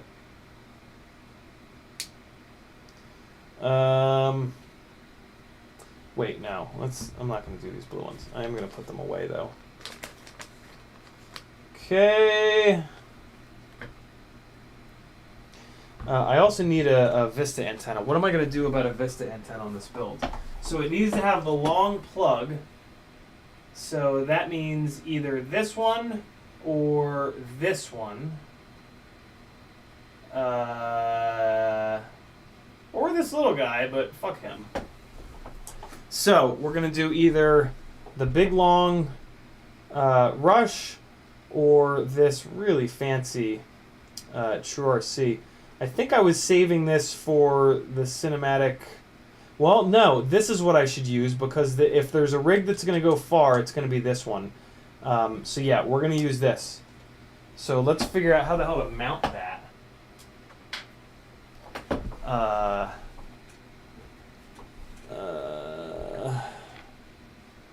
Do I have... So... Okay, well, I need one of these. Look at this thick bitch. Why is it so thick? Why are these guys so thick? What? I never noticed that. Okay, there's some thin ones. Is this the same? Okay, good. There's a matched pair. Okay.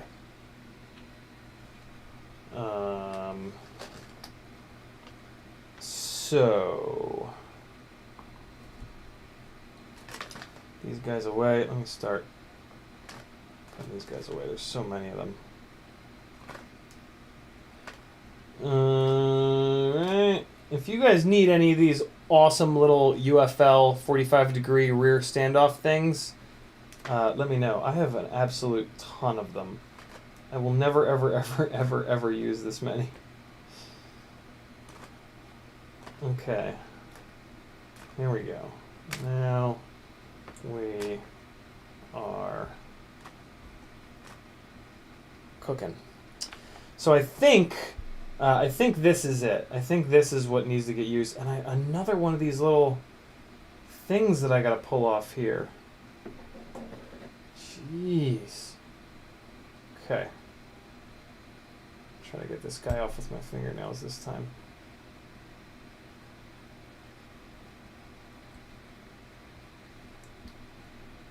Come on, little buddy.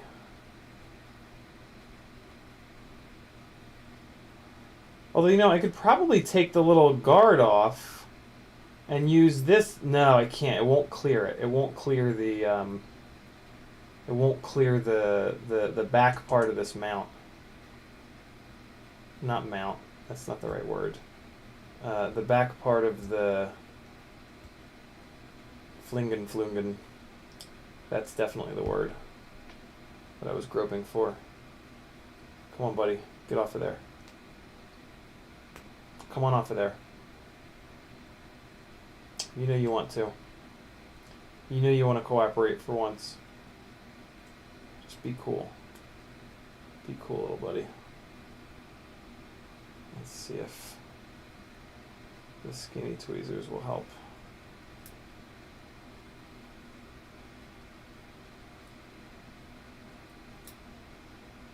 They're DJI antennas. They should not, TrueRC should not be putting these things on, because you just can't use them. Come on.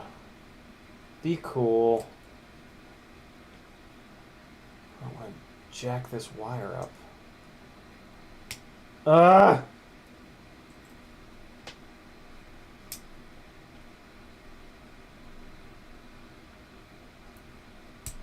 There we go. All right. Oh my God. Chomper FPV likes pepperoni and pineapple with garlic cream sauce. I get freaky with that. That actually sounds okay. I'd be down for that. I wish there was a pizza place open right now. I would probably not order that, but maybe I would. You never. Okay, so it's on that side. This thing is really long. This is really, really, really long. So I'm gonna run it around. I'm gonna run it the long way around like this, and then. Cool. So it's gonna be on this side. So I don't need that one. I need this one. Okay, and I think I only have black. I have black and light purple. Let's use light purple. That's this little guy. Okay, so let's see. See if I can get this in here in a way that's going to be strong. I don't want... It looks like it's just going to be the... it looks like it's just going to be the shrink wrap holding this up. Although, god damn, this shrink wrap is strong, so I think we'll be fine. This is going to be the longest antenna.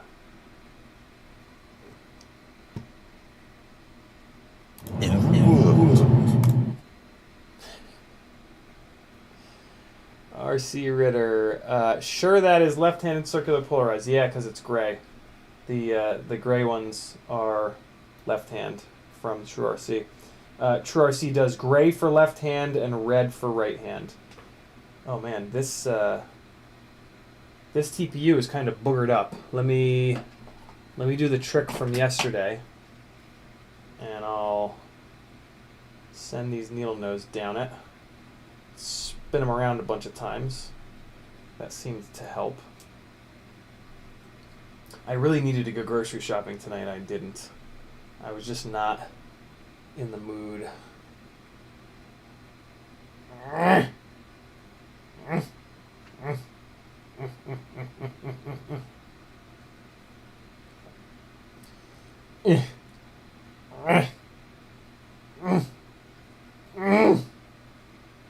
Alright, let's see. Oh, that definitely helped. It knocked off a bunch of the little boogers. Okay. Just go in here and rip these boogers out. They look like actual boogers. Hey, look at that. Okay, okay, okay. Let me get in there one more time. Hey, Angus. Angus. Alright, let's see. Ah, go. Go, go, go. Get in there.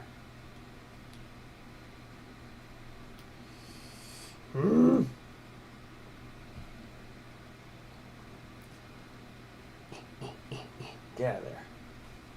Get out of there, little things. I'm going to throw a drill bit on here and see if I can drill bit tailor this out. Because once... Oh, no, you know what? No, I'm not. It's going to have to use the... Well, I guess I could cut it down a little bit. Let me make sure that this is going to fucking work. Yeah, that'll fit. That'll fit. Okay, cool. Man, that's loose on there, though. Why is it so loose on the standoff? I hate that. What the hell? Do I have another one of these? I might use a black one. That ain't it. That's the one. Oh, that's loose too. It's a lot less loose though. Less loose, less loose, less loose, less loose, less loose, less loose, less loose, less loose. Okay.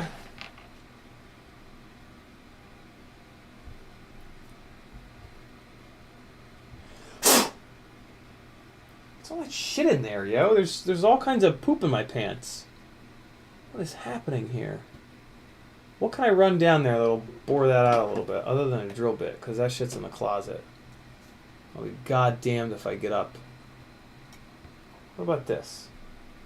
What about this fella? Spin this guy. See if this will take off. Just TPU is such an interesting material. Like it's almost like self-healing. It's wild. It really, like, trying to file TPU, like, you might as well try to piss your name in water. Oh, that's a good idea, Terminal Insanity. Ugelin says, put a little spit on it. Athix FPV says, I got more eggs today. A friend asked me if my chickens are pets or livestock. I dead-eyed looked at them and said, they are pets with benefits. Oh, fuck. That's gross. Good on you. I like that pin idea. I'm gonna do something like that. But first, let's just check to see if what I just did worked, which was just ramming a flat file home and spinning it around. Nah, not quite. All right, so we're gonna get something hot and then stick it down there. What do I got? What do I got that I don't mind heating up? Actually, I've heated the tips of these up a whole bunch of times, so let's do that. I'm gonna heat the tip, plus that gives me a little angle. So let's just get a little heat in here.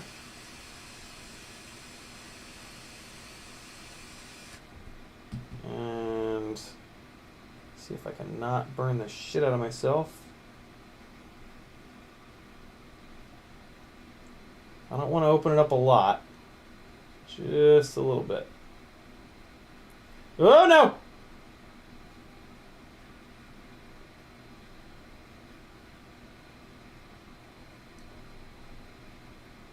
This also helps to kind of make it a little bit smoother in there. And you want it to be smooth when you're trying to ram a UFL home. Let's see if that did it. Let's see if that did the trick. Don't need it to open up much, just a little bit. It's definitely better. Let's do it one more time.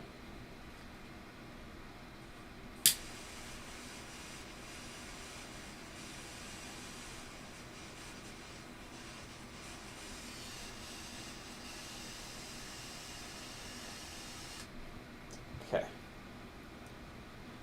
There we go. Just wiggle it around. Just stick it in and wiggle it. Ladies love that. I don't mind telling you.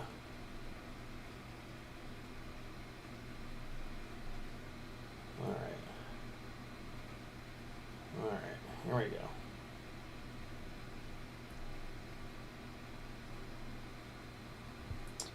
Okay, just the tip, just for a little bit, just to see how it feels. Come on now. Be good. Be just the right diameter now. Please? Please? Please? Let me actually do this. Let me take this and just... Oh, really? You're going to fall on the floor like a little jackass? Just put a little bit of pressure on that to maybe shrink it up a little tiny bit. Great, now it's gone. Found it.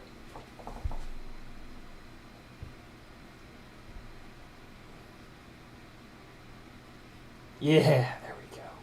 Wow, that made a huge difference. I didn't even squeeze very hard. I just like... Alright, cool. So now the question is, will this fit tight enough in here that it's going to hold this thing on without it exploding off? And it looks like it's actually too tight. What? I thought I test fitted this once before and it was perfect. What the hell? Really? Come on, man. No, that's way bigger. Yo, Gran Turismo 7's been down since 2 a.m. last night. They put an update out, and then the update did not go well. Something happened, and they had to take the servers right back down. They've been down for a long time. Everybody's freaking out about it in the sim racing world. Shit, man, this is no good. This is way too tight. So, okay, that's super annoying.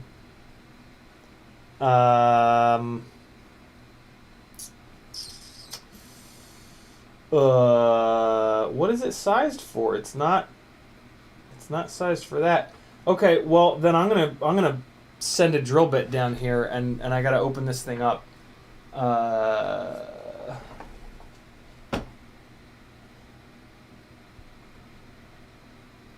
Yeah, this part of it is, but everything I've ever seen mounting this is people mount it on this, and it's pretty strong. Interesting. I wish... Have you guys seen these little 45s on Thingiverse? It's that's the standoff, but then this other side is a little bit tighter. I would if I could find one of these that's standoff size, that would be great, because the standoff size fits on here, fits on this thicker part of it, and then I could just cut this down a little bit. But I've never seen these little 45-degree bastards where it's M2 sized. What is this? I have this little guy, but he's extra small. That is not going to work at all. What about this? This is for the CineSplore. Yeah, this is still that same small diameter, but this is the... Well, I could do this. That guy fits in there good. Well, wait, actually, I can just really drill the shit out of this one, come to think of it. I think. I don't know if TPU is going to want to drill. And I definitely can't melt it out to be big enough. Let me go get the drill and the kit of bits.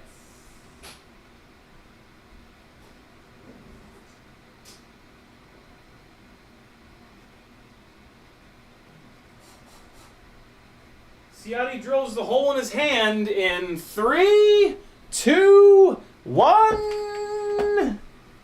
Alright, let's see what we got in here. What about 3/16? How big is that? Ooh, okay. So that's that size. So 3/16 looks to be a good size. I mean, technically, what I could do is heat this up and just send it down into there. Oh boy, this is going to be a motherfucker. Alright, well that's my option for going full banana pants on it. And then, what is this? This is 11/64.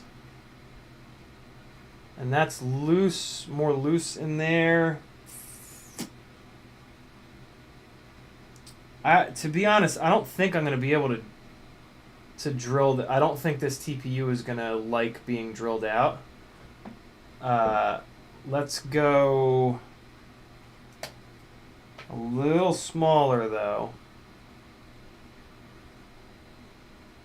All right, so the first thing I want to see, I'm going to send that home in there and hold this as tight as I can. Let's see if... Ooh, RC Ritter with a cool idea. Stretch it out using needle nose after dipping it in boiling water. Let's try the drill first because I like using the drill from time to time.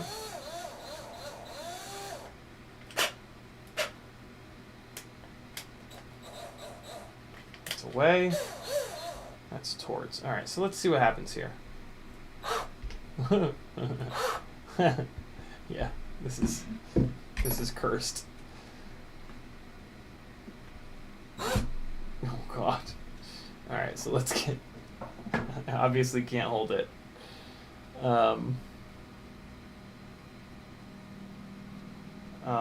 Put the needle nose through there. Let's see what happens here. Ooh. Ooh, there we go. Oh, there we go. Okay. Oh, and it's taking chunks out of it. All right, cool. So, there might be, we might be good. Might be good here. Let's see. What I'm doing is I'm putting the needle nose like this, and then that way I can just kind of hold it. And so let's see. And look, it is taking chunks of it. Ah, sweet. Okay. The only thing I'm cognizant of here is it is removing material. The boiling water trick would not remove material, which is kind of a better idea. But we're just playing. Checking out different ways of doing it. Oh yeah, that definitely opened it up. Let's see if it opened it up enough for using the bottom part. I don't think so. Nah, it's still like infinitely tight on there. Okay, so we're gonna size up. Come on, come out of there, you little jerk. Don't be like that. Get out of there. Okay. And go up by one. See what happens. I am a little worried about this jiggling around too much. This antenna jiggling around too much because it's a long bastard. But I don't know. Hopefully it'll be okay. Give it a good reaming. Brian Jarvis says. Use an M2 bolt as a bit. Ooh, that's a good idea. Okay, here we go. Are we pulling? We pulling. Let's just. I just want to get it started. I gotta get it started in my lap. I can't show you guys everything.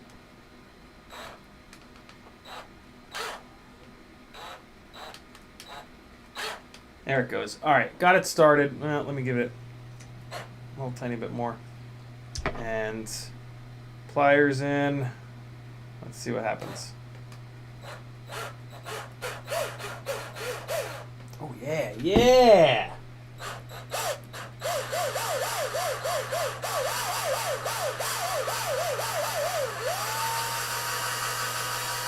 Oh, she chunking. She chunking. Cool. She taking big old chunks of TPU out. Let's see what that looks like. Oh, it looks like ass. That's what it looks like. Okay. All right. I have a feeling that is all we needed, but I'm going to send this guy back down there. So, well, no, I might be able to just shoot the fire down it. Let's see. Just want to clean up some of the nastiness. Well, no, I should not do that because that's going to melt the little guys back, and then it's going to be all lumpy in there. I want it to be smooth in there. Should probably just leave the drill on for longer, and it'll clean itself out. Or it'll just continue to eat it.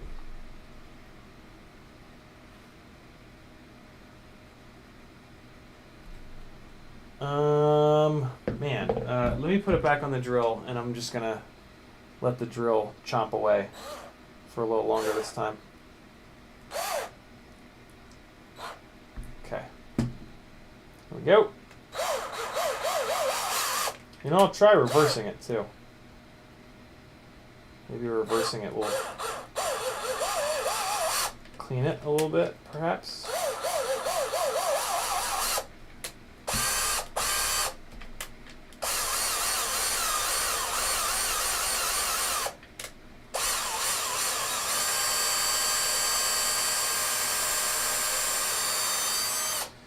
All right.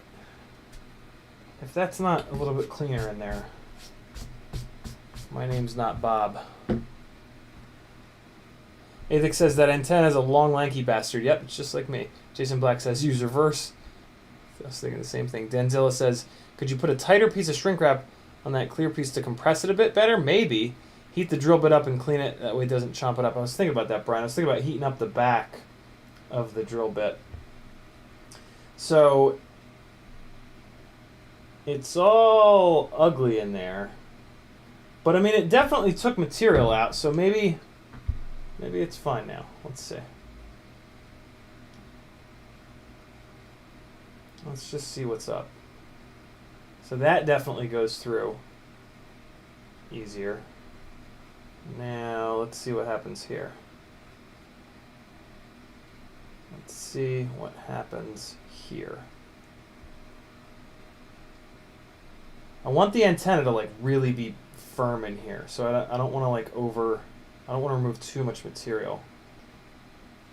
Oh, it is definitely fitting better, and it is fitting really tight, which I like, but it's still a little too tight, I think. Yeah. The heat up the drill bit idea is really interesting to me. But instead, I think I'm going to use this because I've already heated this up a bunch of times, so it's like my sacrificial jib jab. God, I can't see the fucking flame. There it is.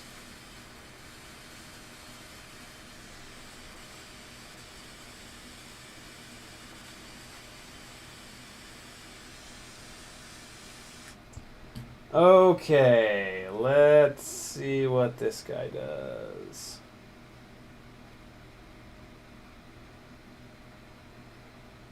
All right. That side. Oh, yeah. Oh, God, yeah, that cleans it up so nicely. I think that was the ticket. I think that was all we needed to do. Got a good feeling about this.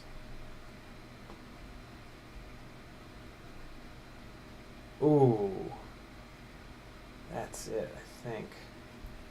Let's try it.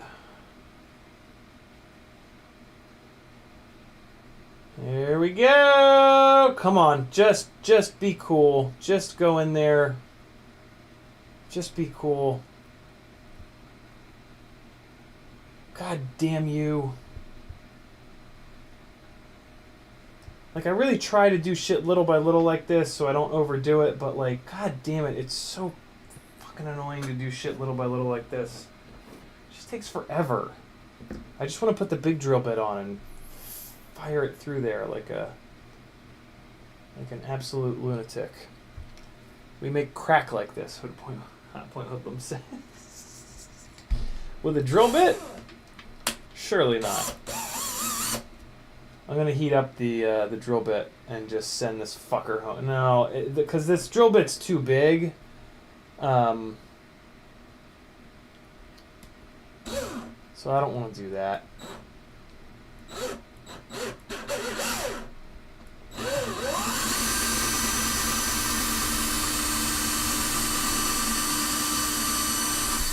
Woo!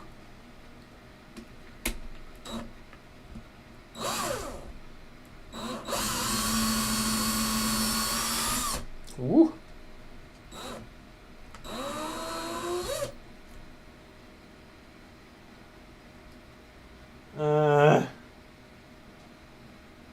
It's starting to like kind of get a little bit boogered up.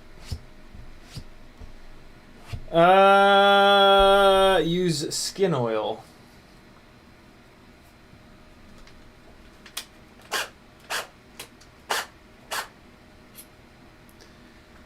I'm going to take the smaller drill bit out that fits better, and I'm going to heat that one up. These drill bits are a little bit big, and yeah, it's not what I want. Okay, this one, I think this drill bit is like the correct size. So let's see what's what here. I'm gonna get it hot, and then I'm gonna try my best to not burn myself. I guess I'll use these. Needle nose pliers to prevent injury. Here we go.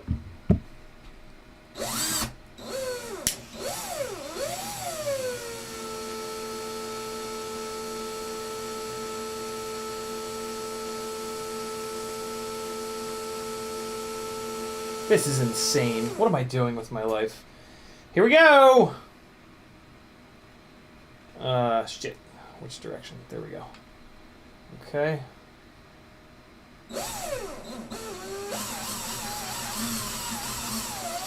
Oh, fuck. That took a lot of material out. Woo! Boy, that happened quick. Woo! Okay. Easy. Yeah, okay, that works way better than a not hot drill bit. Yeah. That probably took too much material out of it. Okay. Well. Oh, yeah, okay. Oh, yeah. Okay. Yeah. Well, not gonna have problems with it not fitting anymore.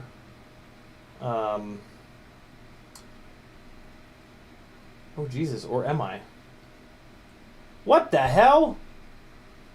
I can visibly see how much bigger it is. I think maybe there's just some chunks, some butt chunks in there, maybe.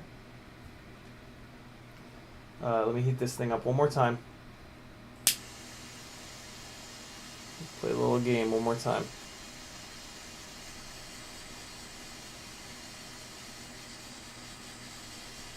Play the cleanup game real quick. Clean it up a little bit. Clean it up. Clean it out. Okay. Other side. Oh yeah, it's big. Ah!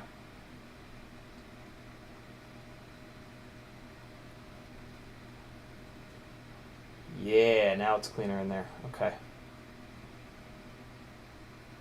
What a fucking project this turned into. Jesus Christ. Just want to mount a fucking antenna.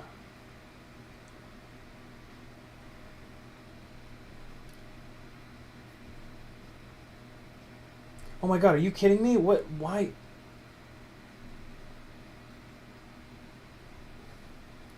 How is it still so fucking tight? Oh man, this shit is wobbly as a motherfucker. I need to send the big drill bit down it, and I need to drill it out to the point where it can go up onto this black plastic part. So we're about to get medieval with this. So we're going big drill bit, and we're just gonna get this done. I'm through fucking around. Yeah, the Rush Cherry though is all the way over there on the shelf.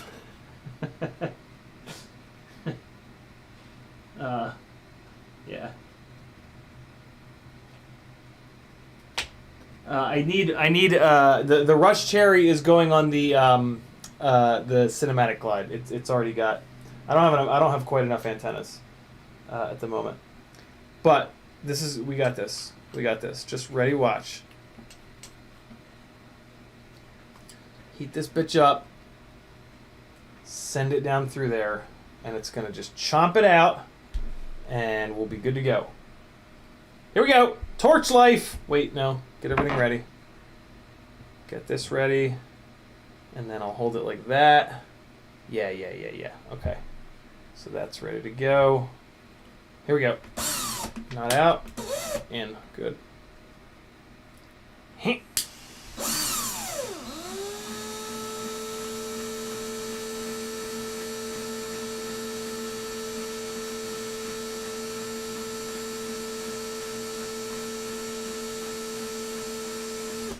All right. Go time! Oh shit. Oh god. Oh god, it's hot. Oh, it's real hot.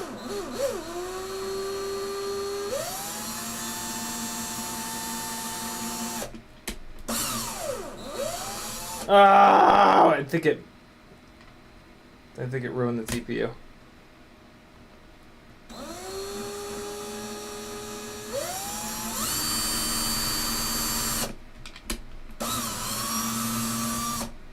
Yeah, it kind of ruined the TPU.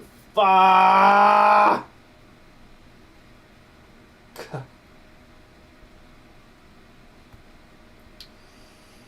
Oh boy. All right. Well, for science. For science. The hammer is not here, which is why you haven't seen it. I brought the hammer to Maggie's, and it has not come home. I find myself hammering more things when I'm over there than when I'm here.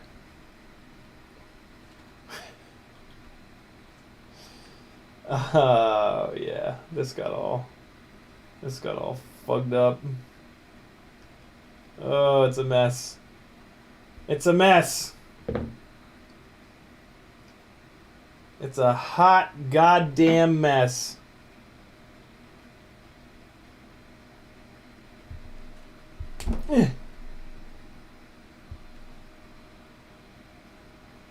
Oofa. Yikes.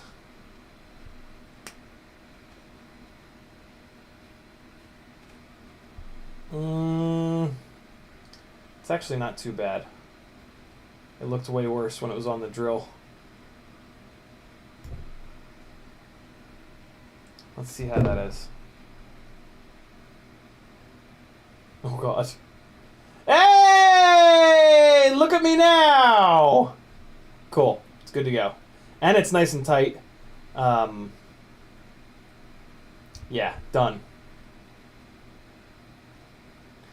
So I just need to kill this extra bit of shrimp wrap here. Yeah, that's plenty strong too. Yeah, that's cool. That's good to go.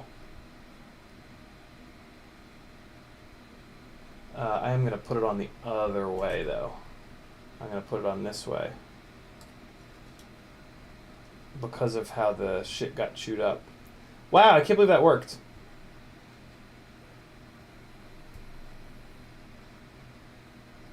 Okay, and there we go. Cool. So yeah, I just need to get rid of this, but I gotta do it without accidentally nicking the wire. I've got a brand new X-Acto blade on this. So let's just real gentle. Just kind of go around. Real gentle. Easy. Easy. Easy. Gentle. Oh, there it is. I'm through. Okay, I'm through. Just gonna rotate. Rotate. Gentle. Gentle. Okay. Okay, let's see where I'm at. Alright, just got a little bit here. Can I just rip you? Just rip, yo. Come on, just rip. No, we're good. I can just real careful. Careful, just nip it. Nip it. Nip it. Oh, so close. Nip it. Nip it. Ah, there we go. No nicks in the antenna. Awesome. Oh, that doesn't fit over the that doesn't fit over the end of the thing, so I need to cut it out here. Yeah! Ha ha ha! Perseverance, friends. Just keep bashing your head into stuff and eventually you win. Okay, so which side did I say I wanted up? I want this side up. So, yeah. Feed it through like that. And that's a little bit shorter. There we go. And then we can ram it onto the black plastic part. Woo! That was a little adventure. Okay. So, there we go. Shit, I need to cut even more of that off. Or I can pull some of this out. Let me not do that. I'm just going to cut a little slot. Let's cut a little groove in the top, maybe. That'll let the wire just kind of come through there. Just going to do that.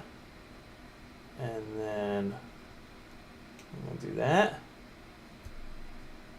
And that'll give me a little window for the wire to sneak up and out. Oh yeah, thanks, good call. 諦めんなよ。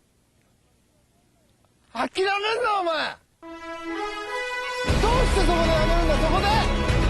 もう少し頑張ってみろよ。ダメダメダメ目諦めたら。周りのことを思うよ。応援してる人たちのことを思ってみろって。あともうちょっとのところなんだから。俺だってこのマイナス10度のところ、しじみが取れるって頑張ってんだよ。絶対やってみろ。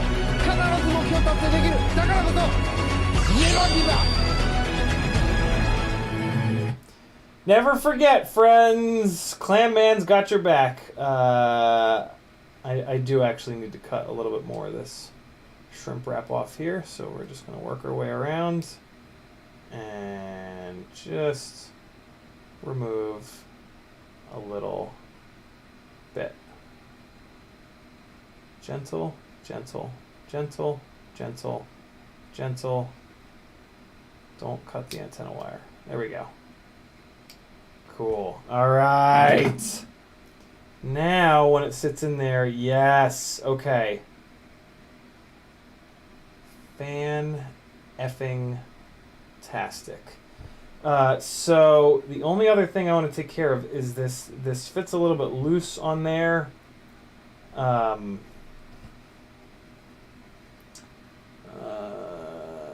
just gonna take a little tiny bit of welder, I think, and just put it on there. Rub it around. Actually, what I'm going to do is I'm going to put the welder inside. Nope. That's not what I'm going to do. I'm going to put it on here, just a little touch, and then I'm just going to rub that around with my finger, and that'll just like lock it down on this rear standoff. What I don't want it to do is rotate when it's on there, so this is going to get a little nasty, but it's fine. Alright, so spread that around. That's just going to give it a little bit of bite on this standoff when that shit dries. Alright, drop it down and leave it right there. Going straight out the back, this can just kind of hang out right there. Is that lined up? Nope, that's lined up. There we go. Oh, and I'll check that tomorrow. Okay. Whoo, boy, that was a hell of a tangent. Got me through another electronic swap. I build and repair most during the stream. Love that for you, Bob. Love it, love it, love it, love it, love it. A lot of times it's hard to bring yourself to work on shit because it sucks so fucking bad. So it makes me feel good that I inspire you guys to get the hard shit done. Okay, I'm gonna take the little guard, move it out of the way. I probably need to loosen this up.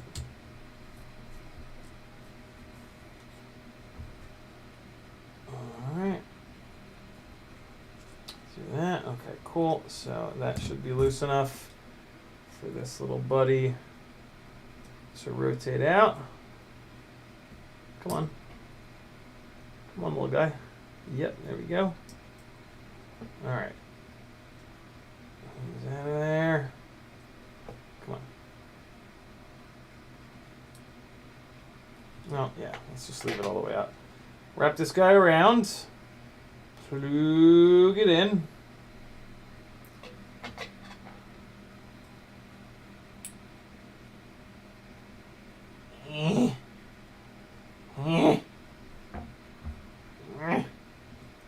Get on there. Get on there all the way. Okay. Got that. Gonna rotate it over here just to use up some of the extra slack. Alright, good. Put that kind of down. Let's get this little fella on here.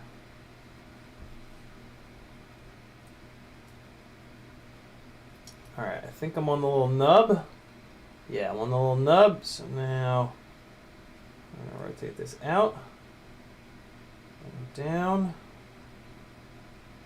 Well, I think the antenna's kind of in the way. Let's rotate it just for now. Okay. Yeah, much better. Much better. Alright, we're going to take it down and in. Come on. Don't fight me like you did yesterday or the day before, whenever the hell that was. Don't fight me. Go in there. Go in there, you little bastard. Come on. Yeah. Yeah. Huh. Screw back on. And okay. That's all set. Let's crank this nut back down.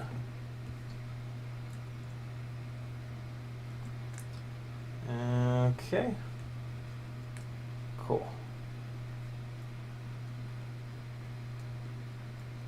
And now I can kind of crank the rest of these nuts down. I didn't really tighten them all that much before because I knew I was going to have to loosen at least one.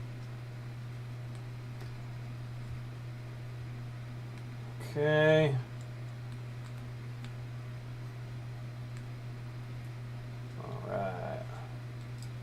All right. Killer. Look at this clean bastard. Oh, and I just realized I need to put these guys down with the Mortal T. So let me kick this up and off. Oh, fuck. That was stupid. All right. I have to re-welders this. Apache says, good morning, what's up? Alright, there we go. Cool, so let's get these down. What the hell? Why is that so loose? What is going on? Some of this what? What's that sized for? My God, what is going on here? Look at this big thick boy. Is this thick boy sized for the right size? No. Bueller? What's going on here?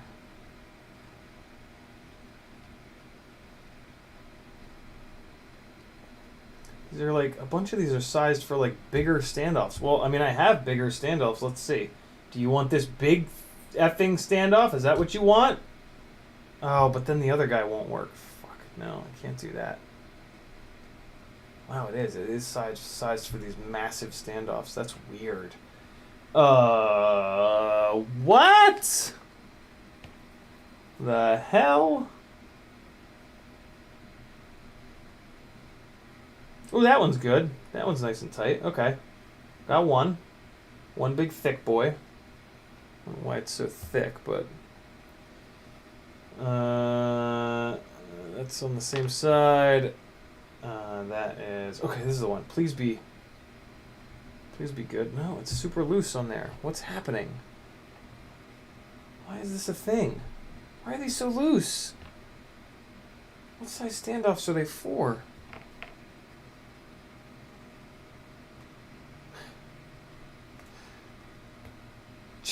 Jackalope fell asleep, and then I screamed and woke him up.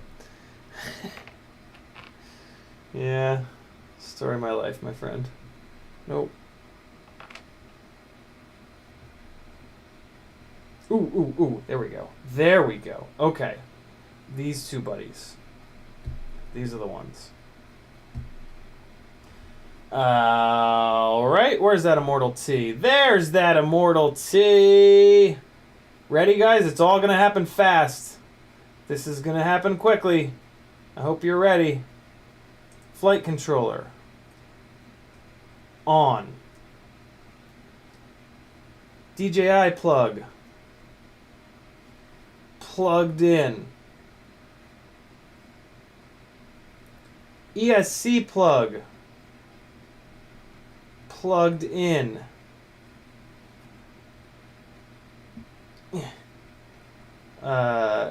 GPS plug stowed away somewhere. I don't know what I'm gonna do with this. I guess I'll loop it in here, and then I'll loop it somewhere else.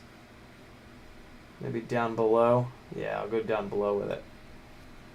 Okay, cool. Good to go. Crossfire. Crossfiring. What are you doing? Get the hell out of there. Get over here. You come over here. Stuck on it? There we go. We're good. Okay. There's that. Alright.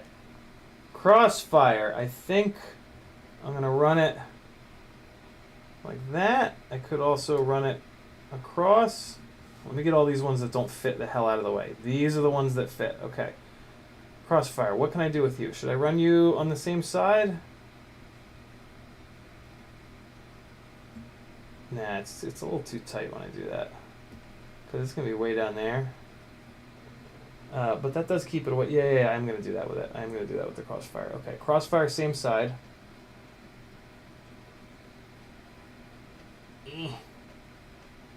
This wire bundle is ugly as shit because so many of these had to cross over. I'm gonna mess with that in a minute. But first, crossfire is gonna come over here. It's gonna get VHB down like that, and then this guy's gonna be here. Okay, cool. So in like that, and then hold on. Let me clean this up a little bit.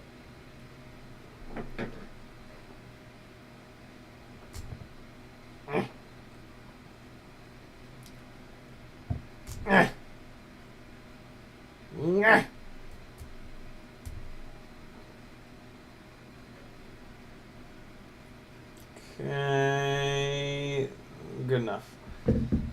This guy is gonna be over here like that. Alright, put those on there, put these down here.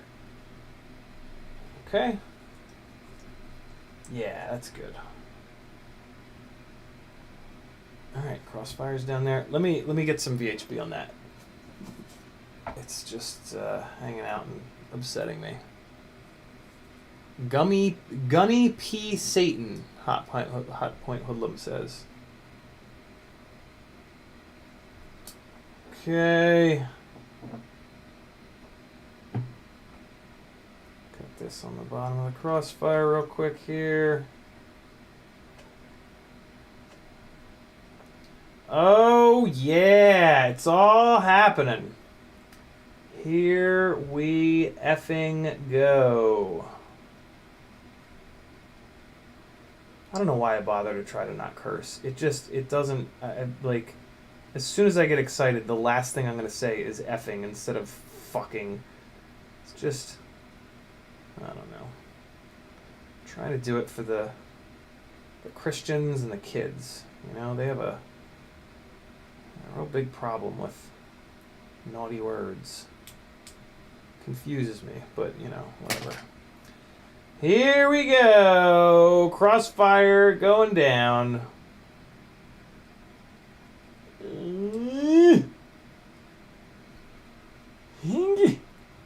If you get it centered, it'll sit like perfectly in between the battery straps, which is oh so satisfying. All right, VHB, stick on there really nicely, please. Don't come off. Counting on you. There it is. All right, let me get a little bit more welder on this back standoff. We're not going to talk about the fact that I'm mixing violet with purple TPU. I'm pretending that it's not happening. All right, a little bit of welder there. Get it spread around. Okay.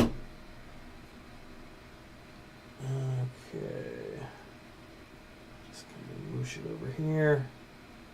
Drag some of this over here. There we go. Oops, shit. Oops, shit. Don't want that. Don't want to get it on the hole. Oh my god, my hands are covered in welder. Oh, you know what would actually work is the Niojo. Oh god. It's fucking fur all over my fingers now. From the carpet. Oh fuck. Come on, get out of there. There we go. There we go. Okay, now the hole is clear. I've cleared the hole. I always knew it would come to this. And there we go. That is straight out the back, looking good. It's only 12:20. Good lord. 6-year-old was dropping MF bombs last month, Hot Point Hoodlum says. That's what I'm talking about.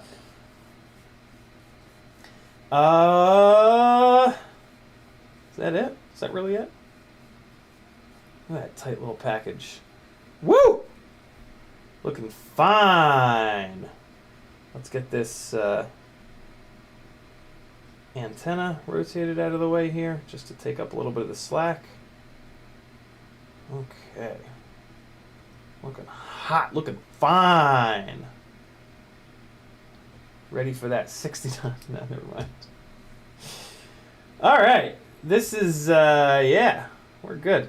Let me do this. I'm going to try to make this little wiring harness look a little better. We're going to take the wires up as they sit on the top plug harness. And this is full insanity mode right now. Fair warning. You're about to witness full-blown crazy.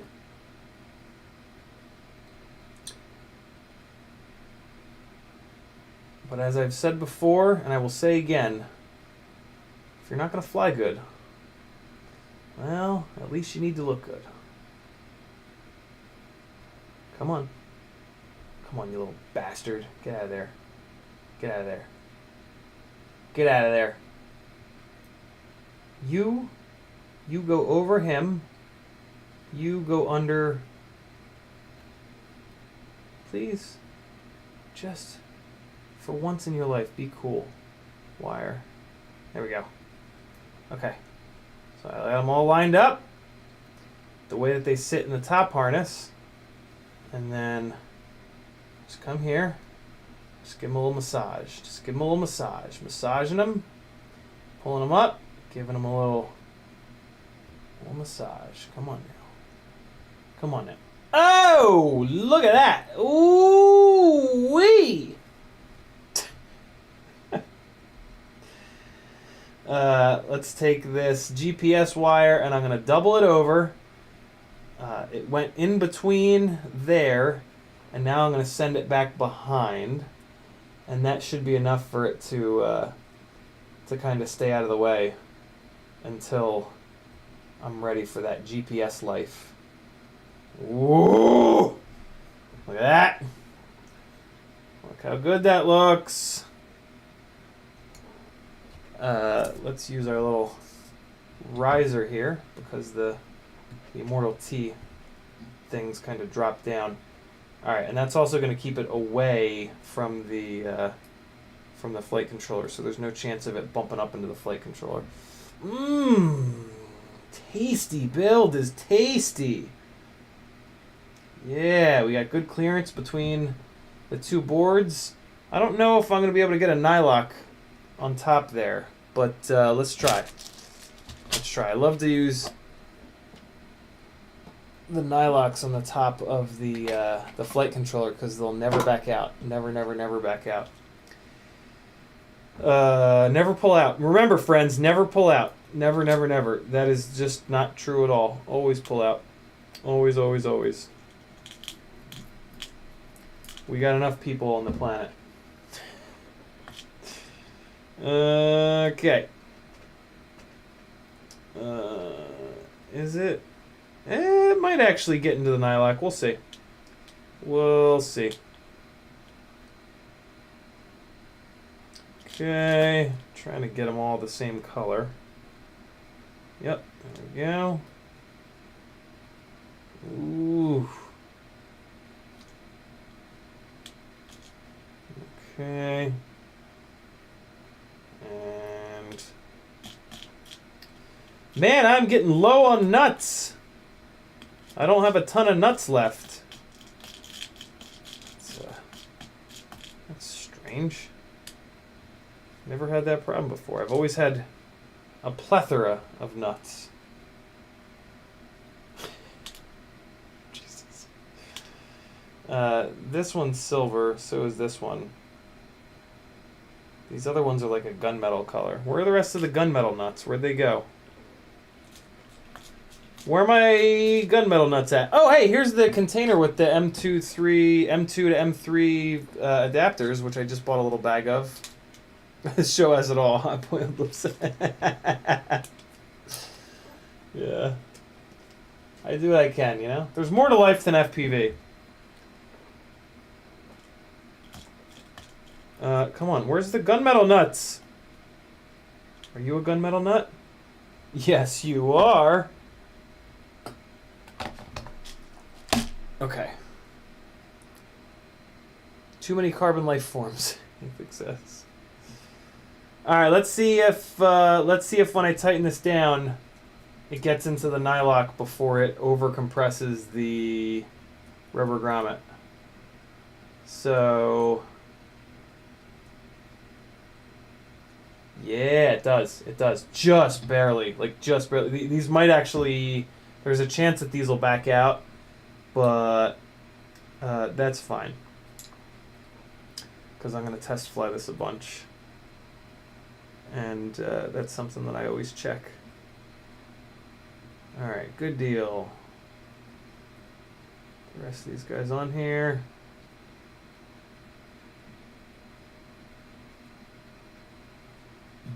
Get on there. Okay. And one more here.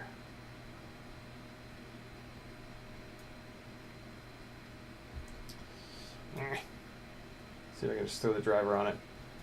Yeah! There it goes. Yes. Okay, great. Let's get these guys cranked down. Very gently. Oh man, yeah, just right. Just right. Just enough engagement to get to the nylock so that they don't back out. Good. And this one.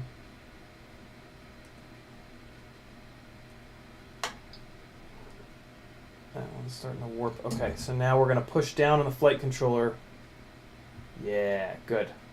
Push down in each corner, and you just want to make sure it's got a little bit of movement. You don't want them so cranked down that it won't move at all. You want a little bit of motion. And I can actually just give like another quarter turn on each one of these. Okay, a little bit, a little bit, a little bit, a little bit. And we're going to try it one more time. Yep, good. Good. Woo!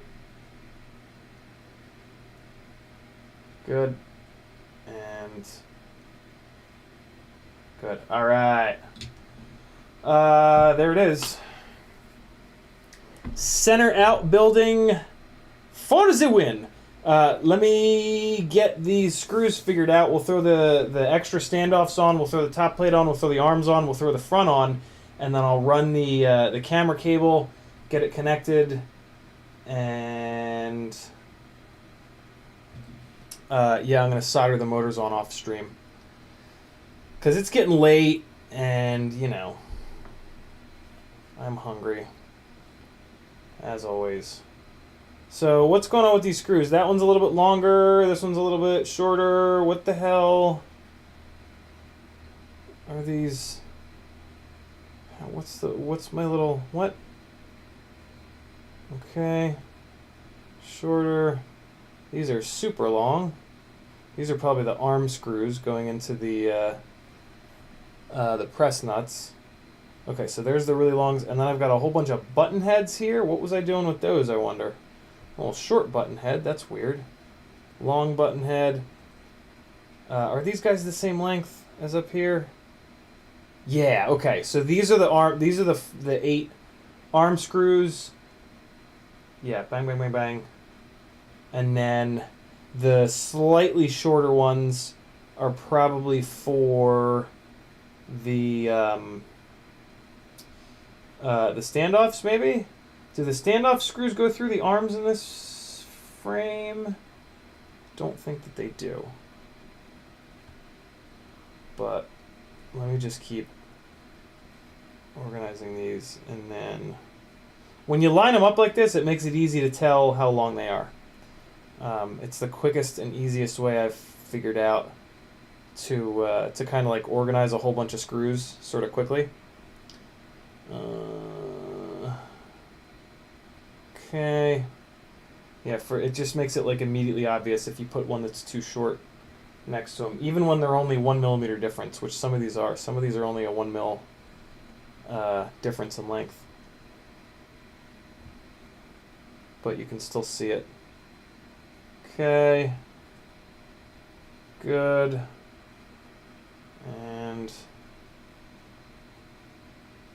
yeah, okay, cool. So here's the bottom plate. And the bottom plate goes forward to jack into that. So, and then the arms. Okay, so this is one of the front arms.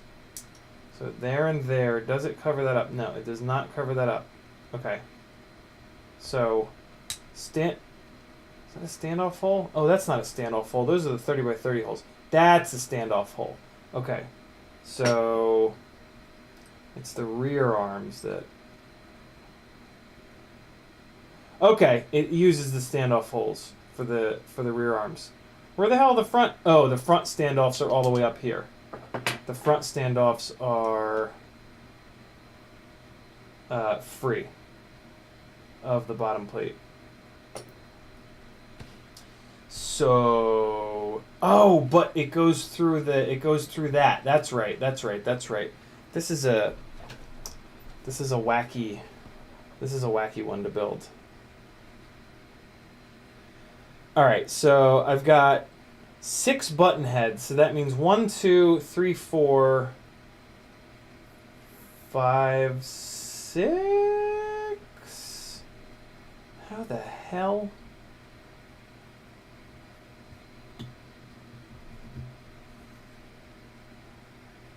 All right, the outers.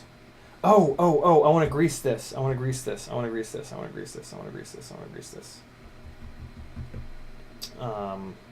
Okay, let's get some grease going. So the Vista is in the rear. Are you sure the flight controller isn't in there backwards? The flight controller is in there backwards, but I'll just change the board orientation. That's fine. Okay, so let's get this. Let's get some grease going here. do this up. So, actually, I'm going to put it on the arms. So, let me do this.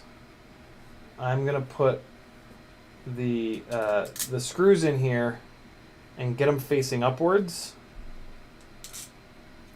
so that I can just push the arms down onto them. I have the best luck doing that. So usually what I do is cap head on the outside and then button heads on the inside. Not cap head, socket head. Socket head on the outside. Yeah, this makes sense now. Socket head on the outside. Okay, and then this then goes into a standoff. So I actually want that to be a little longer. I'm surprised I don't have any longer screws in here. We'll just use these short boys for now. Not a basher build. Oh, there's the longer screws. I left them in the standoff so that I wouldn't forget. Cool. So why the hell do I have 4 button heads here? Here they are. Here's the long boys. Yeah, that's what I'm talking about. There they are. Okay, so long boy for a standoff, and then in the front the long boys are going to go too, but we're going to do that in a minute. All right, long boy for a standoff. So now what I'm going to do is just flip this over, put it flat down. Now you got all your screws sticking straight up, and now you can grease your arms, and then so you're building this now top down. So it's you know, it's like front arm and then rear arm and then donkey and donkey number 2. So let's get these moved out of the way because we are about to have gangly ass arms all over the place. So we got that, and we're gonna have this, and then this little buddy goes over here, and then that little buddy is gonna go over there. All right. Here we go, getting greasy, friends.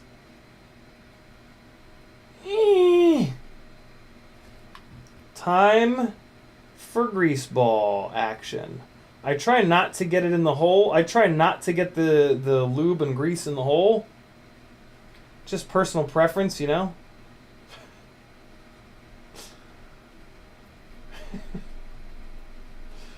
And yeah, you just put a thin layer of it. No reason to put a thick layer of it because you're going to crank these screws down and it's going to squeeze any excess out. So just a little thin layer. I also like to put it on the mating surfaces between the arms. Ooh. Alright, I need to like drill this out, man. This fucking container is like the little nozzle is so small. And make of that what you will. Alright, so then mating surface between the two. And then we're going to do the bottom as well.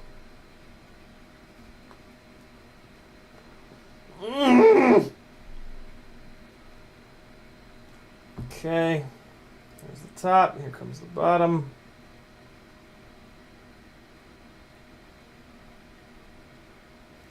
And what's cool is these arms have already been mounted up, so you can kind of see the outline of the top and the bottom plate on these arms, so I know which surface, like how far out to put this. Alright, got a little bit more on the mating surfaces here, and we are good to go. We're going to put this down. We can do it 3 more times.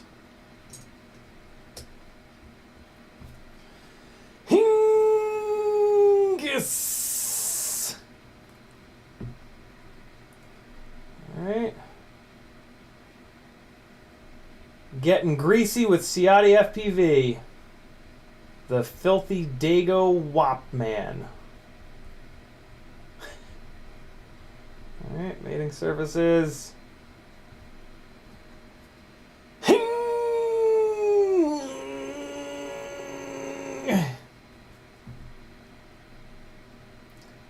the top here.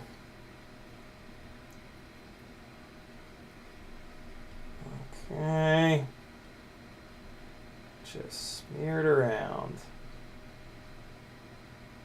And then mating surfaces.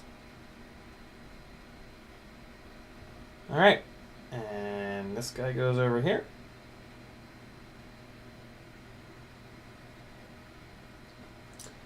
Some guys put this shit all over the screws and whatnot. I'm not doing that. I'm not playing that game.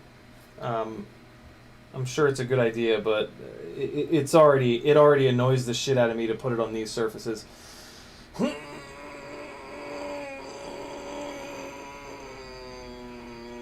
I think that's probably enough for the top and the bottom. Top, bottom. Alright. Spread that around. Get it on the lock up here. Other side.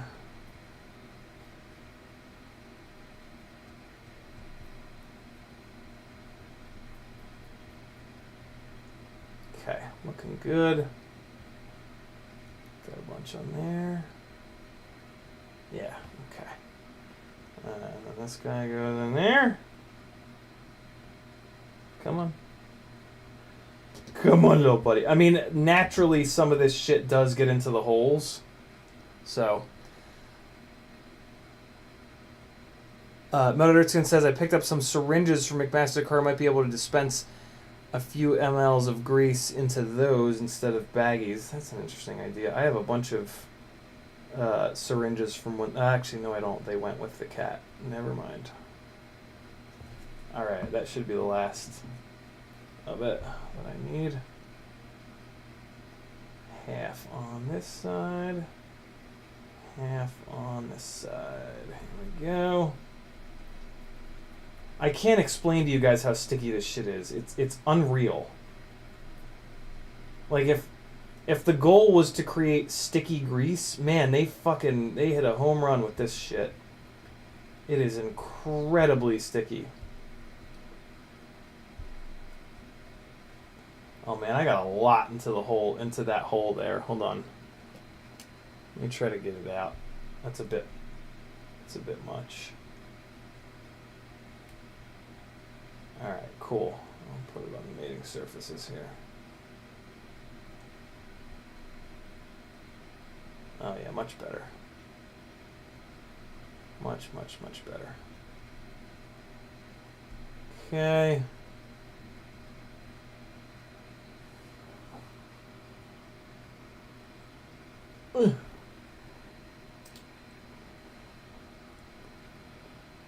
Steady Eddie says, test flying my glide today, realized I rotated the board and didn't change it in beta flight. Rap! Quad reminded me real quick. Yeah, it'll do that. Oh, excuse me. Hot Point Hilden says, more bedroom advice. Ooh, that burp stank because I'm hungry.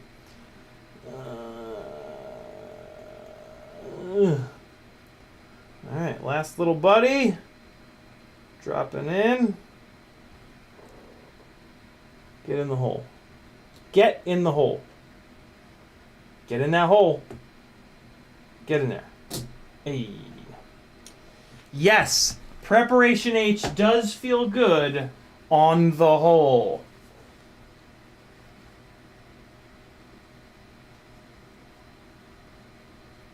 Yeah, the Veritas Weasel says, do you really need to grease the frame? You don't need to, but it absolutely helps. Like, it for sure helps. It's been proven time and time again.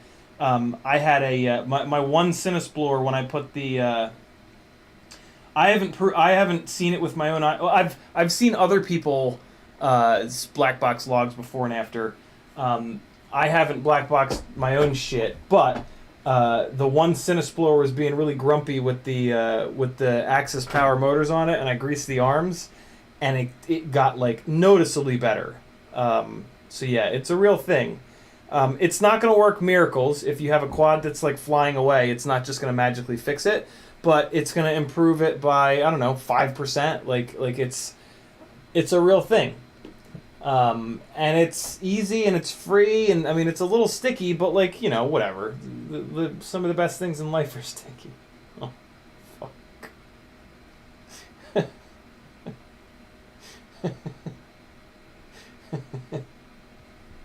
Jesus Christ. Is there anything else that needs to go in here?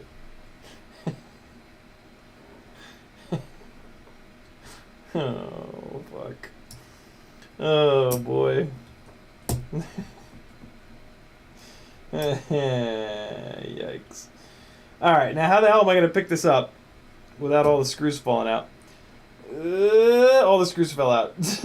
No, just 2 of them. There we go! Hey! Only 2 of the screws fell out. Nah, more than that. Yeah, just 2. Just 2. It's fine. Hey, man, if it weren't for sticky shit, none of us would be here.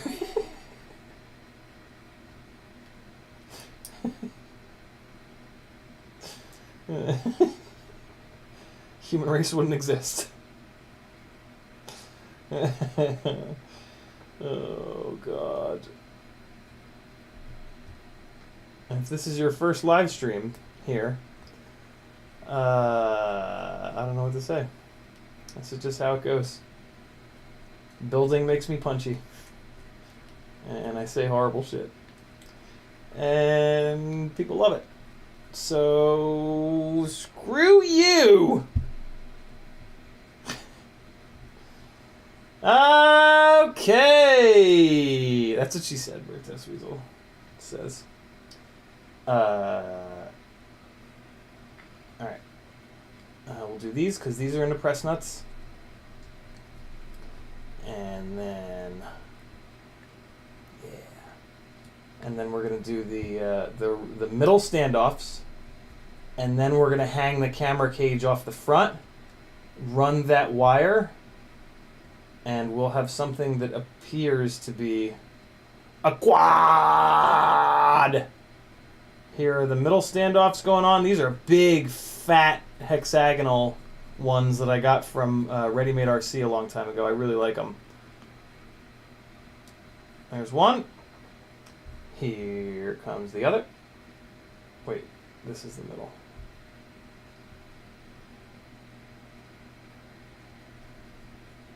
Good, good, good. Oh, this is awesome. This is butting. This is sitting right up against that GPS cable.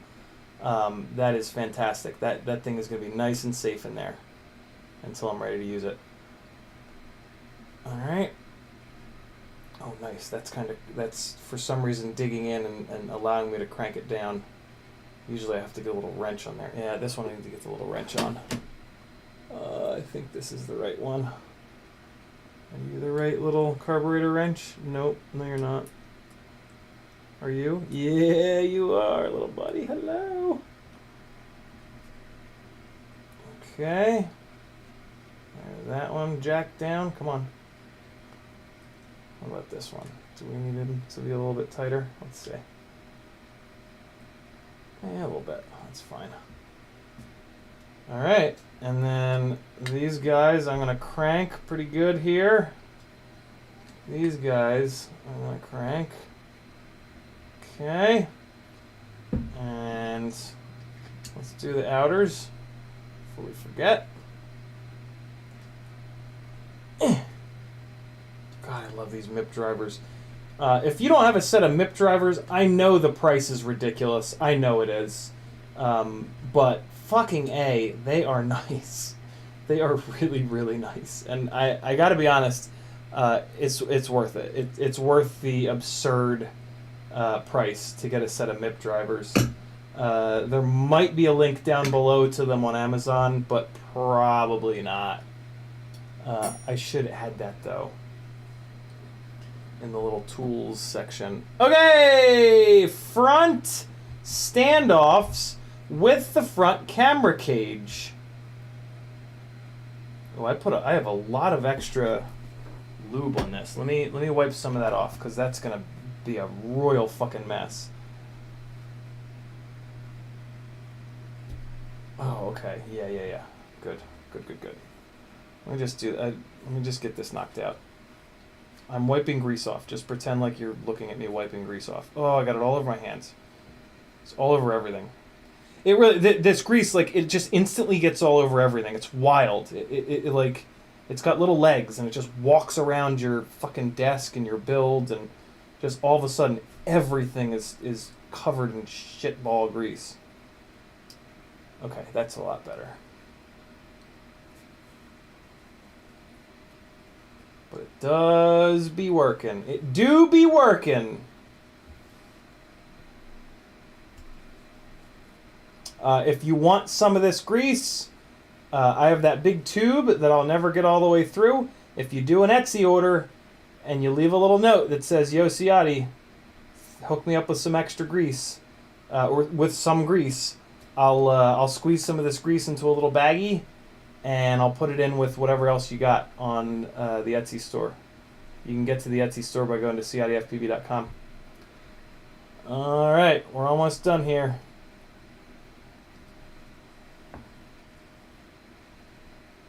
There we go.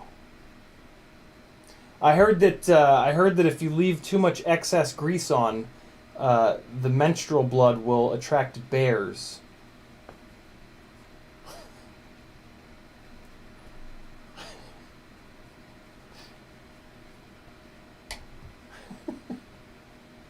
Jesus Christ.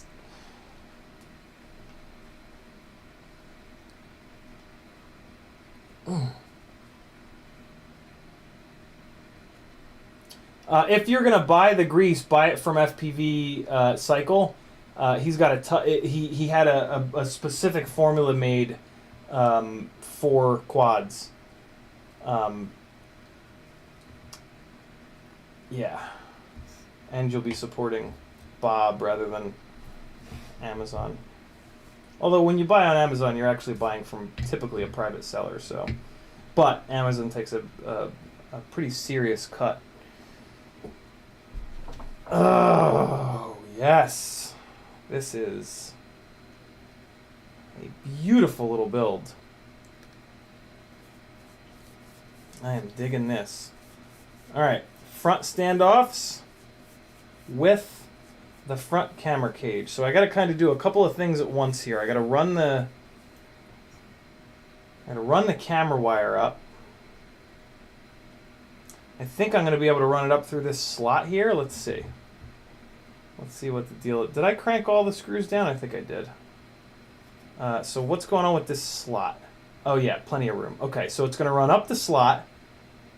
I'm going to send it under the ESC, I think. All right, so up the slut with it. Come on. Come on, you jerk off. Get in there. There we go. Up the slut. Pull that out. And then we're going to go under the ESC. Keep going, keep going, keep going, keep going. Go ahead, go ahead. Got little tweezers in there. Probably give it the last little push. Okay. Come on. Come on, you little bastard. Don't go in that hole. Don't you go in that hole. No, no, no, no, no, no. You stay out of there. Keep going forward. Keep going forward, man. Just... Okay, this is ridiculous. What about a screwdriver? Yeah, that's the ticket. Okay, not that it's a screwdriver, but... Yeah. Okay. It's probably good enough to now grab it. Almost. Come on. Come on, you rat bastard! Wait, what if I look at it from this? Oh yeah, there it is. Okay, we're good. Pull it back. And... I should have done this before. It's an interesting... Yeah, there we go. The assembly is interesting on this frame. I'm sure there's a better way to do it. But... Okay, so then I gotta go either to the left or to the right. Well, I guess I could go up over top. Should I go... I think I'll go straight up and I'll go over top of... Well, now that cable is run, let me put the front standoffs in, which are going to hold the camera cage on. because it's like jiggling around in my hands and it's being all fucking annoying. Alright, so there we go. Screw up from the bottom, another screw up from the bottom, and then take this and we throw these front standoffs on. And now we got all our standoffs all happy and healthy and ready for war. War, I tell ya, war.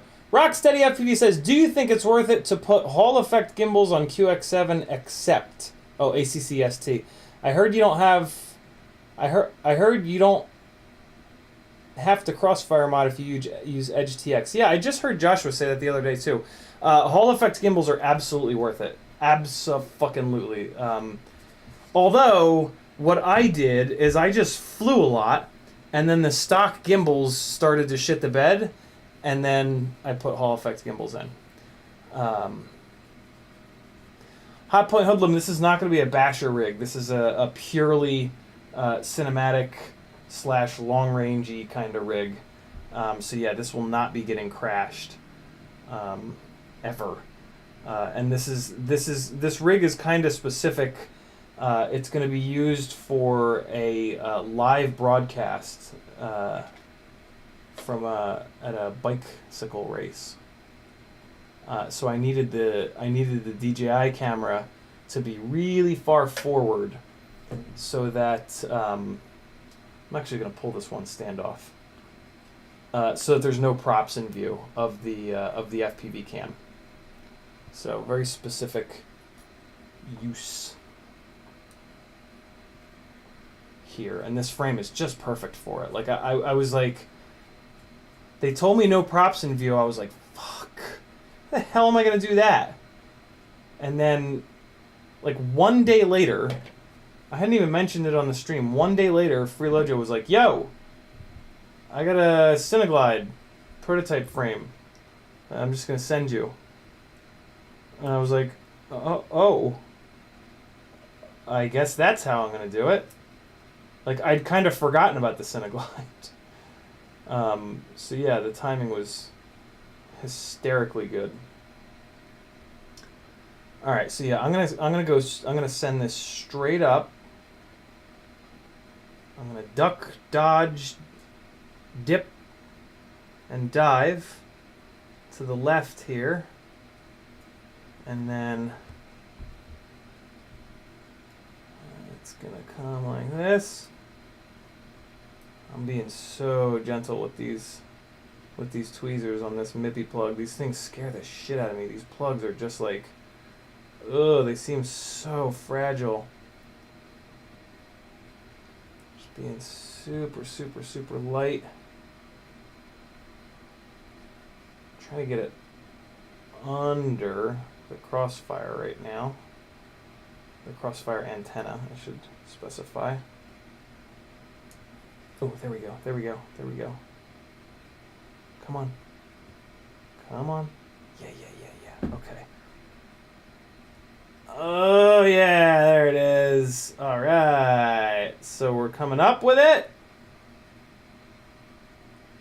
And we'll just lay it in right next door there, and then it'll just glop right into the back. Shit, yeah. Oh, boy.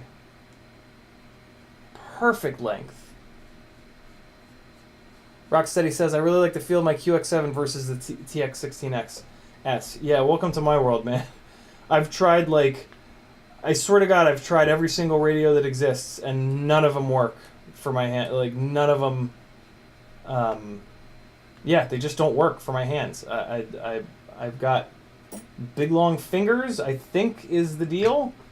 But, yeah, I mean, with a transmitter, the thing that matters most is what is going to, like, work best for your hands. And, you know. Man, it would be nice to have a transmitter with ELRS built in, though. Oh, that would be fucking brilliant. Because then I could just have that transmitter and then crossfire module in the bottom, and I'm done. No switching modules, no bullshit. No more bullshit. But yeah, they seem to make transmitters for wee little hands. And that ain't me. Yeah, big gangly fuckers. Okay. Here we go. This is going to be tough to get this plugged in, man. There's all kinds of shit in the way.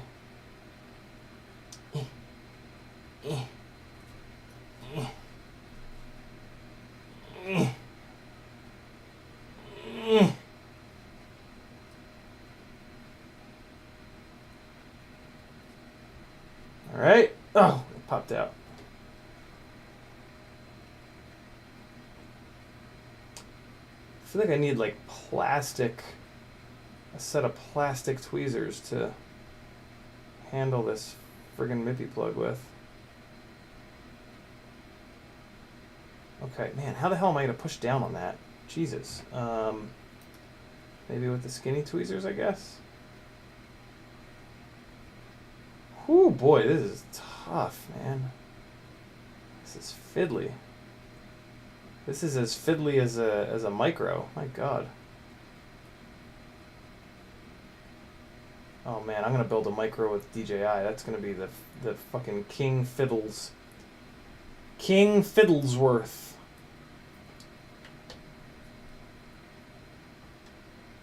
I might need to take these goddamn rear standoffs off. This is crazy. Give it another couple minutes of attempts, though. Oh, almost. Oh, oh, oh, oh! Oh! Oh! There's one side. Yeah! There's the other. Stubbornness for the win. Okay, now I gotta get this guy in here. And he's gonna go like that. And over there. So just all hand. You guys looking at just all hand? Yeah, you are. Alright, I need to come in. I need to come in from behind. Come on, fiddlesticks. Now, these smooth tweezers are not going to get the job done.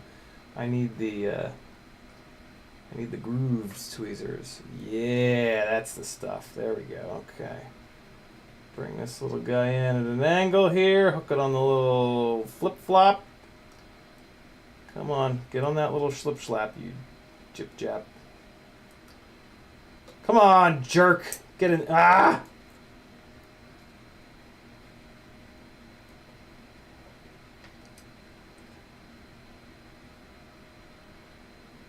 I need to learn a better sequence of events for these builds. I think maybe I'll start getting this shit all mounted up first, I guess? I don't know. It's weird. It's a weird, like...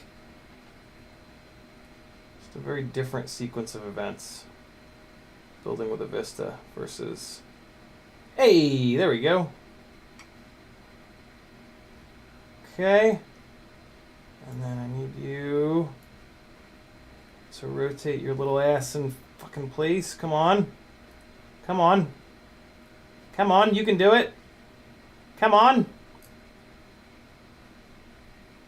Get up there.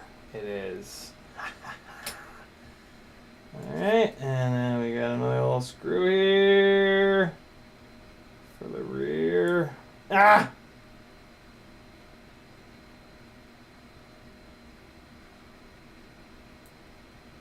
Sir Fiddlesworth, at your sir... Oh. No. How dare you?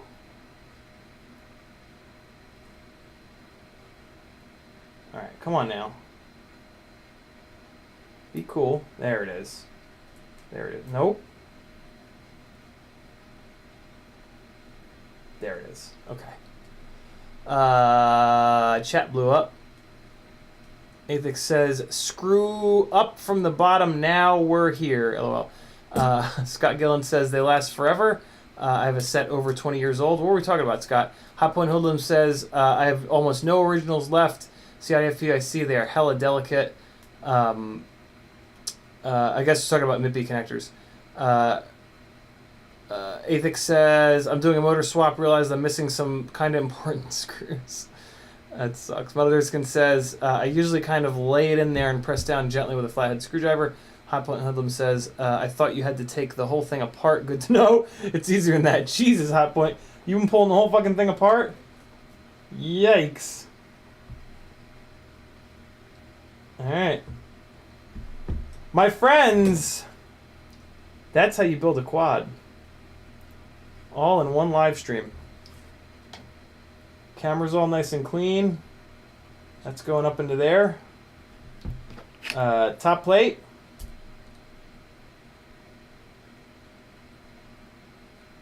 Looking good. Looking good. I think that's how the top plate goes. Yeah, that's how the top plate goes. And then, like, I got my battery lead coming up here. And, yeah, man. That's a CineGlide. Oh, and it's funny. It sits on the front camera, and it also sits on the rear schlip schlaps. You know what I'm saying? Throw a couple more screws in it to make it look like a quad, and then I'll do the motors on my time, because I am too hungry to think right now. But I want to give you guys the satisfaction of seeing this all the way built, because that's just the kind of guy that I am.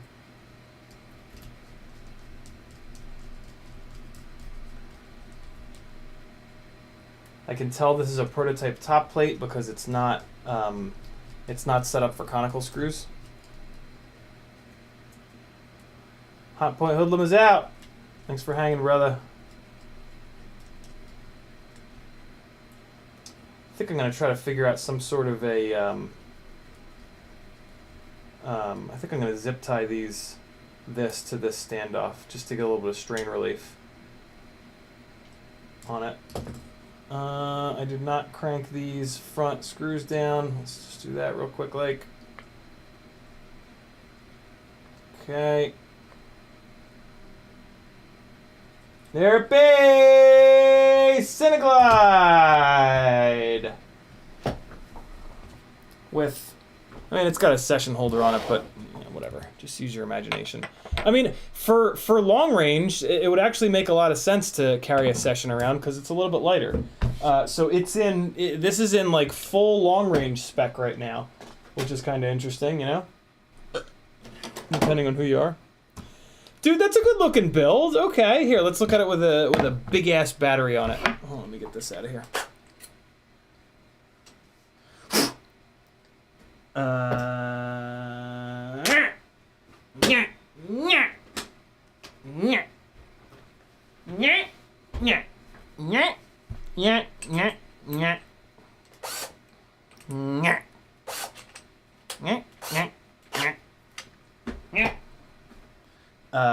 Big battery, where are you? Come to me. Come to me, big battery. Oh, I have him in my bag. I've been meaning to charge him up and fly him. These are my preferred big batteries. It's the Tattoo R-Line 1400 6S. Oh, yeah. Put some nice big thick grip on here. And probably run the battery all the way in the back. Nope, not all the way in the back. Well, if I run the battery leads out like that, yeah.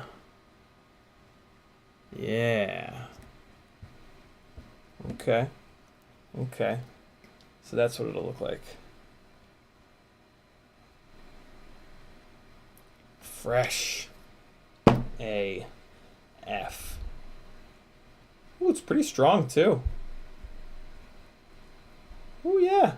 It's always hard to really crank on a non-True-X frame like that, though. Front camera cage is actually really strong. Yeah. Down with this. I'm down with that. Give Give you guys like a last look. A detailed look at the build that you just watched. Yeah, I'm gonna strain release these, relief these for sure to this standoff, and that can hang out. Hey, let's hang 2 of the motors and see if the the 5.5 inch props clear. Sure they will, but God forbid they don't. I want to find out about it earlier than later. Danzilla the Terrible, I have no idea. I have very little information on that gig so far, because I told the guy, I was like, look, you know, I'm moving over to DJI this week, and yeah, so I'll have more information for you then. So it's yeah, I gotta actually get back up with him and be like, all right, I'm ready. What's the deal?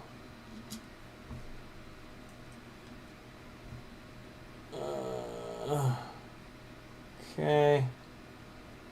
I'm just going to throw 1 front and 1 rear motor on here real quick. And I'll throw those props on, make sure they clear. Oh, and you can pretend like it's a finished rig. Same thing as with the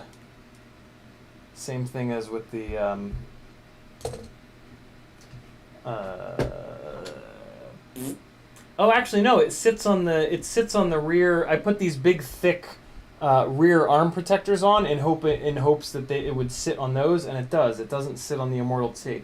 That's actually really nice. Here we go! Big props. Big plops. 1 big plop. Oh my god, it's got... Holy shit, I could run a 6-inch prop on here. Yo! Yo! Now we're talking.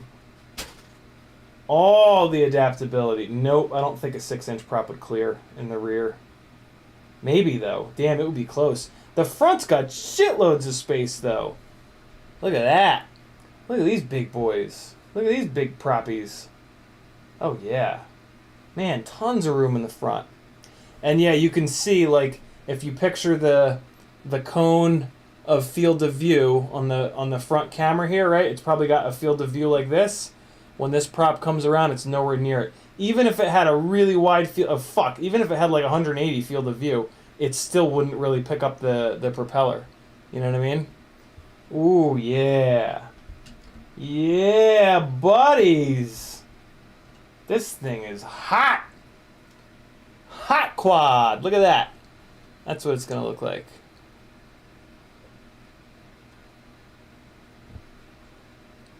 Damn.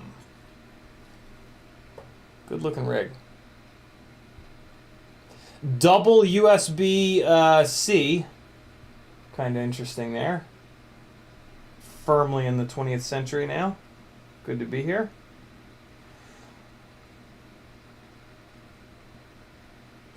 Yeah. I like it. The flight controller is a little close to the top plate.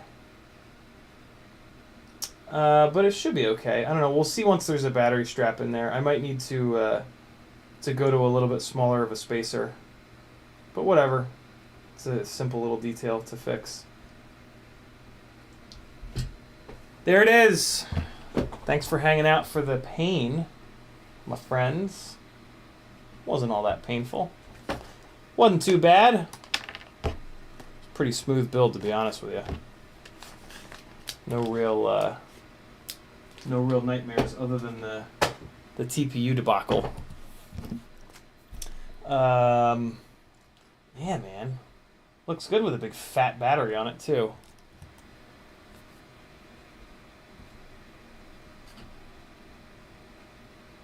Yeah, actually, let me... What's the CG? Oh, there's no camera in the front. I was going to check the CG, but didn't make any sense. Damn. 1:12 a.m. 5 hours. Wow, that's a long time. We fucked around for like an hour though. CineGlide does not have ducts, just the CineExplore. Yep. Rocksteady's finishing up a prototype 5 build. You're gonna love it. It's a great frame.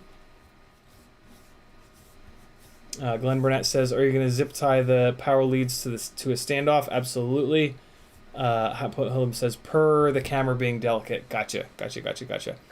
Rocksteady with the last comment of the night. He says, "Remember, don't put latest firmware on the DJI V2 goggles because it'll lock you out from doing the 1200 milliwatt hack." Yeah, on Saturday is when I'm going to do all that stuff. So, thanks for hanging, friends. Love you lots. See you tomorrow at 7 o'clock. CiottiFPV.com if you want to support me to keep these going.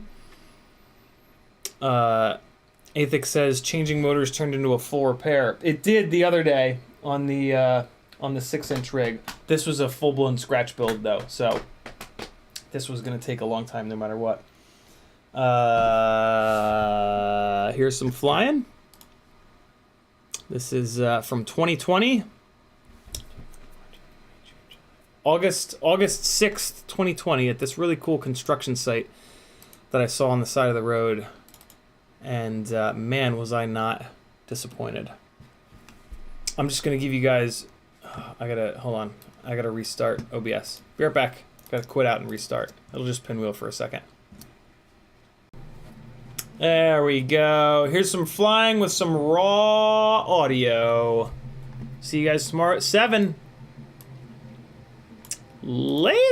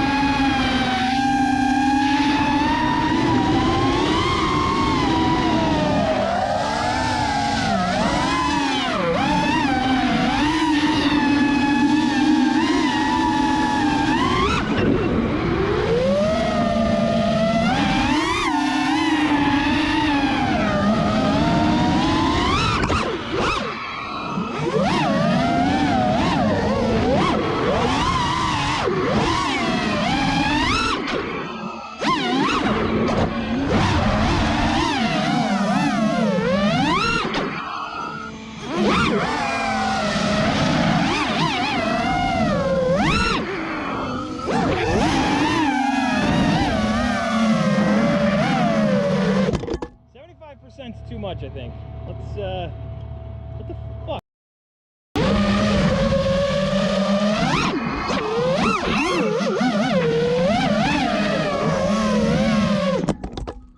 God fucking damn it.